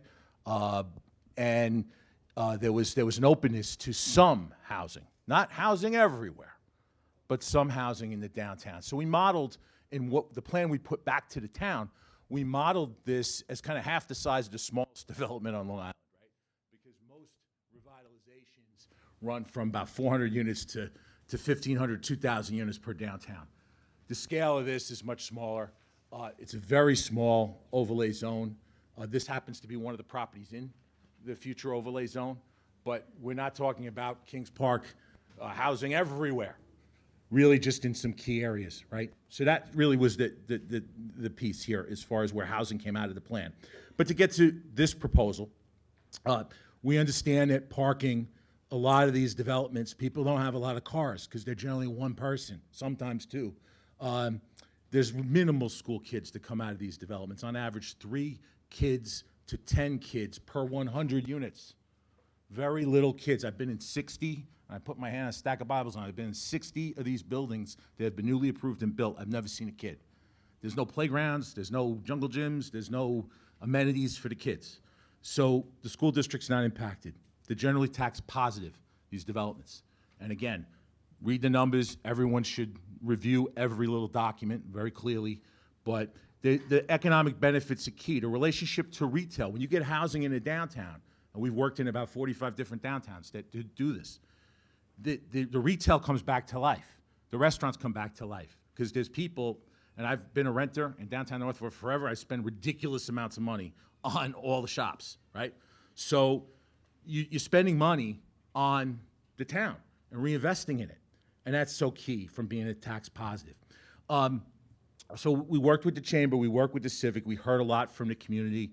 And we know, that want to make this clear, this was a bottom-up initiative planned locally. This had absolutely nothing to do with the bizarre and destructive proposals that came from Albany to mandate housing, to mandate zoning, to take over local zoning and control, to force development in lots of places that people didn't want. Our organization's been advocates for planning locally for 25 plus years. And we fought, along with everybody, I know all the Smithtown elected officials, many others, 200 elected officials in Long Island, we fought those mandates. So this proposal has absolutely nothing to do with that. So I just want to make that really clear. If you hear anything I said today, That's one. And I just end with 2 points. I know people in Kings Park. I know people in Kings Park who rent. They're renting complexes and they're renting people's homes. And they're good people. So this anti-stuff I see online about renters, and someone who's rented in my life for a lot of years, it's offensive. There's good people who rent, number one. Number two, just the discourse. I was really heartened tonight. I had some great conversations coming in while I was waiting with people who disagree with me. And I loved the conversations only because, it's a human connection and discourse. We have different perspectives on it. That's fair. Folks don't have to agree with what I have to say, but I have the right to say it in a humane way. Stuff I saw online, really awful and personal and tearing people apart and personal attacks. I don't know. That's not the Kings Park people I know, right? And that's not how I want to conduct myself. And I hope most of the folks and conversations I have with folks leaving here today, and I hope the conversations we all have, are in the spirit of respect that I've heard behind this podium tonight. So with that, I'm going to stop. Thank you.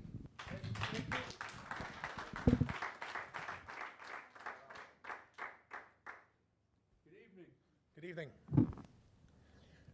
My name is Ed Tedler. My address is 2123 Fifth Avenue, Ronkonkoma, New York. Yes, Tedler, T-E-D-L-A. I am currently the organizer for Plumbers Local Union Number 200. I represent over 1,000 hardworking men and women of Plumbers Local 200.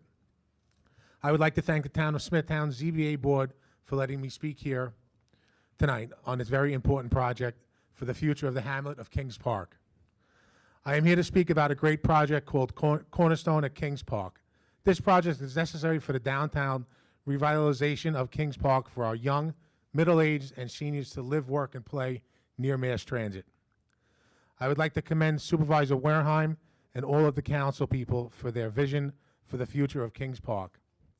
This new infrastructure upgrades with new sewers being installed for the proper development of Kings Park to protect our environment and our precious drinking water. I would like to speak on behalf of the builder, Bartone's Properties. I am happy to say that their involvement with the community to get their input on the proposed project.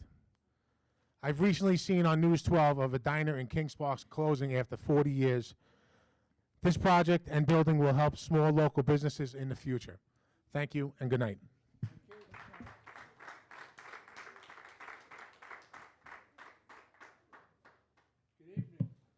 Good evening. How are you? How you doing?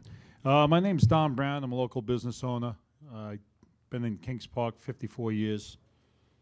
I'm in favor of the project. This is kind of a little touchy situation here for me because I'm a business owner, but it's not going to increase vehicle traffic that much. Hold on. Whoa, whoa, whoa, whoa, whoa.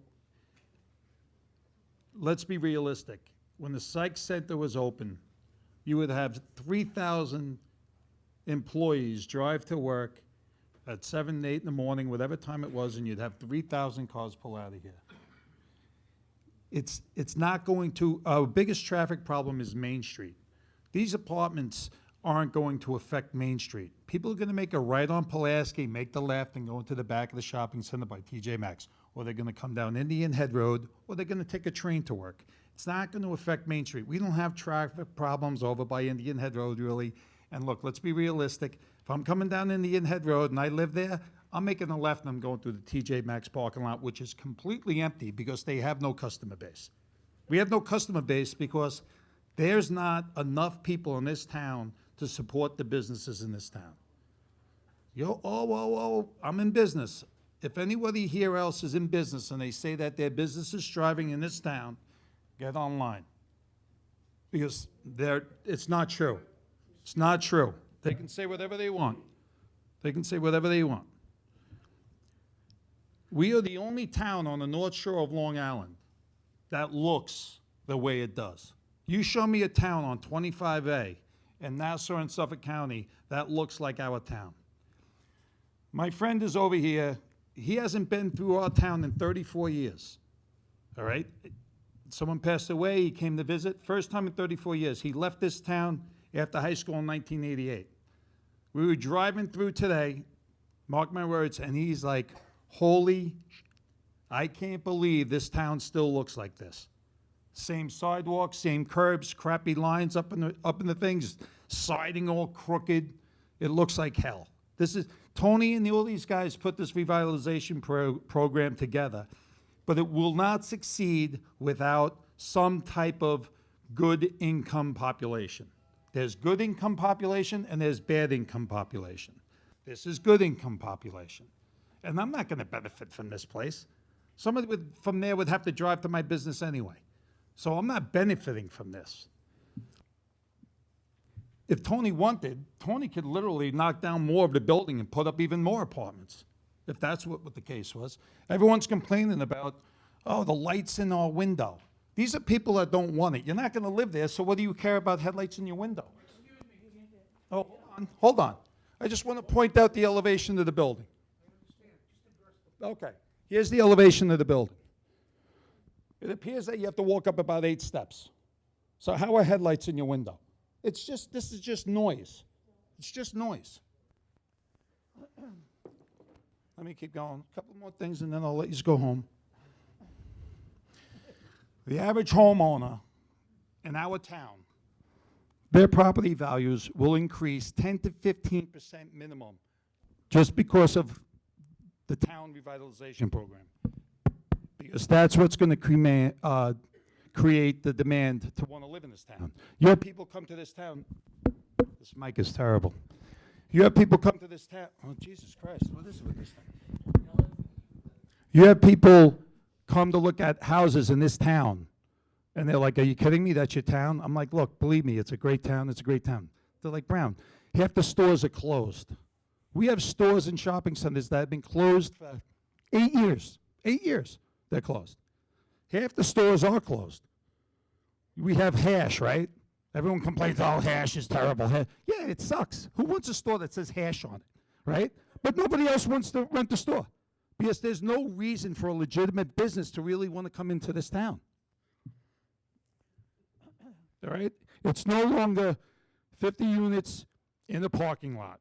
It's 50 units on a new revitalized, on a barely utilized parking lot. Let's stop saying it's 50 units on a parking lot. It's not. We're taking a blacktop parking lot and we're putting up a nice apartment building. Hold on, I'm almost done. It's not going to affect our backyards, all right? You can still go in your backyards, and there's plenty of parking in that area. TJ Maxx is, like I said, it's, well, not even, it doesn't even, it's what, half full during Christmas, a week before Christmas, it's half full. I can't hear you, speak up. If Tony was a greedy guy, like I said, he could knock down that Dwayne Reed or whatever it was, and he could make this place even bigger. But he's not choosing to do that. And, you know, hey, look, everybody has to make money. It's return on investment. That's what it's about. Look, the tax abatement thing, she's 100% right. I don't agree with this tax abatement or whatever, 25 years, whatever, but we're not going to be having babies in the streets. I'm sure people will be able to make it to the hospital and have a kid. I don't think that's going to be a problem. You lost me on that one. All right, the fire department, believe me, they'll be there with 14 fire trucks, ladder trucks, and hoses all over the place. Yeah, you won't be able to get out.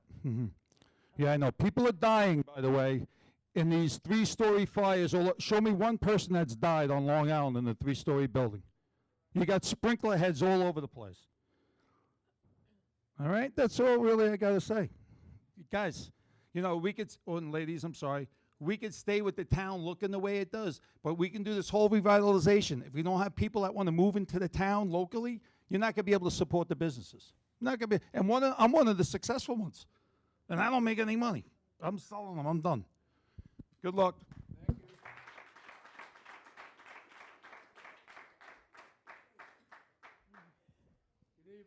Good evening. My name is Bill Moser, M-O-S-E-R, from 8 Jason Court, Kings Park, New York. I was born in Kings Park. I graduated Kings Park High School. I have 3 children that graduated from Kings Park High School. My oldest, like John Flynn said earlier, just like John Flynn said earlier, his niece is renting an apartment in Babylon. My daughter is 25 years old, and she's renting a $3,000 apartment in Amityville Village. So there is definitely a call for this. I hear a lot of people saying, who's going to rent it, who's going to rent it? There's just 2 people, and I didn't even know John's niece was renting one in Babylon. But I can tell you right now, the one that my daughter's renting in Amityville, in the Village, is a 1-year wait, and it's $3,000 a month. So there's definitely people out there in their 20s that are renting these.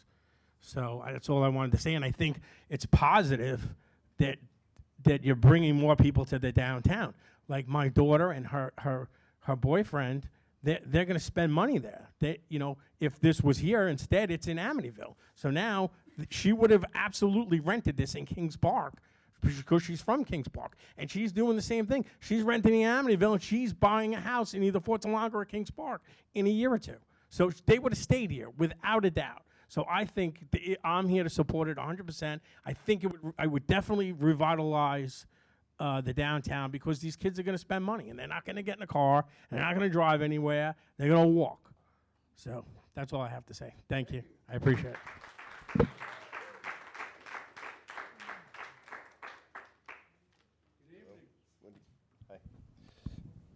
My name is Scott Johnston, 18 Boxwood Drive, Kings Park. I am here in support of the Cornerstone project. I have lived in Kings Park for 25 years. I've been a town of Smithtown resident my whole life. My father was out here in the 60s.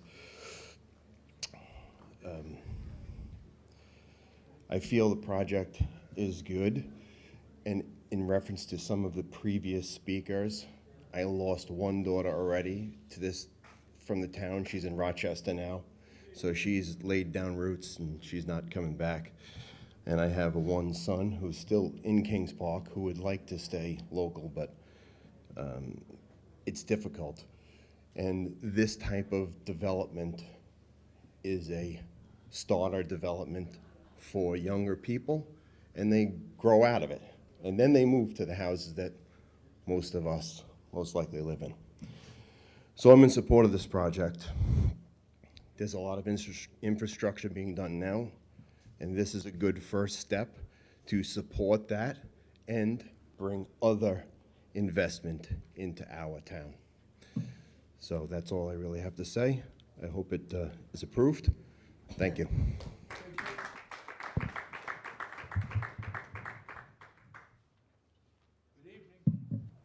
Good evening. Hi, my name is Mike Albergo, Albergo. I live at 96 Avalon Circle, Smithtown. First, I just want to say it's freezing cold in here. I bring my jacket. Next time, nobody said anything, but I'm ready to cuddle. I can't feel my toes. But, yeah, so I recently became a journeyman plumber at Plumbers Local 200. I live in the area, and I feel this project being built by Bartone is great for the future of Kings Park. This project creates much-needed housing that is currently needed in this area. It will help revitalize the community and help local business. Also want to say, a few people came up and said before, and it's kind of this is where I'm at in life, is, actually today I just turned 26. I'm here, it's 11 o'clock. But I wasn't ready, my girlfriend and I weren't ready to get into a house, and we wanted to be in this community, and we love it here. And if we would have known we would live in a place like this, we live at the Avalon. We have no problem footing that type of bill until we're ready to live in a house. We have no problem. So if this place was built, I'd love to live in something like this. But being a part of this community and living here is great, and I'm all in favor for it. So thank you. Thank you.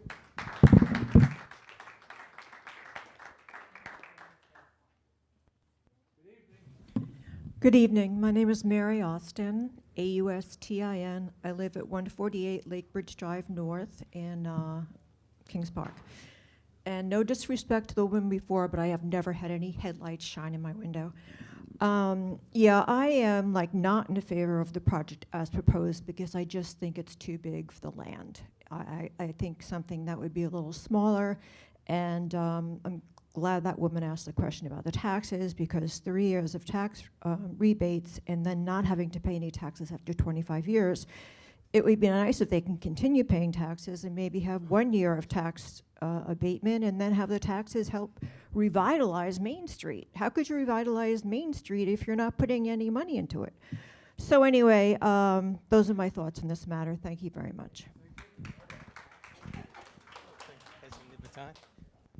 Hi, good evening. My name is James LaRosa. I live at 133 Lou Avenue in Kings Park. LaRosa. I'm originally from Astoria, Queens, and like a previous gentleman, I did move out to Long Island to get away from all the high-density hustle and bustle of Queens, and I really like Kings Park. I think it's a very wonderful and quaint hamlet and village, as people have been saying. I'm listening to everyone. I'm dead set against this proposal in its current form, so I'll say that right out. But one thing I notice in almost everyone who has spoken, the thing that's in common is everyone keeps talking about revitalization. And in the current form, I think this would be more than a revitalization. I agree a lot with Rob Trotta that this would be a gateway to a transformation, and it would not be the Kings Park that we all know and love. That being said, I also happen to agree with Rob and the previous woman who was just speaking. Let's build something, but why something so big? Why high density? We can revitalize Main Street, but not have the Queens-like atmosphere, because this would be the gateway to more buildings like this. So if you love the Kings Park character, I think we could keep it, but not with this project in this current form. So, thank you.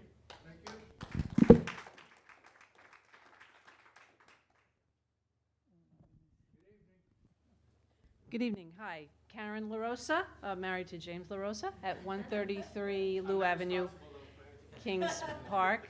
I agreed with all the no comments, but I also want to say I grew up in Farmingdale, the town that was referenced that had the revitalization, and it's great if you're young, but I have a 92-year-old mom. She still lives there. My family still lives there. There's nothing for her there, nothing. We can't even bring her there because she can't even walk close enough. We can't park close enough for whatever store or whatever it is she might need to go to. So it's this revitalization stuff, if it does keep going in this high density way, it's not for an aging population. And that's what is happening in our population just all over. So it's great for the young, I can't deny that, but we have to consider everybody, and high density is not good for our geriatric population. Thank you. Thank you.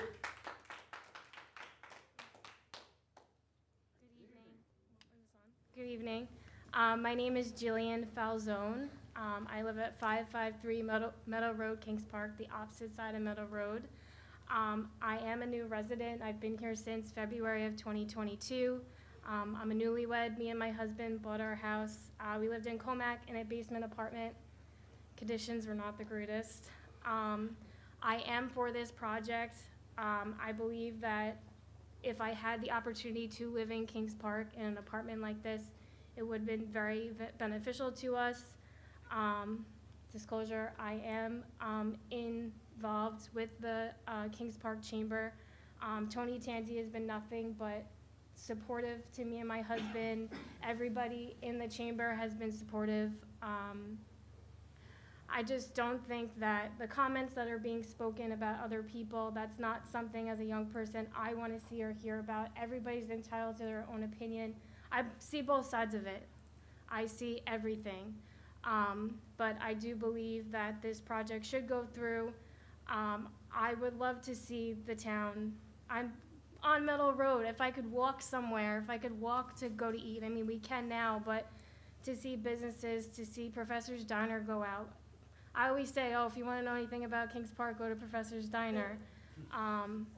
But it's sad to see something like that go out. I understand the circumstances, but I do say go for this project, and I support it.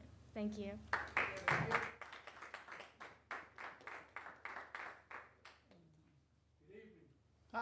How are you?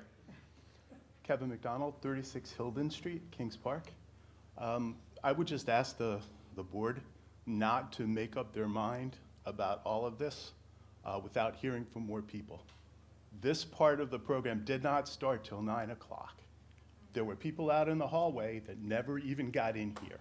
So the reality of it is you're getting sort of a distorted feel for what's going on here.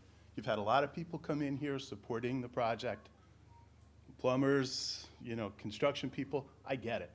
I'm not against this. I just think you need a bigger sample of opinions from this.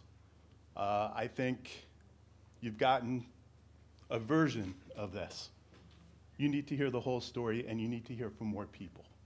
I also wish the people who park in the basement of this, in the sub parking lot, I wish them a lot of luck, because on a night like this, the ramp going down to the basement where the cars will be flooded. So I wish them well with their insurance claims. Seen it, sorry. That's it, thank you.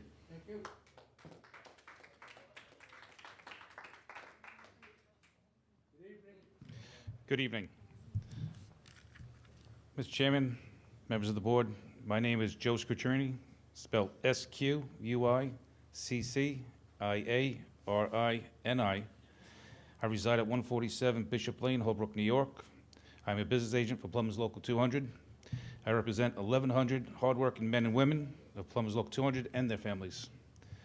I would like to thank the Town of Smith Haven ZBA Board for allowing me to speak tonight on this very important project for the future of the hamlet of Kings Park. I am here to speak about the Cornerstone project at Kings Park. This project will create a lot of good-paying jobs. Tullio Gibartone Properties builds a world-class project that is rivaled by none. Tullio Gibartone are leaders in making sure that the projects have the utmost safety standards. They also are conscious of budgets, timelines for the project, and that they are met. Plumbers Local 200 contractors and members work very hard with Tullio Gibartone to make sure that these goals are met. These are the types of projects our young members love to work on that are built in their communities, create good-paying jobs, have medical insurance, and a pension. They realize that there is more housing available in their own backyards that they can live in. Tullio Gibartone Properties have always been involved with the communities that they build in to make sure that the public knows that Tullio Gibartone has the best interest in mind. Plumbers Local 200 would like to commend Supervisor Ed Werheim and all the council members for the vision for the future of Kings Park. The new infrastructure upgrades with new sewers being installed for the proper development of Kings Park to protect the environment of Kings Park and also protect precious drinking water. Thank you again for allowing me to speak tonight.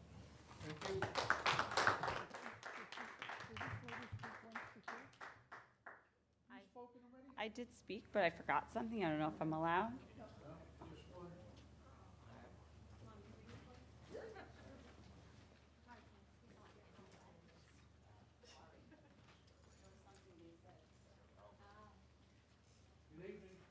Hi, my name is Joanne Lynch.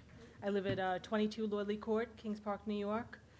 I just want to say quickly that it's too big. It's a monstrous apartment complex, and it doesn't really match the integrity of the town. There is no building like it in this town. The largest apartment building constructions are these beautiful, extended Victorian houses that they made into 5, 6 apartment buildings within them. It's smack dab in the middle of the town. There's a 2-lane road right out coming out of it. So are they going to put a traffic light in front of it? Is there only going to be one way out of this area? Because the traffic from 100 people is going to be a lot in this very narrow area. Also, the parking lot that they keep talking about, I mean, Oh, okay. Well, I'm just saying. Okay.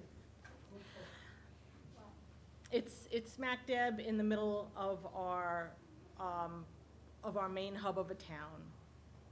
And the parking lot like across the street that they say is like empty all the time. We have like car shows and we have other like events there, and it's the only parking that we have. I don't think it really matches what we have in the community now. We would welcome a smaller complex of some kind. And it's, for most of the residents of Kings Park, it seemed like a slap in the face, where we were really looking forward to the revitalization of the town. We were hoping for the sewers to come in. We monitored when we got approval from Albany for the grants to come into the town for the sewer, and then to have this thrown at us, where we've already seen like other communities around Long Island complain about these monstrous apartment buildings that just kind of stick out like a sore thumb with the rest of the community. We just want to do better, really. You know, we had a parking lot done, and that was fine, but we really need to do something about our storefronts and our main street, and kind of bring, you know, more pride back into the town, because we're kind of like a forgotten little, you know, beautiful community that, you know, we all want to stay in. So, thank you. Thank you.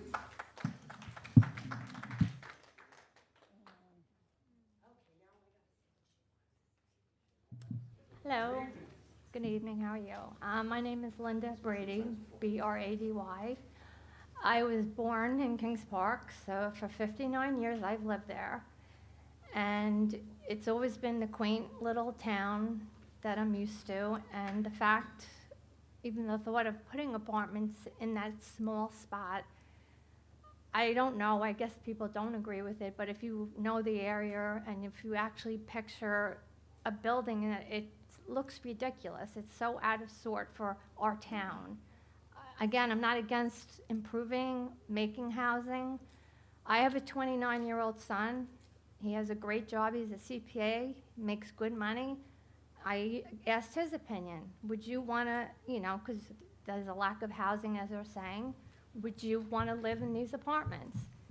And he said, no. He goes, I would never pay over $3,000 to live over a railroad tracks, a fire station with the alarms going off, and a view of TJ Maxx.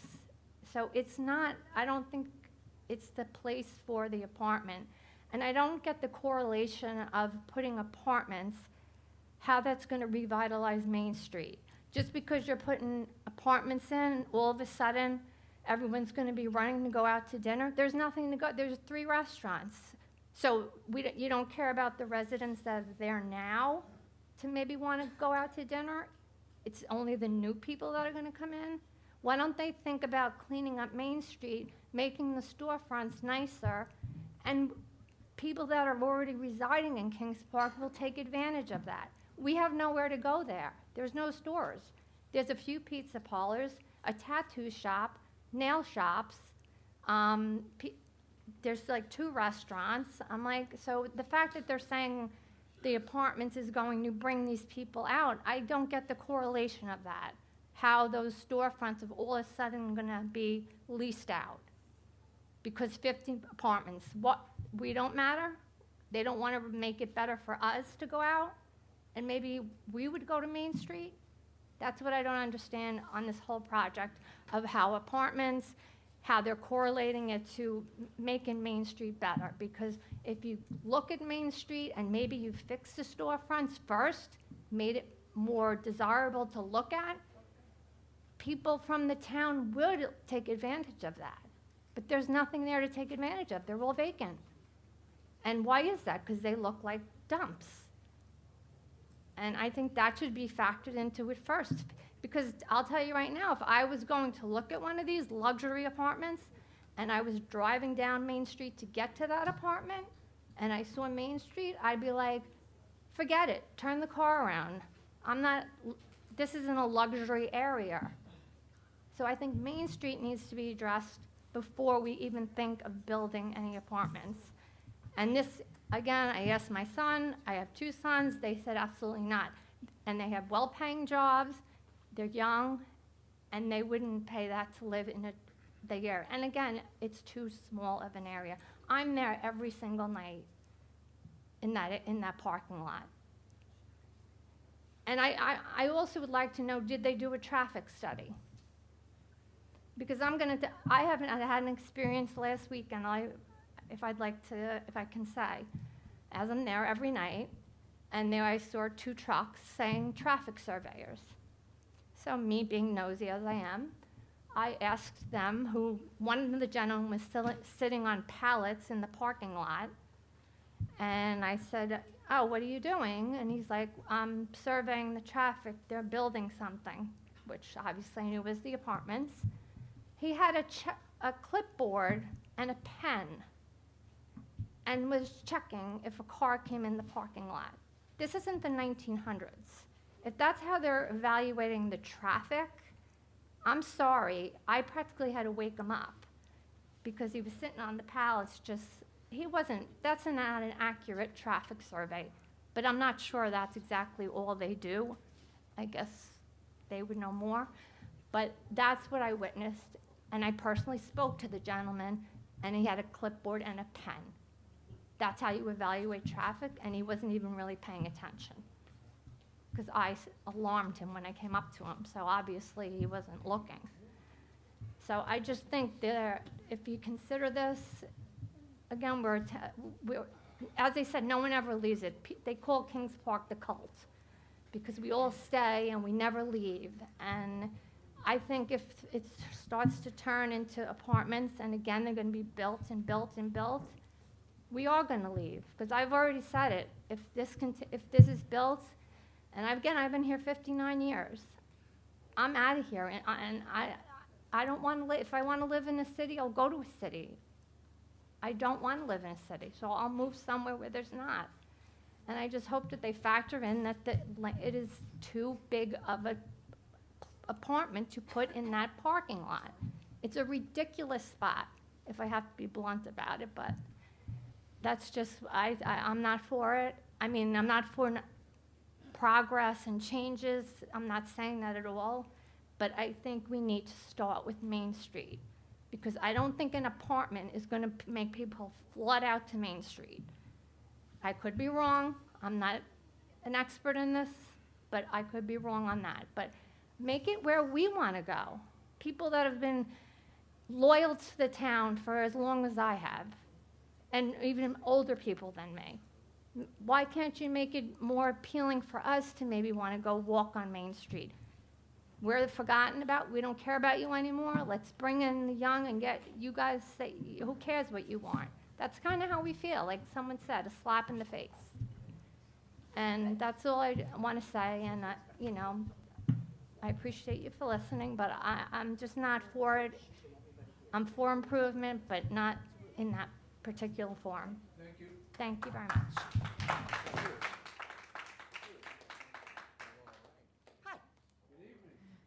Heather Speciale, S-P-E-C-I-A-L-E. Speciale, S-P-E-C-I-A-L-E. Heather? Hi. So I just want to say, I am not for the project, and not because I don't think we need housing, and not because I dislike Tony Tanzi. It's his property. He should be able to build things there. The reason that I am here tonight is that I think it's going to set serious precedent.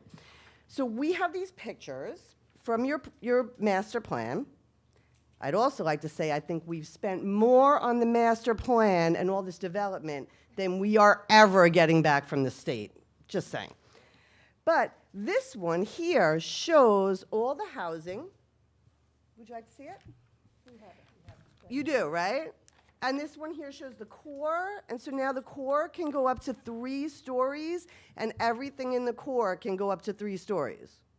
So I think I might be one of the few people that actually opened this thing and read it all. But if you're gonna tell me that anything in this core can go up to 3 stories, what we're doing with this cornerstone, it's called, is setting precedent. So we're now not gonna be able to tell anyone else no.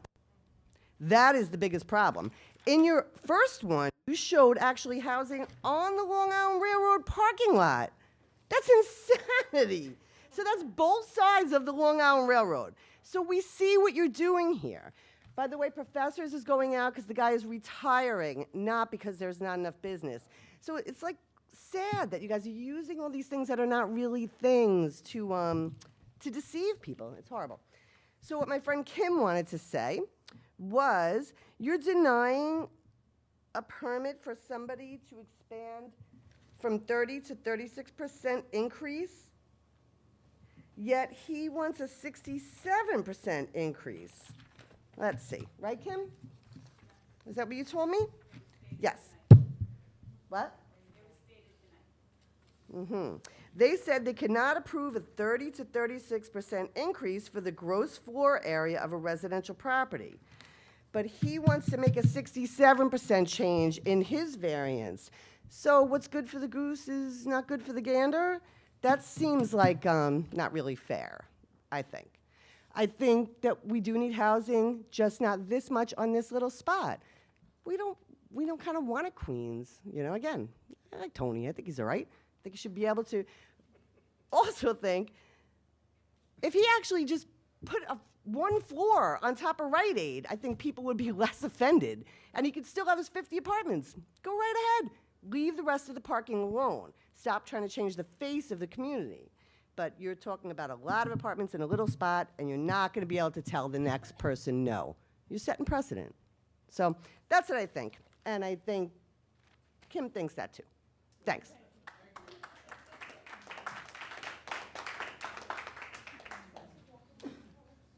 Good evening. Gary Smith, SMITH. My only objection with the project is the height. If we can get this down at 2 stories and, as a previous speaker said, possibly go over Rite Aid with the other building so this is economically feasible for you.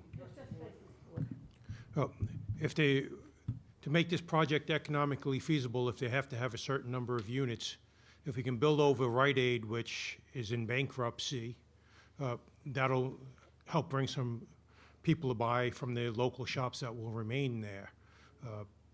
Yeah, we all that use that plaza on Fridays have concerns with the parking numbers, with parking down near the fence to pick up a pizza or to run into Rite Aid or whatever you do on a Friday, but that's 1 day a week. And we do need some more affordable housing in the town. And for many of us, $3,000 doesn't seem reasonable, but for younger people, if the market will bear and they want to live next to a train track, I have no objection to that. My objection is I don't know if our local fire apparatus will accommodate a 3-story building. We know we can take care of 2. So I would ask the board to please consider two stories and let them build above the existing shops that are there. Like we've seen in previous plans where we put retail downstairs and apartments upstairs. And hopefully that will make it feasible for them to build. Thank you.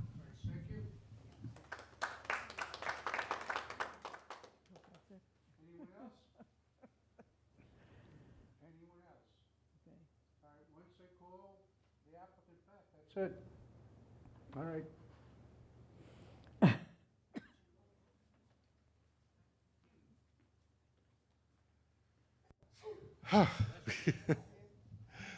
Thank you, Mr. Chairman. I believe that the parking study we submitted responds to all the comments regarding parking.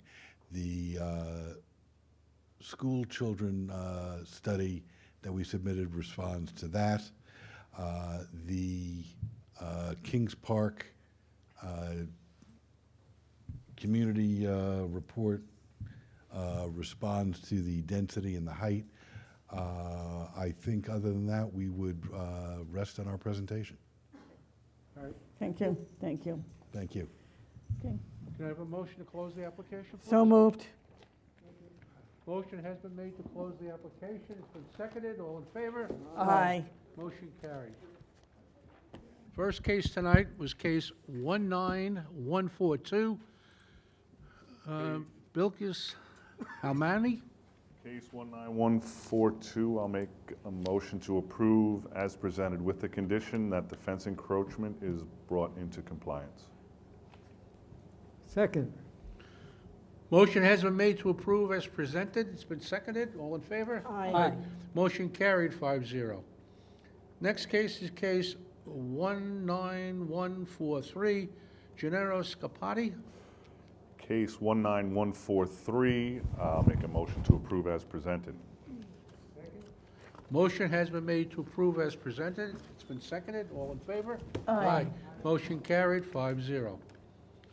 Next case is case 19151, 20 Hurton Boulevard. That's been adjourned to October 8th. The next case is case 19153, Robert and Melissa Greenberg. That's been adjourned to September 10th. Next case is case 19155, Arthur Stonick. I think no action. We have no secret. Oh, I'm sorry, no action. Next case is case 19156, Michelle and Anthony Biaco. Case 19156, I know that planning had said that we rarely, if ever, have approved an 8-foot fence. I believe this one is a little bit unique in that every adjacent neighbor had said that without the taller fence, that their privacy is impacted. I don't know how everyone else feels, but I think. I think By that too.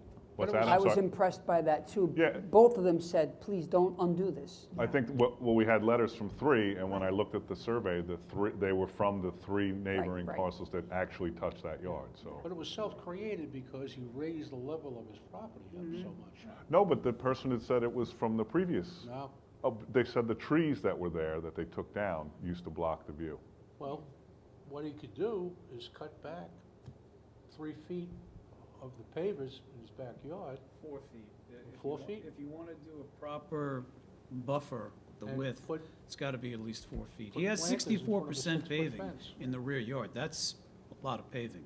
So Yeah. if he cut a 4-foot swath across the area where that 8-foot fence is and planted a buffer and brought the height of the fence down to 6 feet, in a season at 2 at most, he's right back up to 8, if not 9 or 10 feet. Okay? I have no problem with the 12-foot fence. 8 foot. 8-foot Not fence. 12 foot. That's the other case. 8-foot fence. Yeah, I have no problem with the 8-foot That's fence. Attica style. Just Yeah, I bear mean, in mind, though, obviously- that, Well, that's why I wanna people draw are gonna this- be like, well, you gave it to him. So. Well, I would draw the difference and say it's this individual application that you have 3 property owners that all they know what the approval means, and if they go to sell their home, they've basically said, we want this 8-foot fence. You know, I would say that in this particular instance, it's unique enough that I'm okay with approving it. I mean, if somebody else is gonna come along and say, you gave that guy an 8-foot fence, I want one, then Go you get all come- your neighbors. You come back in with neighbors that all say, please give it to him. Yeah, I mean, I thought that was pretty exceptional. right. Okay. Unfortunately, they don't do that. They just say, you gave Right, I get it. an 8-foot fence, I get it. I wanted 8. Well, I would, you know, submit that if we put on the record that, you know, this case was unique in that, you know, in a similar case, if the one person said, I want an 8-foot fence, and there was opposition, or it impacted someone else, I wouldn't be inclined to approve it. Right. I mean, I get the But desire not to I'm just establish. I mean, why don't we do a vote, and, you know, obviously, that's, You vote I'm yes? a yes. I'm a yes. I'm a no. I'm a yes. And I'm a yes. 4-1. 4-1. And that's including the paving? Yes, Yes. we've approved Yeah. that before. Okay. Let's see.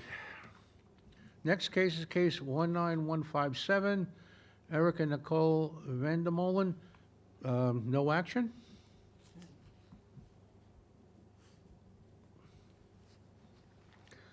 Next case is case 19156, Christopher Mamnomi.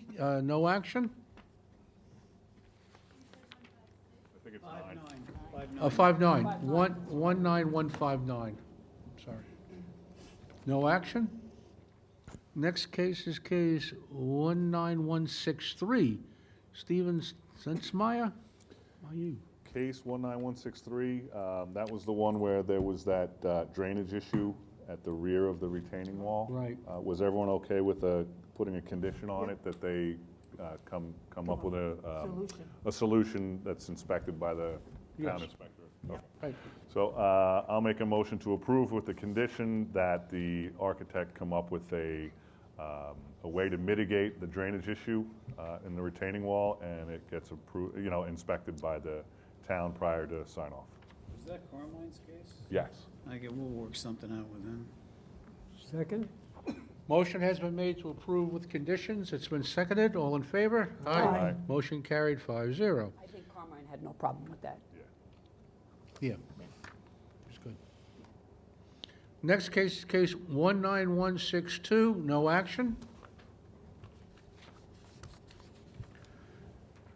Next case is 19161, Brian Calmeri. Case 19161, I believe there were comments? The Right, fence, was right? it- What- the neighbors. Yeah. Okay. We talked about that on Friday. That's what he was going to say. Okay. Well, I mean, if you don't believe that it is, That's my neighbors. What do you do? I don't know what you do. I mean, it literally was within a couple inches of the line. It looked like it kind of meandered back and forth, didn't it? No, this one was up to 5 feet 4 inches. And the guy has a pool.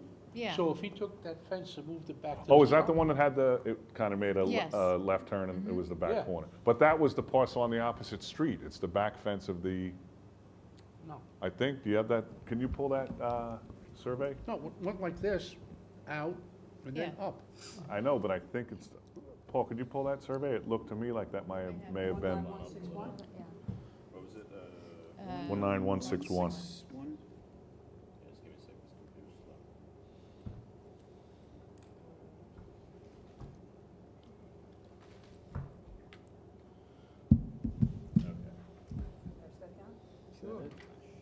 There you go.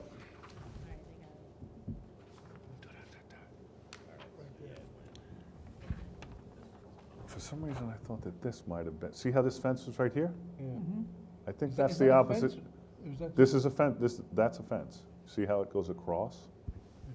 I think that's a neighbor's fence. I think it may be the next block. Yeah. Well, we could put a condition on it, that, to verify it's the neighbor's fence. we gotta take the guy at his word, it's not his fence.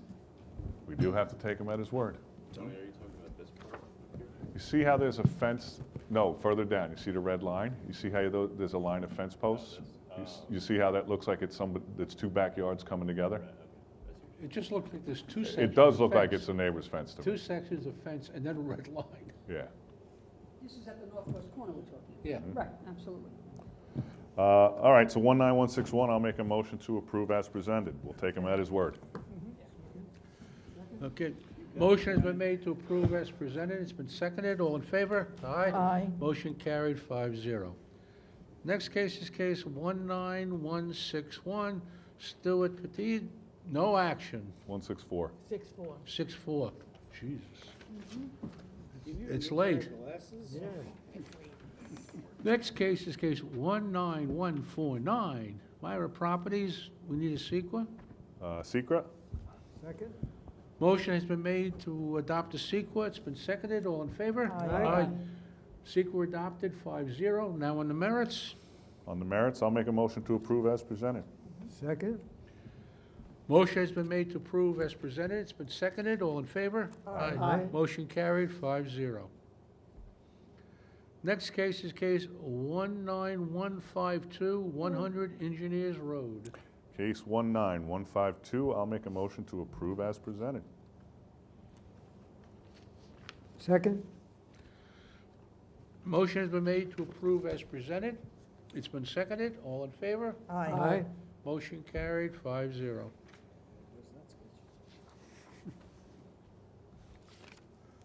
Next case is case 19150, La Familia. No action, No action. unless they give Blaze a table In the waiting area. in the waiting If we were to area. approve something like that, can we put a condition that they will not put tables in that area? Because my suspicion is that's what he's gonna do. That's what he's doing. They're Absolutely. worried that they're only gonna use it as well. We can impose a reasonable condition if it relates to the variance being asked for. You don't think so? No. Okay.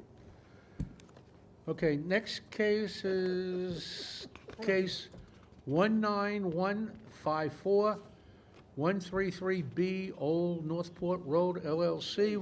We had a PAR, right? We need a sequel first. Secra. Second? Motion has been made to adopt the CEQA. It's been seconded. All in favor? Aye. CEQA adopted, 5-0. Now on the merits. Hold, please, looking for this PAR. Blaze got it. Okay, okay. This is the one where he agreed to put some kind of decorative stone or something outside? Yes. Okay, Correct. got it. And she also reduced the 8-foot fence to 4-foot. Correct. We wanted the fence pushed back, though, to be even with the face of the building. But 4 foot's But permitted. 4 foot's permitted in the front Yeah. yard. Yeah. So that's why they lowered it. Yeah. Everything all right? Need a break? Yeah, no, my kid's making sure. Oh, no, we'll wait.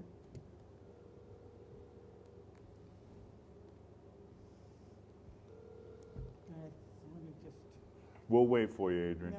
they think I'm lost. Okay. Send her a text that says I'm okay. Yep, I am. All right.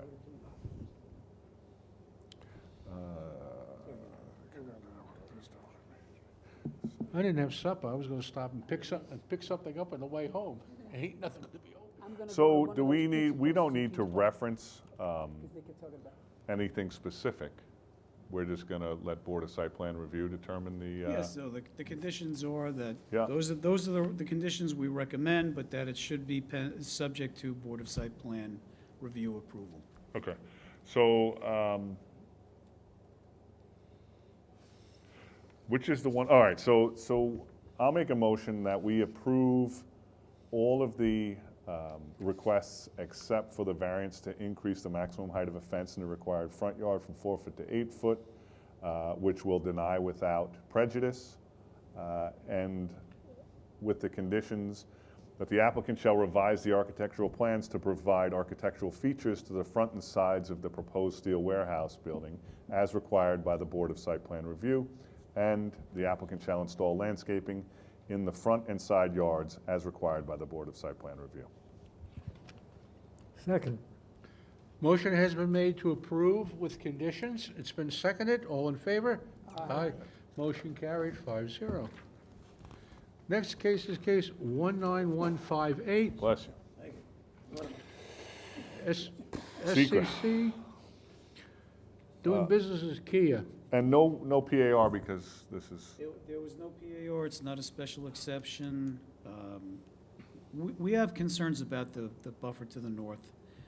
We were concerned about the FAR of the repair shop, because as a car dealership, they're not permitted to have a repair shop that has a greater FAR, bless you, Thank you. than the dealership. Dan Peveraro did the calculations during the hearing, and they're at 45, which is great. But cutting down that buffer on the north end by 20 feet's huge, But huge. Tony asked him to put up a fence. Right now, they have a 15-foot tall buffer. Oh, I understand that. So- But the fellow was concerned about lights from the yeah, cars. from the cars. And Yeah, if well- we, That's what he said. He's concerned about the lights. He's going also into his house. concerned about the lights that they're gonna put on the side well, as well. there are several concerns that he had that I think we try to look at one at a time. How dense is that buffer, or how dense was it required to be, and has it It's fully mature. Fully mature. But at that level?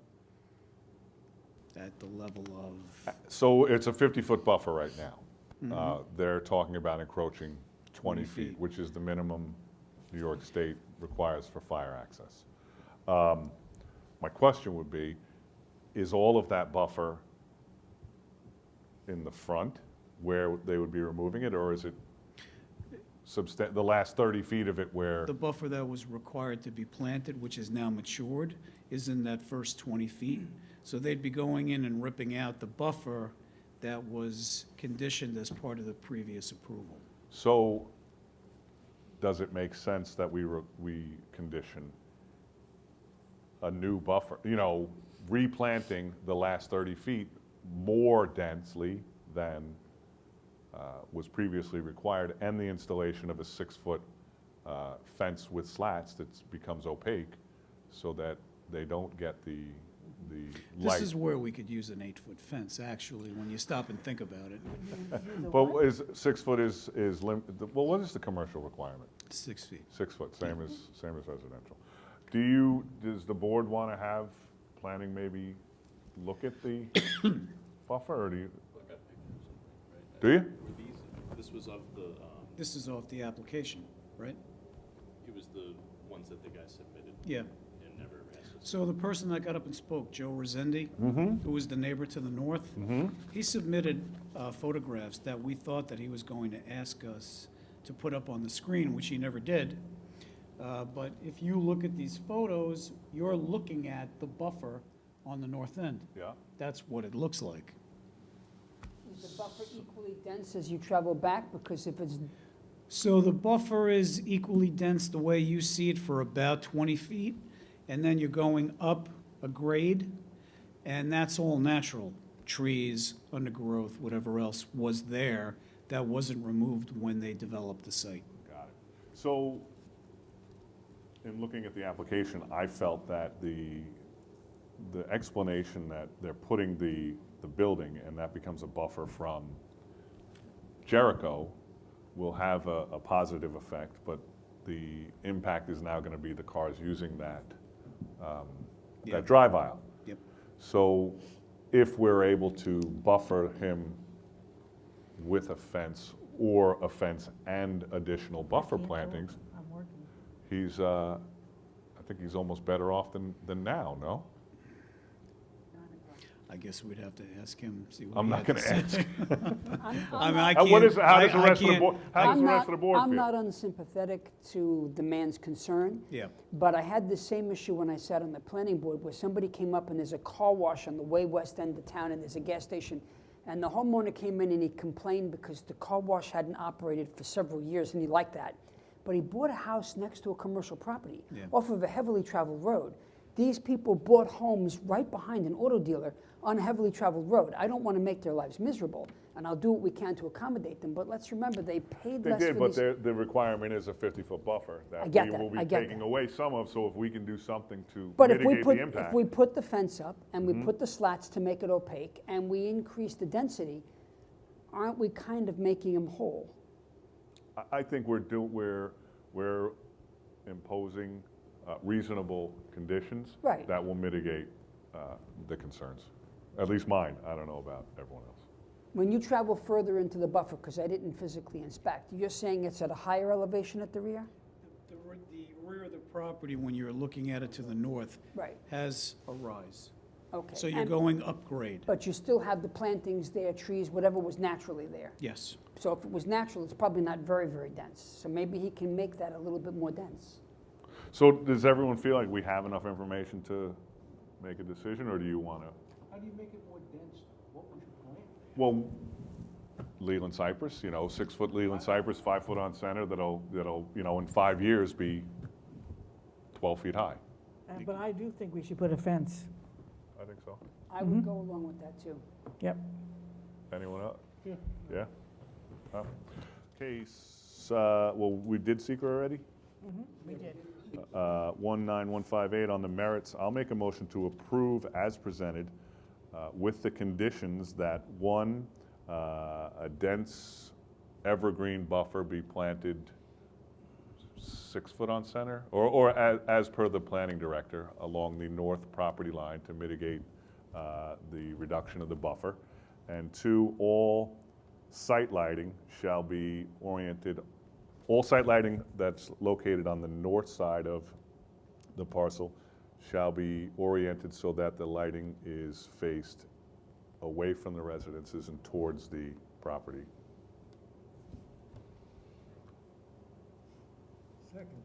Did I say the fence? Oh, no, and we forgot. And 3, a 6-foot chain link fence with slats, with, I guess we say opaque slats, be installed along the edge of the southern edge of the buffer. If the Board of Site Plan Review wanted to have, excuse me, they normally use wooden picket fencing. They use stockade. Leave it up they to use the Board of stockade Site Plan fencing. review. So we'll reviews it. just say a 6-foot solid fence. How about that? That's fine too, yeah. That's fine. Yeah. And installed and maintained. Bill, you second? Motion has been made to approve with conditions. It's been seconded. All in favor? Aye. Motion carried 5-0. Next case is case 19166. That will go down in infamy.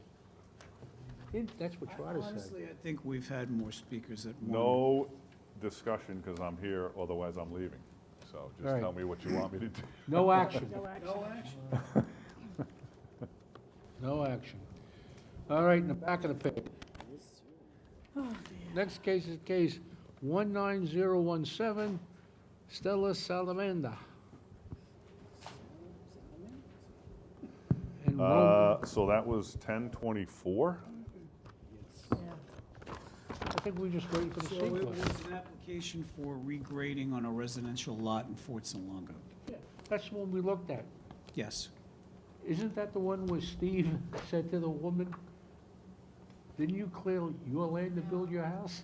What's the number? No, that was a different one. This one was next to a property. 14th, it's They November blitzed 14th. their entire backyard and they started filling it back in. But these people live next door and they started regrading their property as well. So what they did, what's already been done is done, but we were waiting for the engineer, the LWRP and the engineering Yeah, that's all I department to got. sign off on the grading plan. I had no problem with this application. Case 19017, I'll make a motion to approve as presented. Motion has been made to approve as presented. It's been seconded. All in favor? Aye. And I'll Motion, abstain since I wasn't present in 2023. 4-0. oh, 4-0. I don't remember it that well. Next case is case 19087, Douglas Butera. Hold, please. 19087.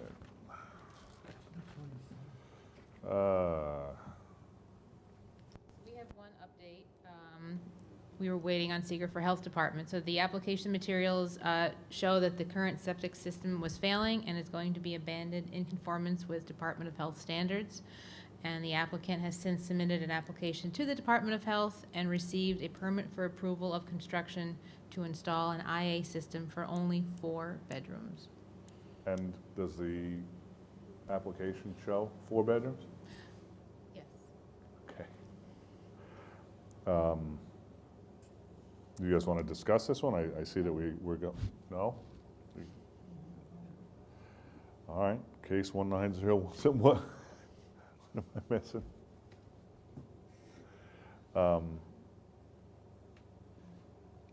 This is the property that acquired the land in the back, Yes, right? yeah. It was an undersized And the lot. question was, did the building department use the property in the back for their calculation that made it 46%, or was it the They small? did not, and then he had his survey redone, and they recalculated it at 34%. 34. Got it. Because 40, so that's what, the piece that I was missing. Case 19087, Douglas Butera, I'll make a motion to approve to 34% only. Motion has been made to approve with condition. It's been seconded. All in favor? Aye. Motion carried 5-0. Next case is case 19119, Craig Fileski. 423. Ha, ha. I was in Portugal. Somebody else gonna have to look that one up. 423? Yeah.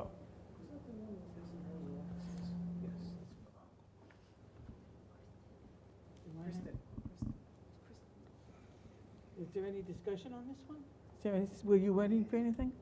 What's that? Was there any other discussion on this one? I don't have.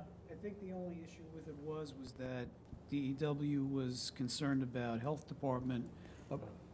granting approval, because apparently they were actually adding more bedrooms than what they were claiming they were. But I guess it worked out.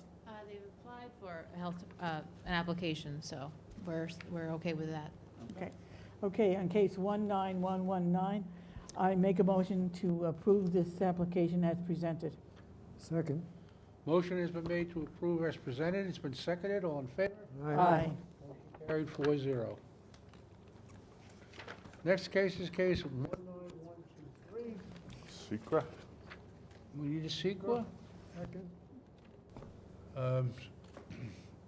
Motion been made to adopt the sequel. It's been seconded. All in favor? Aye.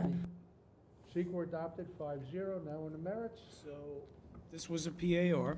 This was a special exception for a mini storage warehouse. Excuse me, because the property is split zoned and they were going into the residence district. They were going into the residence district. We did a PAR that approved every request but one, and that was for the ground sign. We recommended denial because they think they were going from 32 to 75 square feet, and there was no need for it. So, okay, so for the increase in square footage of the ground sign? Correct. Okay. I also had a note about a heavy vegetated buffer. Did we have that in as a condition? Yeah. Because the rear of the property is very steep from where they're cutting into the hill to the back property line. You've probably got about a 60 or an 80-foot rise. So, I just had a note that the neighbor was concerned about safety and rodents during construction, and that the hours of pickup. well, rodents don't go uphill. They They can't. never go uphill. All right, so case 19123, I'll make a motion to approve everything except for the ground sign. That's it. That's it. Motion has been made to approve with condition. It's been seconded. All in favor? Aye. Motion carried 5-0. Next case is case 19146, Chang Moo Lee. Both of us can't, yeah, Why don't I have this one? because we were both not here. You were both We were on not- here. We were gone. I was in the hospital and Oh, you were, That's right, I was away. you were away. Sorry, guys. There was only 3? Yeah. It was only 3, that's right, because Adrian got, yes. Wow. All right, Paul, Okay. you're up. Um, I think we're just waiting for sequel on this one, right? Yes. Do we have to adopt the secret then? No. No, we don't. Two. Okay. All right, so then I'll move to approve as presented, case number 19146. Second. Motion has been made to approve as presented. It's been seconded. All in favor? Aye. Motion carried 3-0. Ah.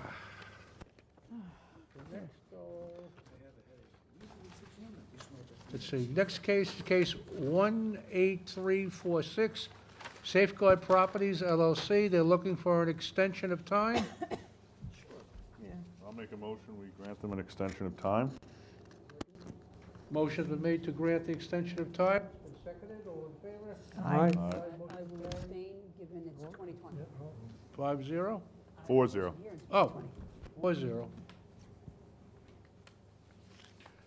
Next case is case 18769, Giotto Vittorio, looking for an extension of time. 18769, I'll make a motion to grant a 6-month extension. Second? Motion has been made to grant the extension. It's been seconded. All in favor? Aye. And I abstain? Yep. And Maria Rios. So we need to go into executive session and off the record? We don't, because there is a court decision that's Okay. public, so. Okay. Essentially, you had the hearing, we denied the application on September 26th.